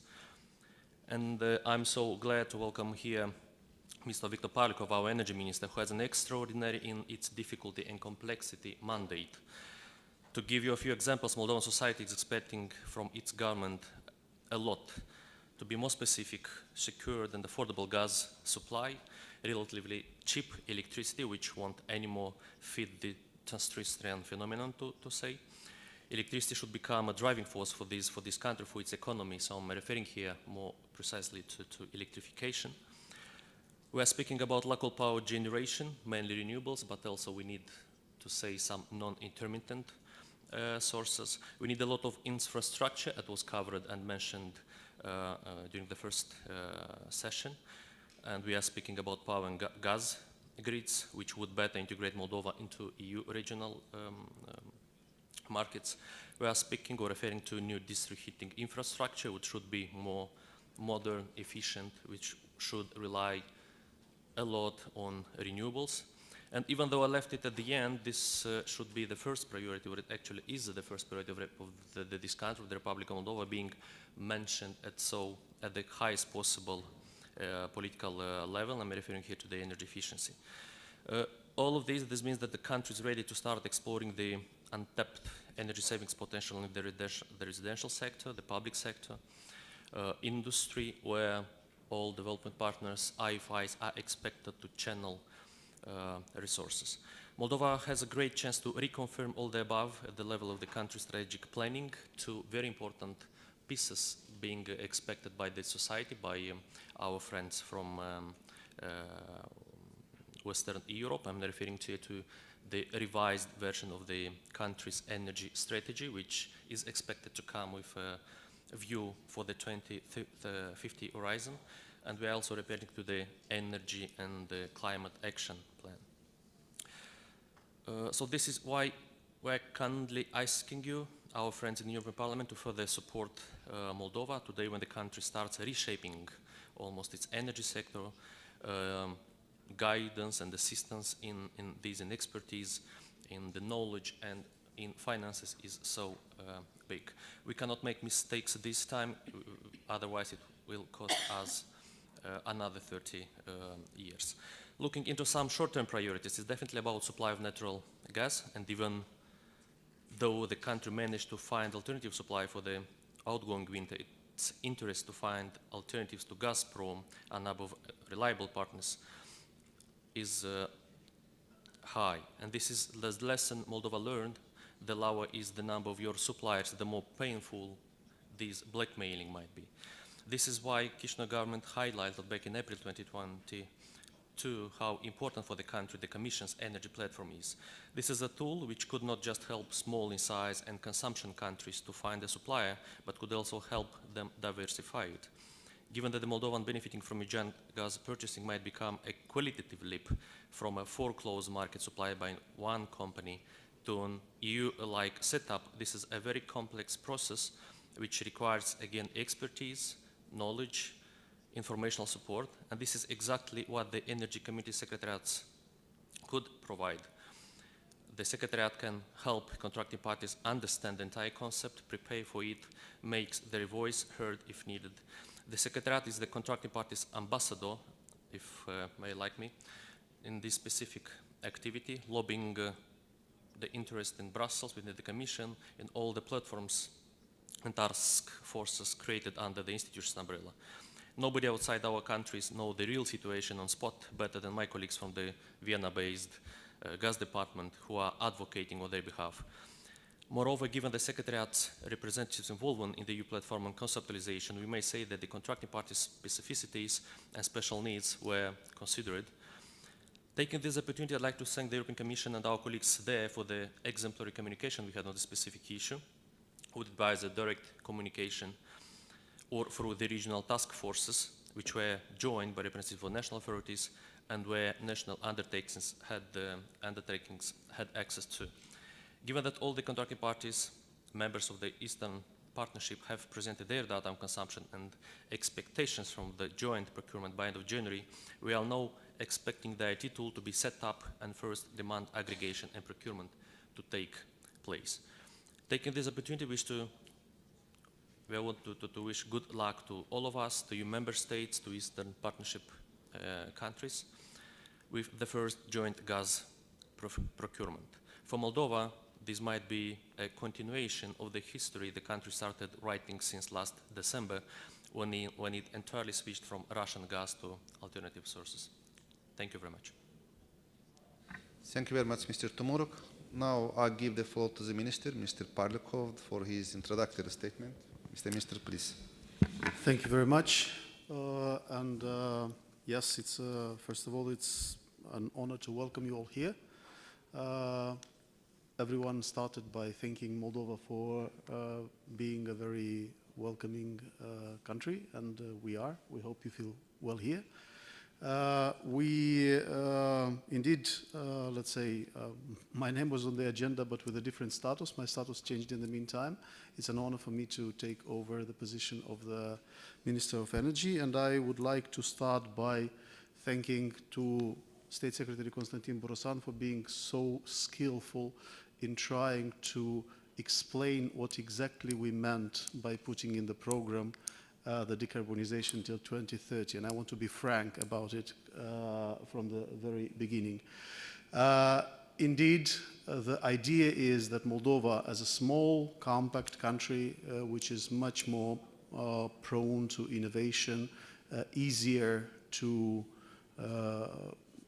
faster to innovate, and relatively small to be innovative, cheaper than others, we do think we can become climate neutral ahead of the EU, definitely.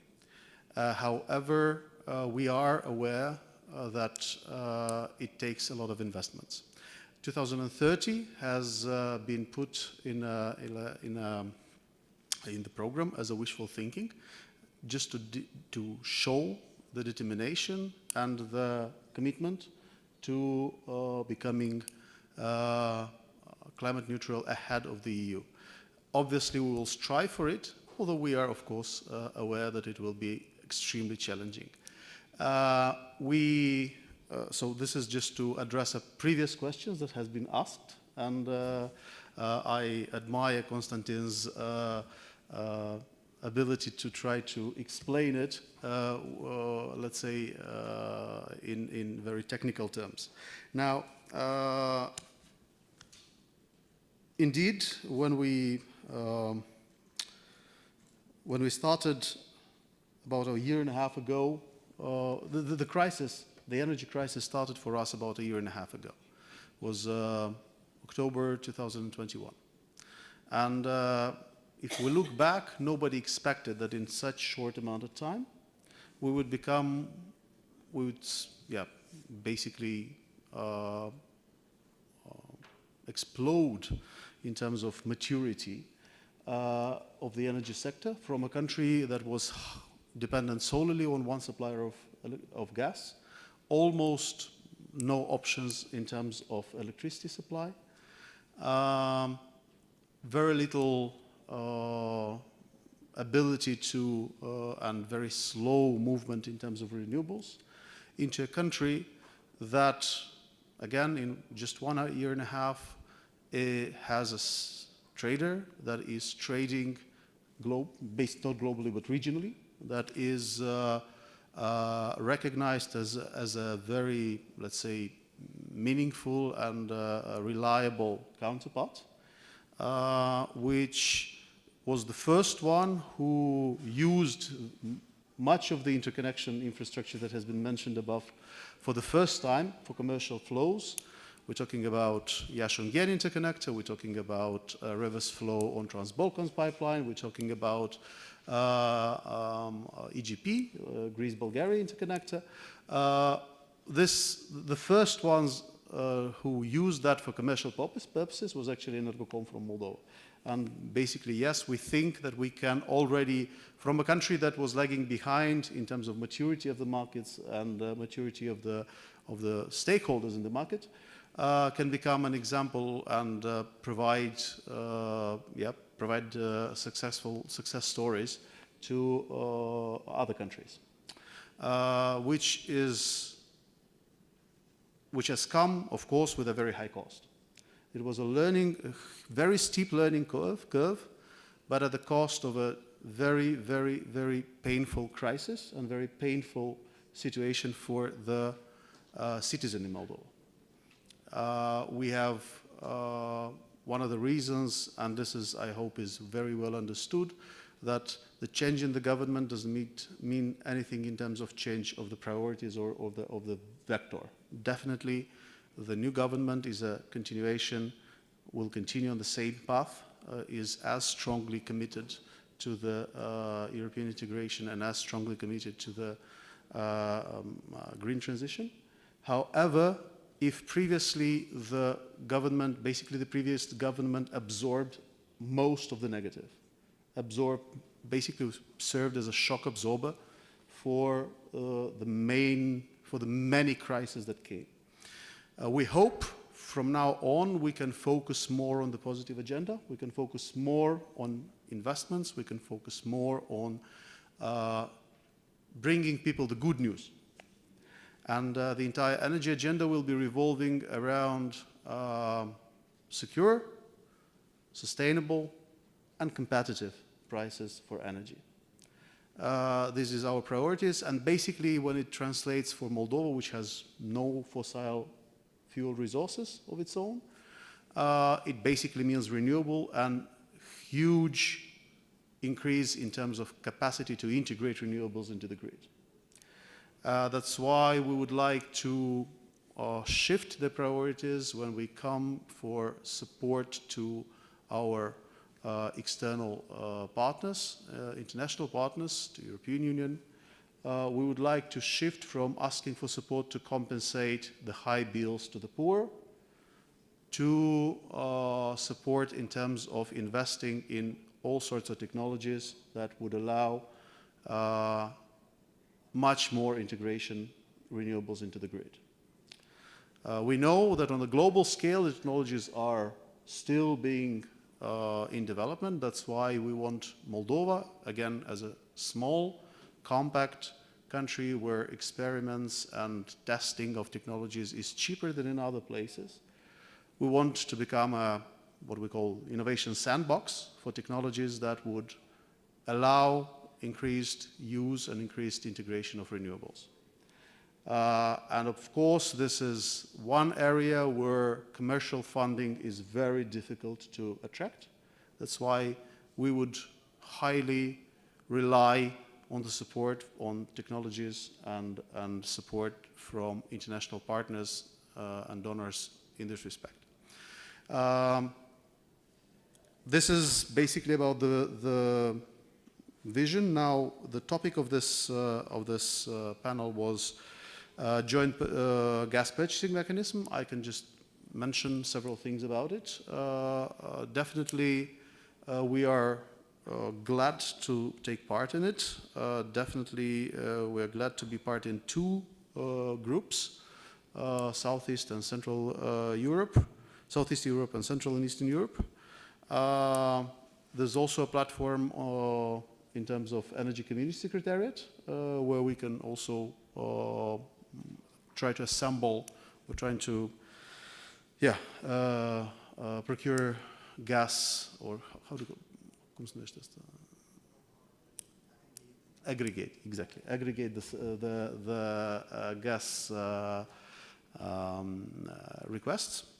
However, we also are thinking in terms of our companies, and it is not just Energocom, which has already become and already manifested as a regional trader, but also companies like Termoelectrica, who have high consumption, potentially relatively high consumption of gas, to be participating in these platforms.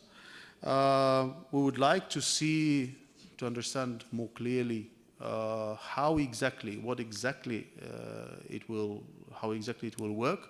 If it is let's say a regional trading platform, basically an exchange, it's one thing. We brought into the discussion the question of whether we can use this platform as also an instrument to support the weaker economies, the weaker, let's say, partners, to manifest solidarity, to become a kind of a solidarity mechanism as well.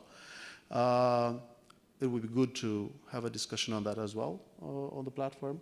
But generally, yes, we are strongly supportive. We are taking part, and we see the value, and moreover, we can also bring and contribute to the value to this mechanism, particularly after the experience we've gained with the regional trading of gas. So thank you very much. Mr. Minister, thank you very much for your very professional and knowledgeable presentations. I agree and I support this position also. Results of any mechanism should be good news for consumers. If not, then we have to work on it to find the good solutions. And now I want to ask Mr. Wollert to present the work and views of the European Commission. Mr. Wollert, are you here? Yes. Please.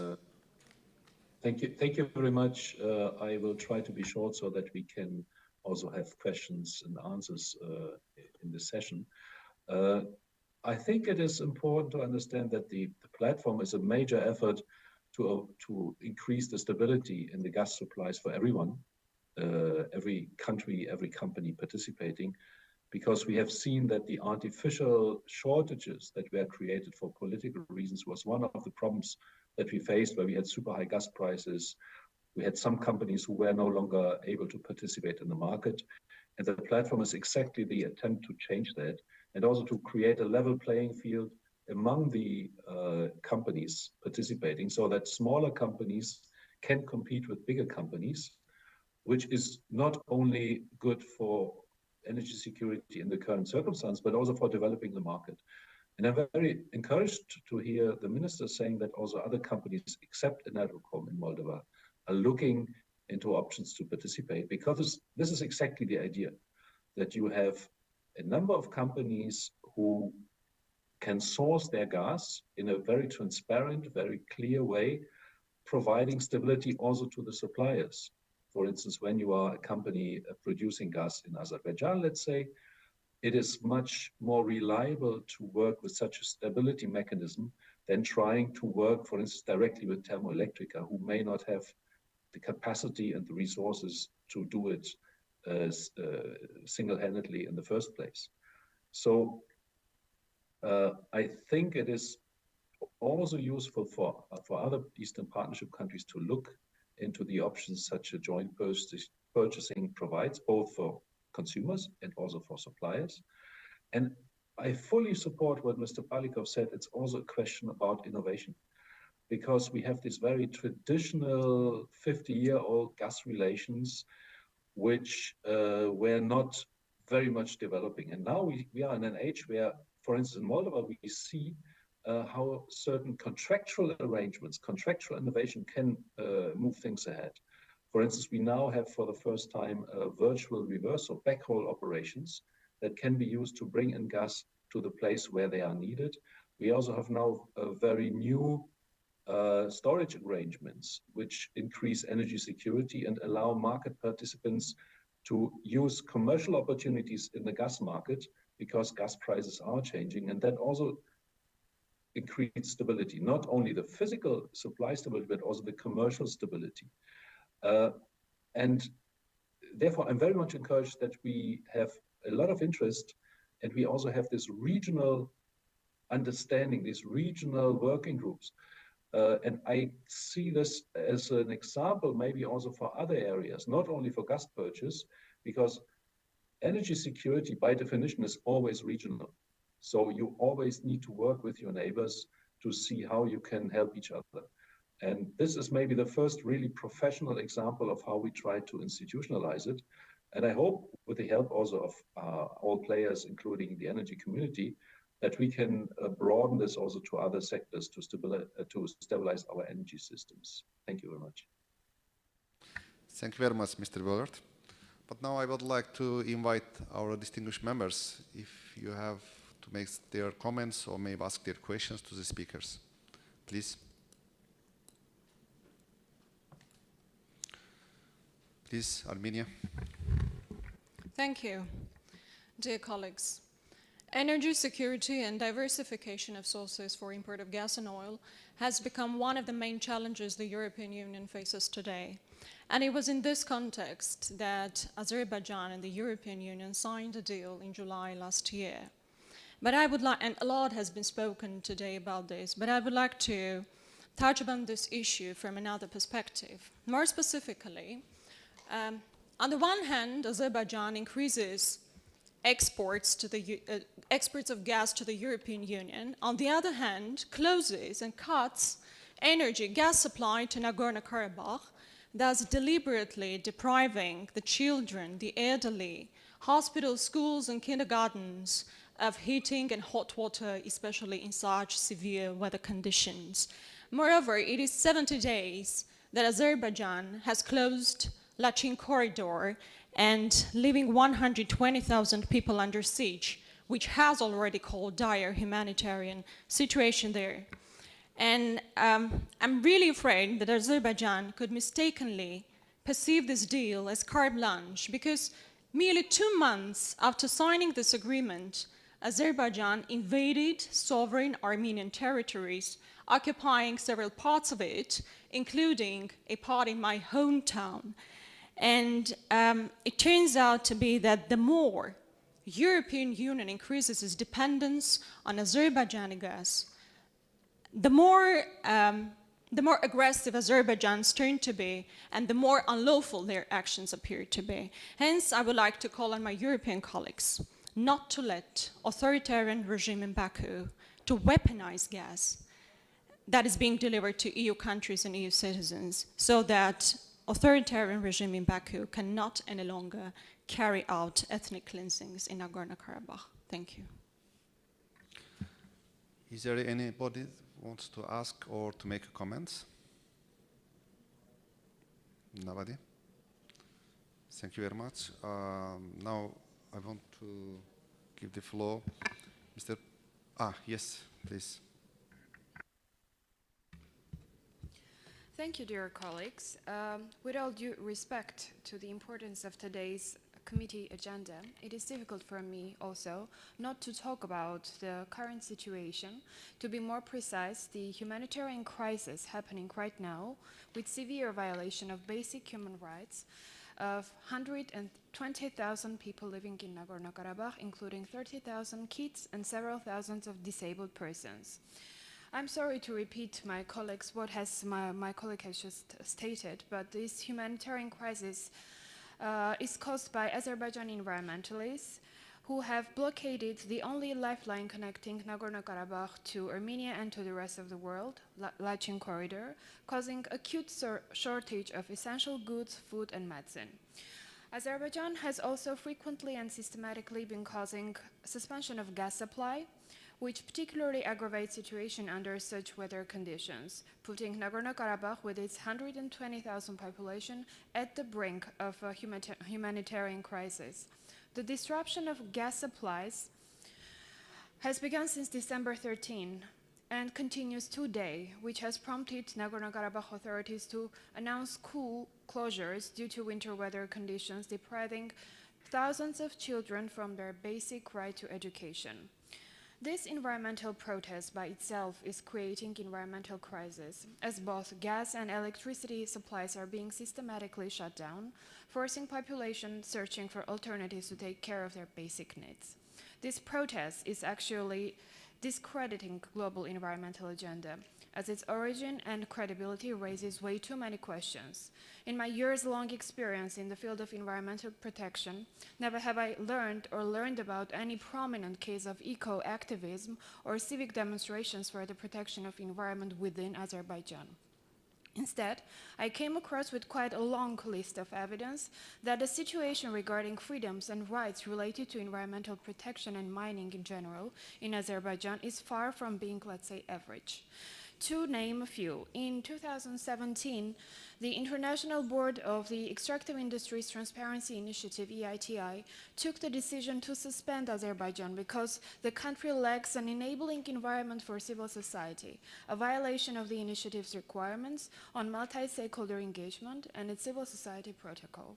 Freedom House, in its Freedom of the World Assessment report, outlined repressive laws on NGOs used to pressure both local and foreign organizations, many of which have suspended operations when their bank accounts were frozen and their offices raided. According to the same report, civic activists are routinely subjected to harassment, intimidation, detention, and abuse by police. The list of similar assessments by international independent initiatives and watchdog organizations is not exhaustive. It draws a clear picture where the country stands in terms of environmental activism, but more importantly, it says much more about the authenticity, origin, and the real interest of the sudden outbursts of Azerbaijani environmentalism blockading Lachin corridor. Given this extremely sensitive process of trying to reach peace in the region, I call on our international colleagues to carefully examine this situation, the scope of the humanitarian crisis impacting 120,000 people living in Nagorno-Karabakh, and to take practical actions to end violations of these people's rights to free movement and access to basic resources. And putting this crisis in a wider context of our agenda, today's agenda, I think there is a serious need to cautiously review Eastern Partnership countries' energy policies to eliminate dependency on fossil energy imports and fossil fuels in general, particularly from countries, actions of which on their own constitute humanitarian crises and severe violations of basic human rights within the region. Thank you.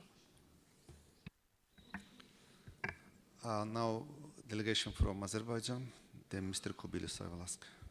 Please. Thanks so much, Mr. Chair. Unfortunately, colleagues from Armenia used fake news and made a political statement here. First of all, Lachin Road is not closed.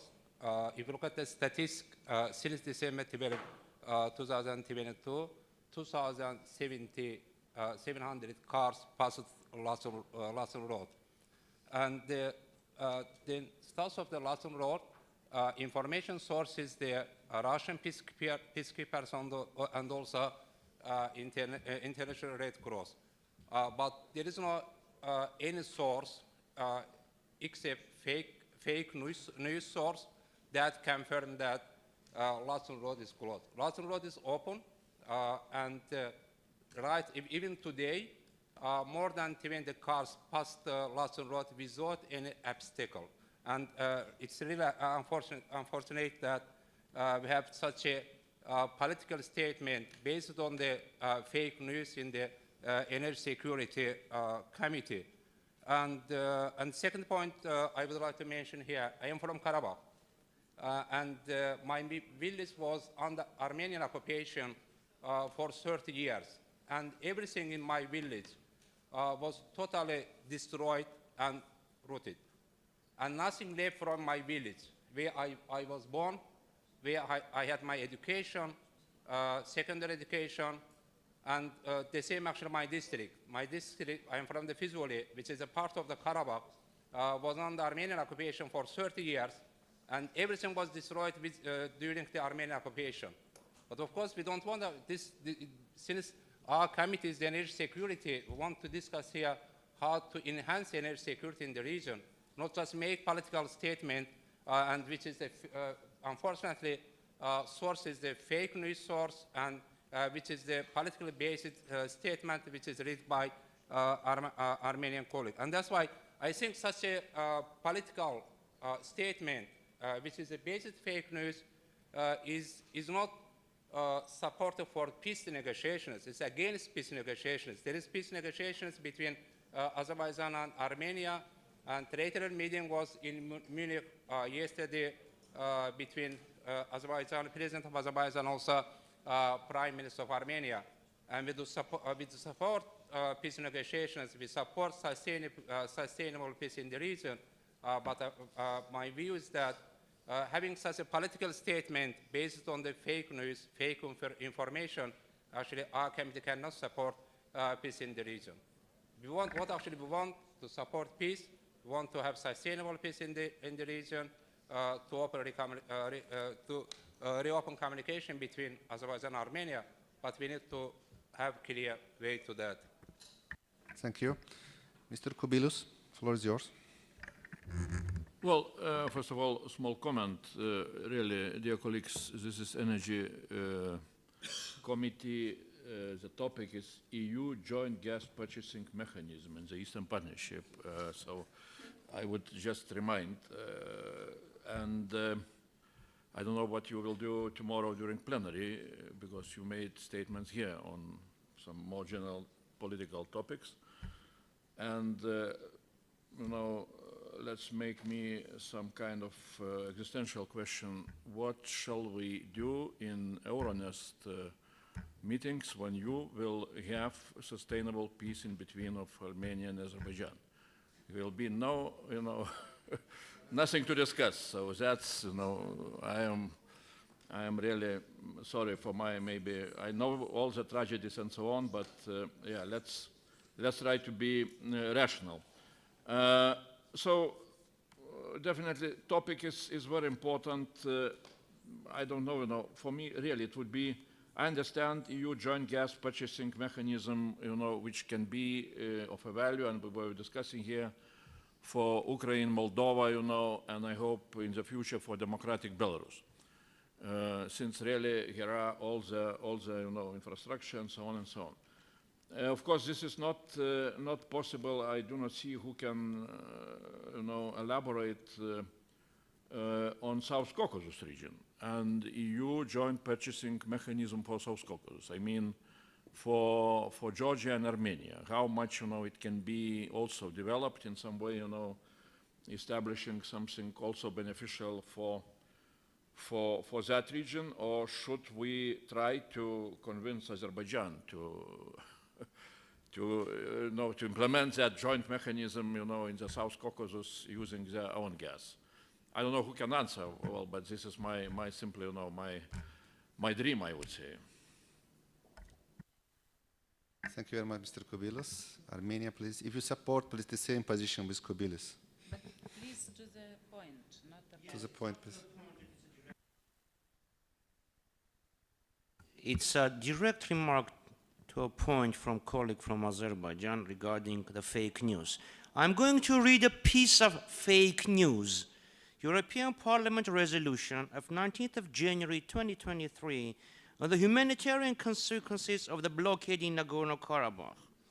It says, whereas the only road connecting Nagorno-Karabakh with Armenia and the outside world, the Lachin corridor, has been blocked by self-proclaimed environmentalists from Azerbaijan since 12th of December. So I'm asking the colleagues from European Union, is this a source of a fake news, or this is a resolution by the European Parliament?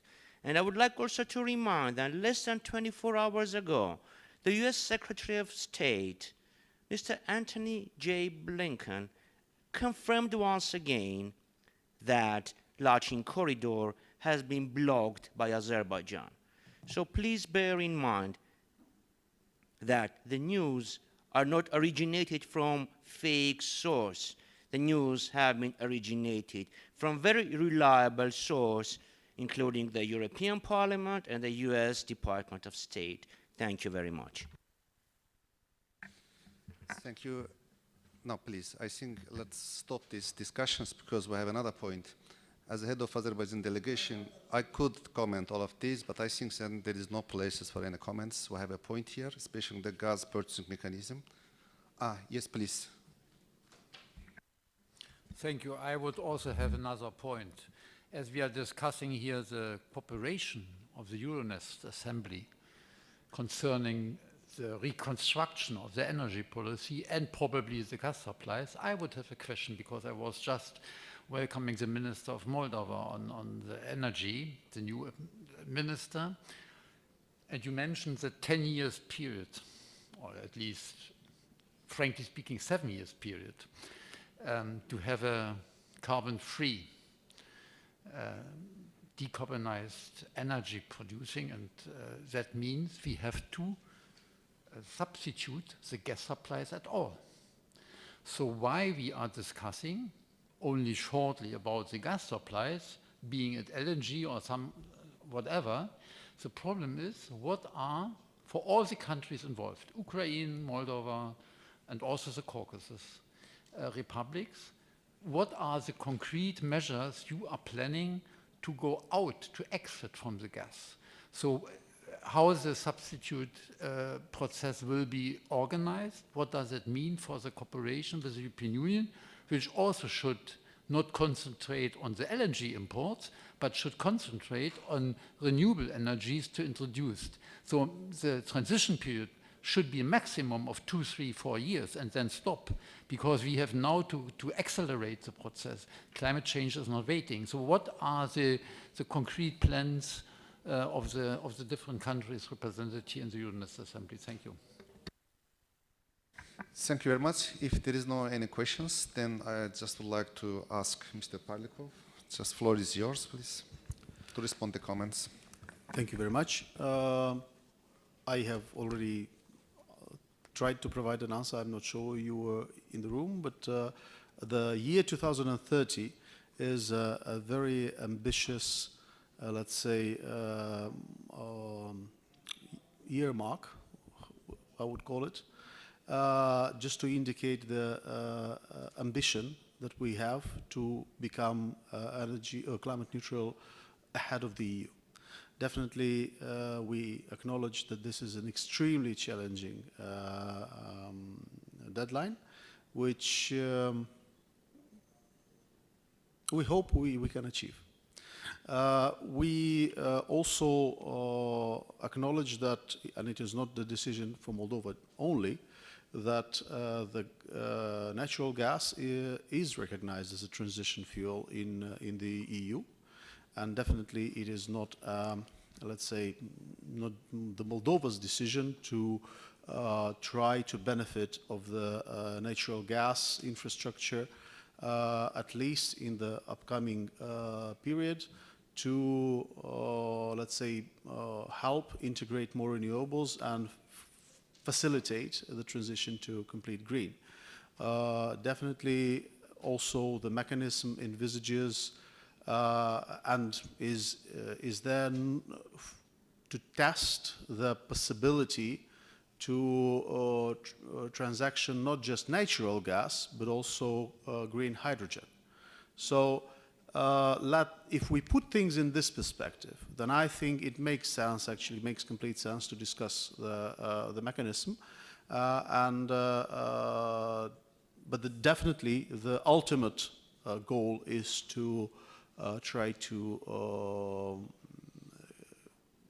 completely go climate and carbon neutral. Thank you very much. Thank you very much, Mr. Minister. Mr. Tomoruk, do you want to add something? Just a personal view to share, if I may. Besides representing the Energy Committee Secretariat, I'm also a citizen of this country and was with the Moldovan government and for 10 years, and know how difficult it might be to implement anything in this country. Know the reluctance of the public, of the audience, of the society to everything what is new, and this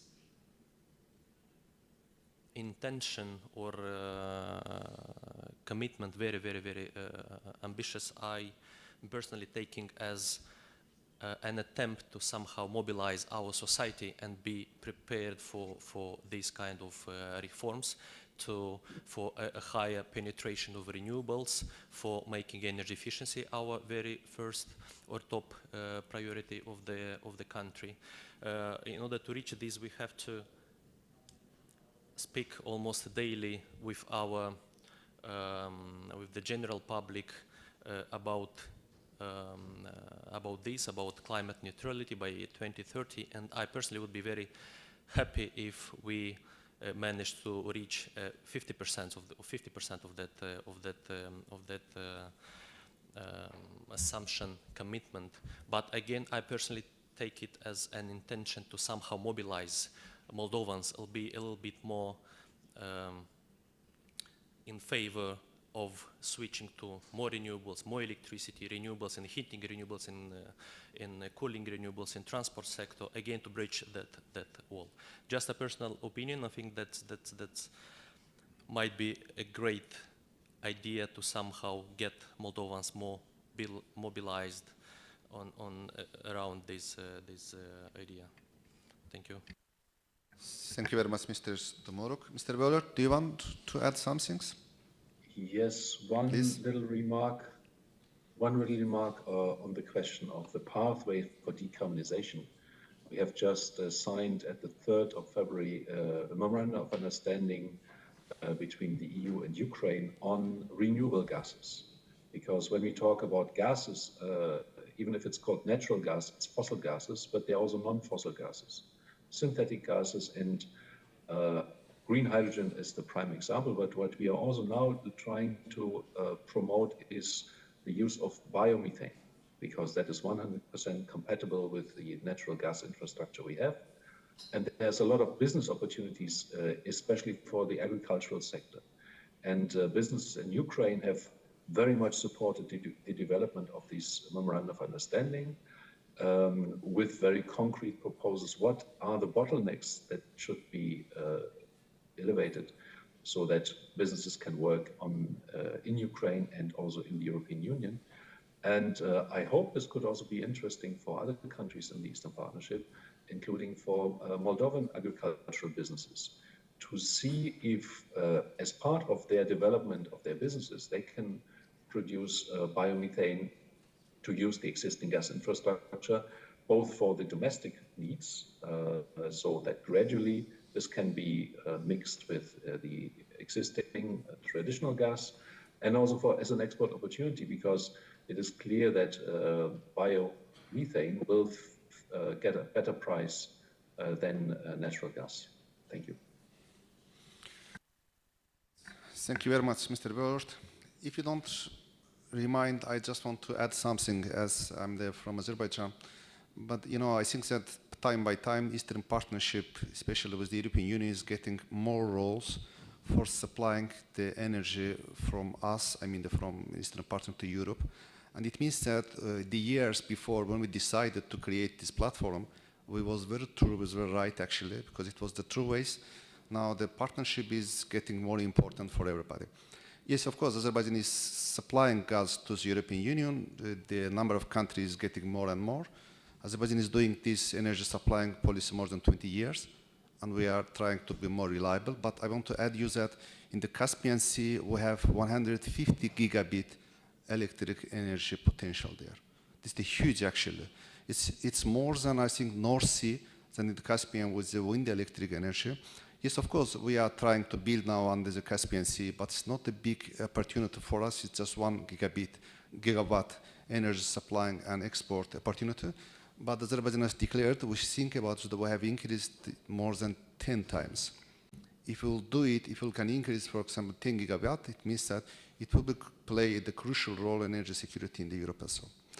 So I want to thank the two speakers, distinguished Mr. Minister, Mr.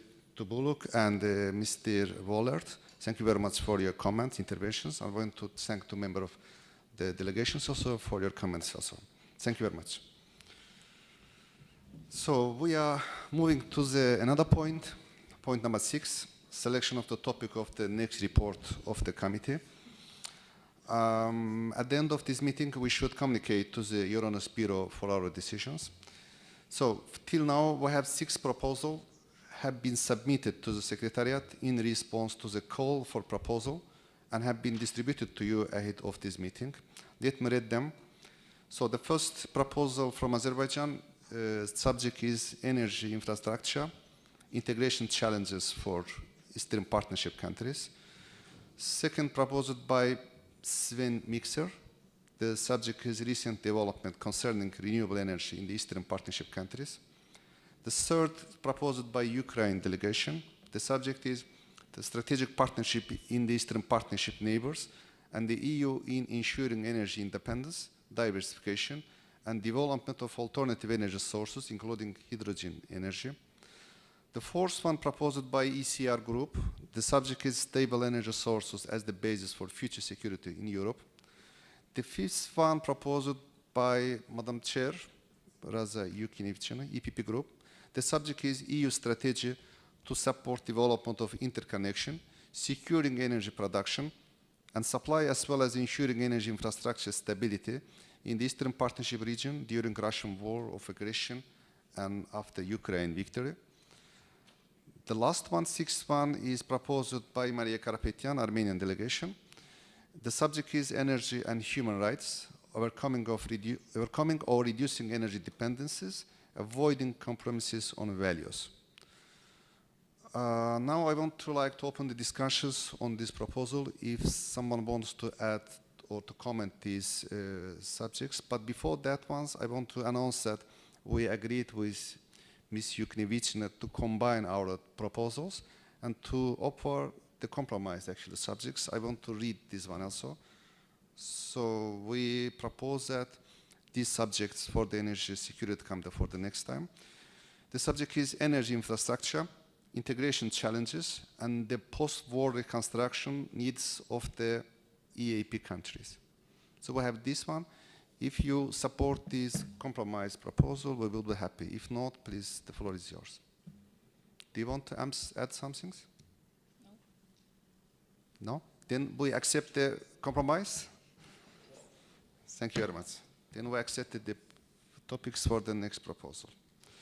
Would you be so kind once again to repeat the compromise proposal? Yes.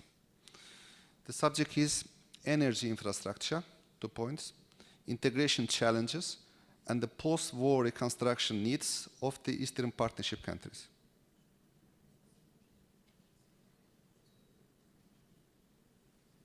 Any objections?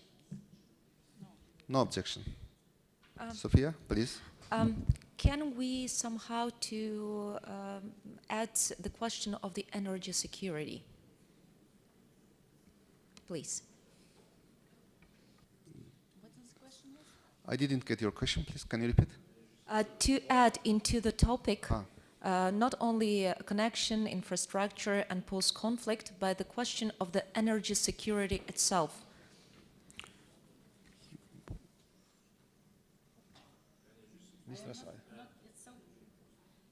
For us, it's so obvious that everything we speak here is for energy security, of course, but if it's needed to explain, so I don't know. I am not against. Can I? Yes, please. Yeah, can I add? If I remember your title, so it would be possible to put in a very simple way, energy infrastructure for energy security, 2 points, and then everything else. Do you agree with this, Sophia? Yep. So we support this idea also. Any objections? Please, Armenia. Is it possible to vote separately each topic, including the ones that you just mentioned, the combined one? To vote for the topics one by one. Thank you. Yes, if you want, if you have an objection, we can start voting them. Okay. Let's start then the first these compromise proposals that we made, because who is in favor that the subject will be energy infrastructure and security, integration challenges, and the post-war reconstruction needs for EAP countries?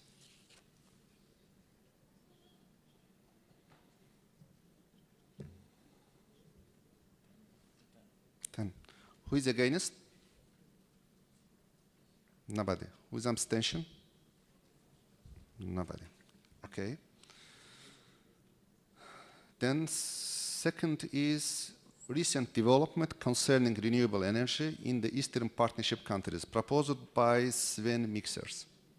Who is in favor for this subject?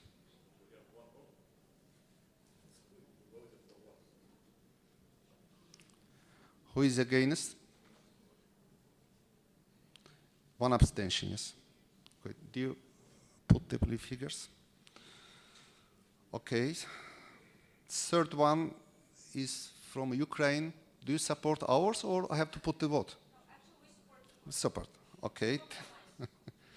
Okay, then next one, the fourth, proposed by ECR group. stable energy sources as the basis for future security in Europe. Who is in favor? Who is against? Who is in abstention? Okay. Fifth one is compromised, and the last one by Armenia, energy and human rights, overcoming or reducing energy dependencies, avoiding compromise on values. Who is in favor? Who is against? Who is in abstention? Okay. Please, floor is for Secretariat. It's 10 in favor of the compromise, and the next one, but only 3 votes for this last one. So Okay. it's the compromise very clearly. So for the compromise proposal, we have 10 voices in favor. So it's the champion. It means that we adopted this subject for the next topics. Thank you very much for your voting and supporting us. So the next and the last one, if any business, do you have any business to add, then floor is yours. If nothing, there is no issue, then let me to thank again to our Moldovan hostess and all the participants and speakers. And I think then for the next time, Energy Security Committee will have a very nice, interesting discussion. Thank you very much for your atmosphere. Thank you.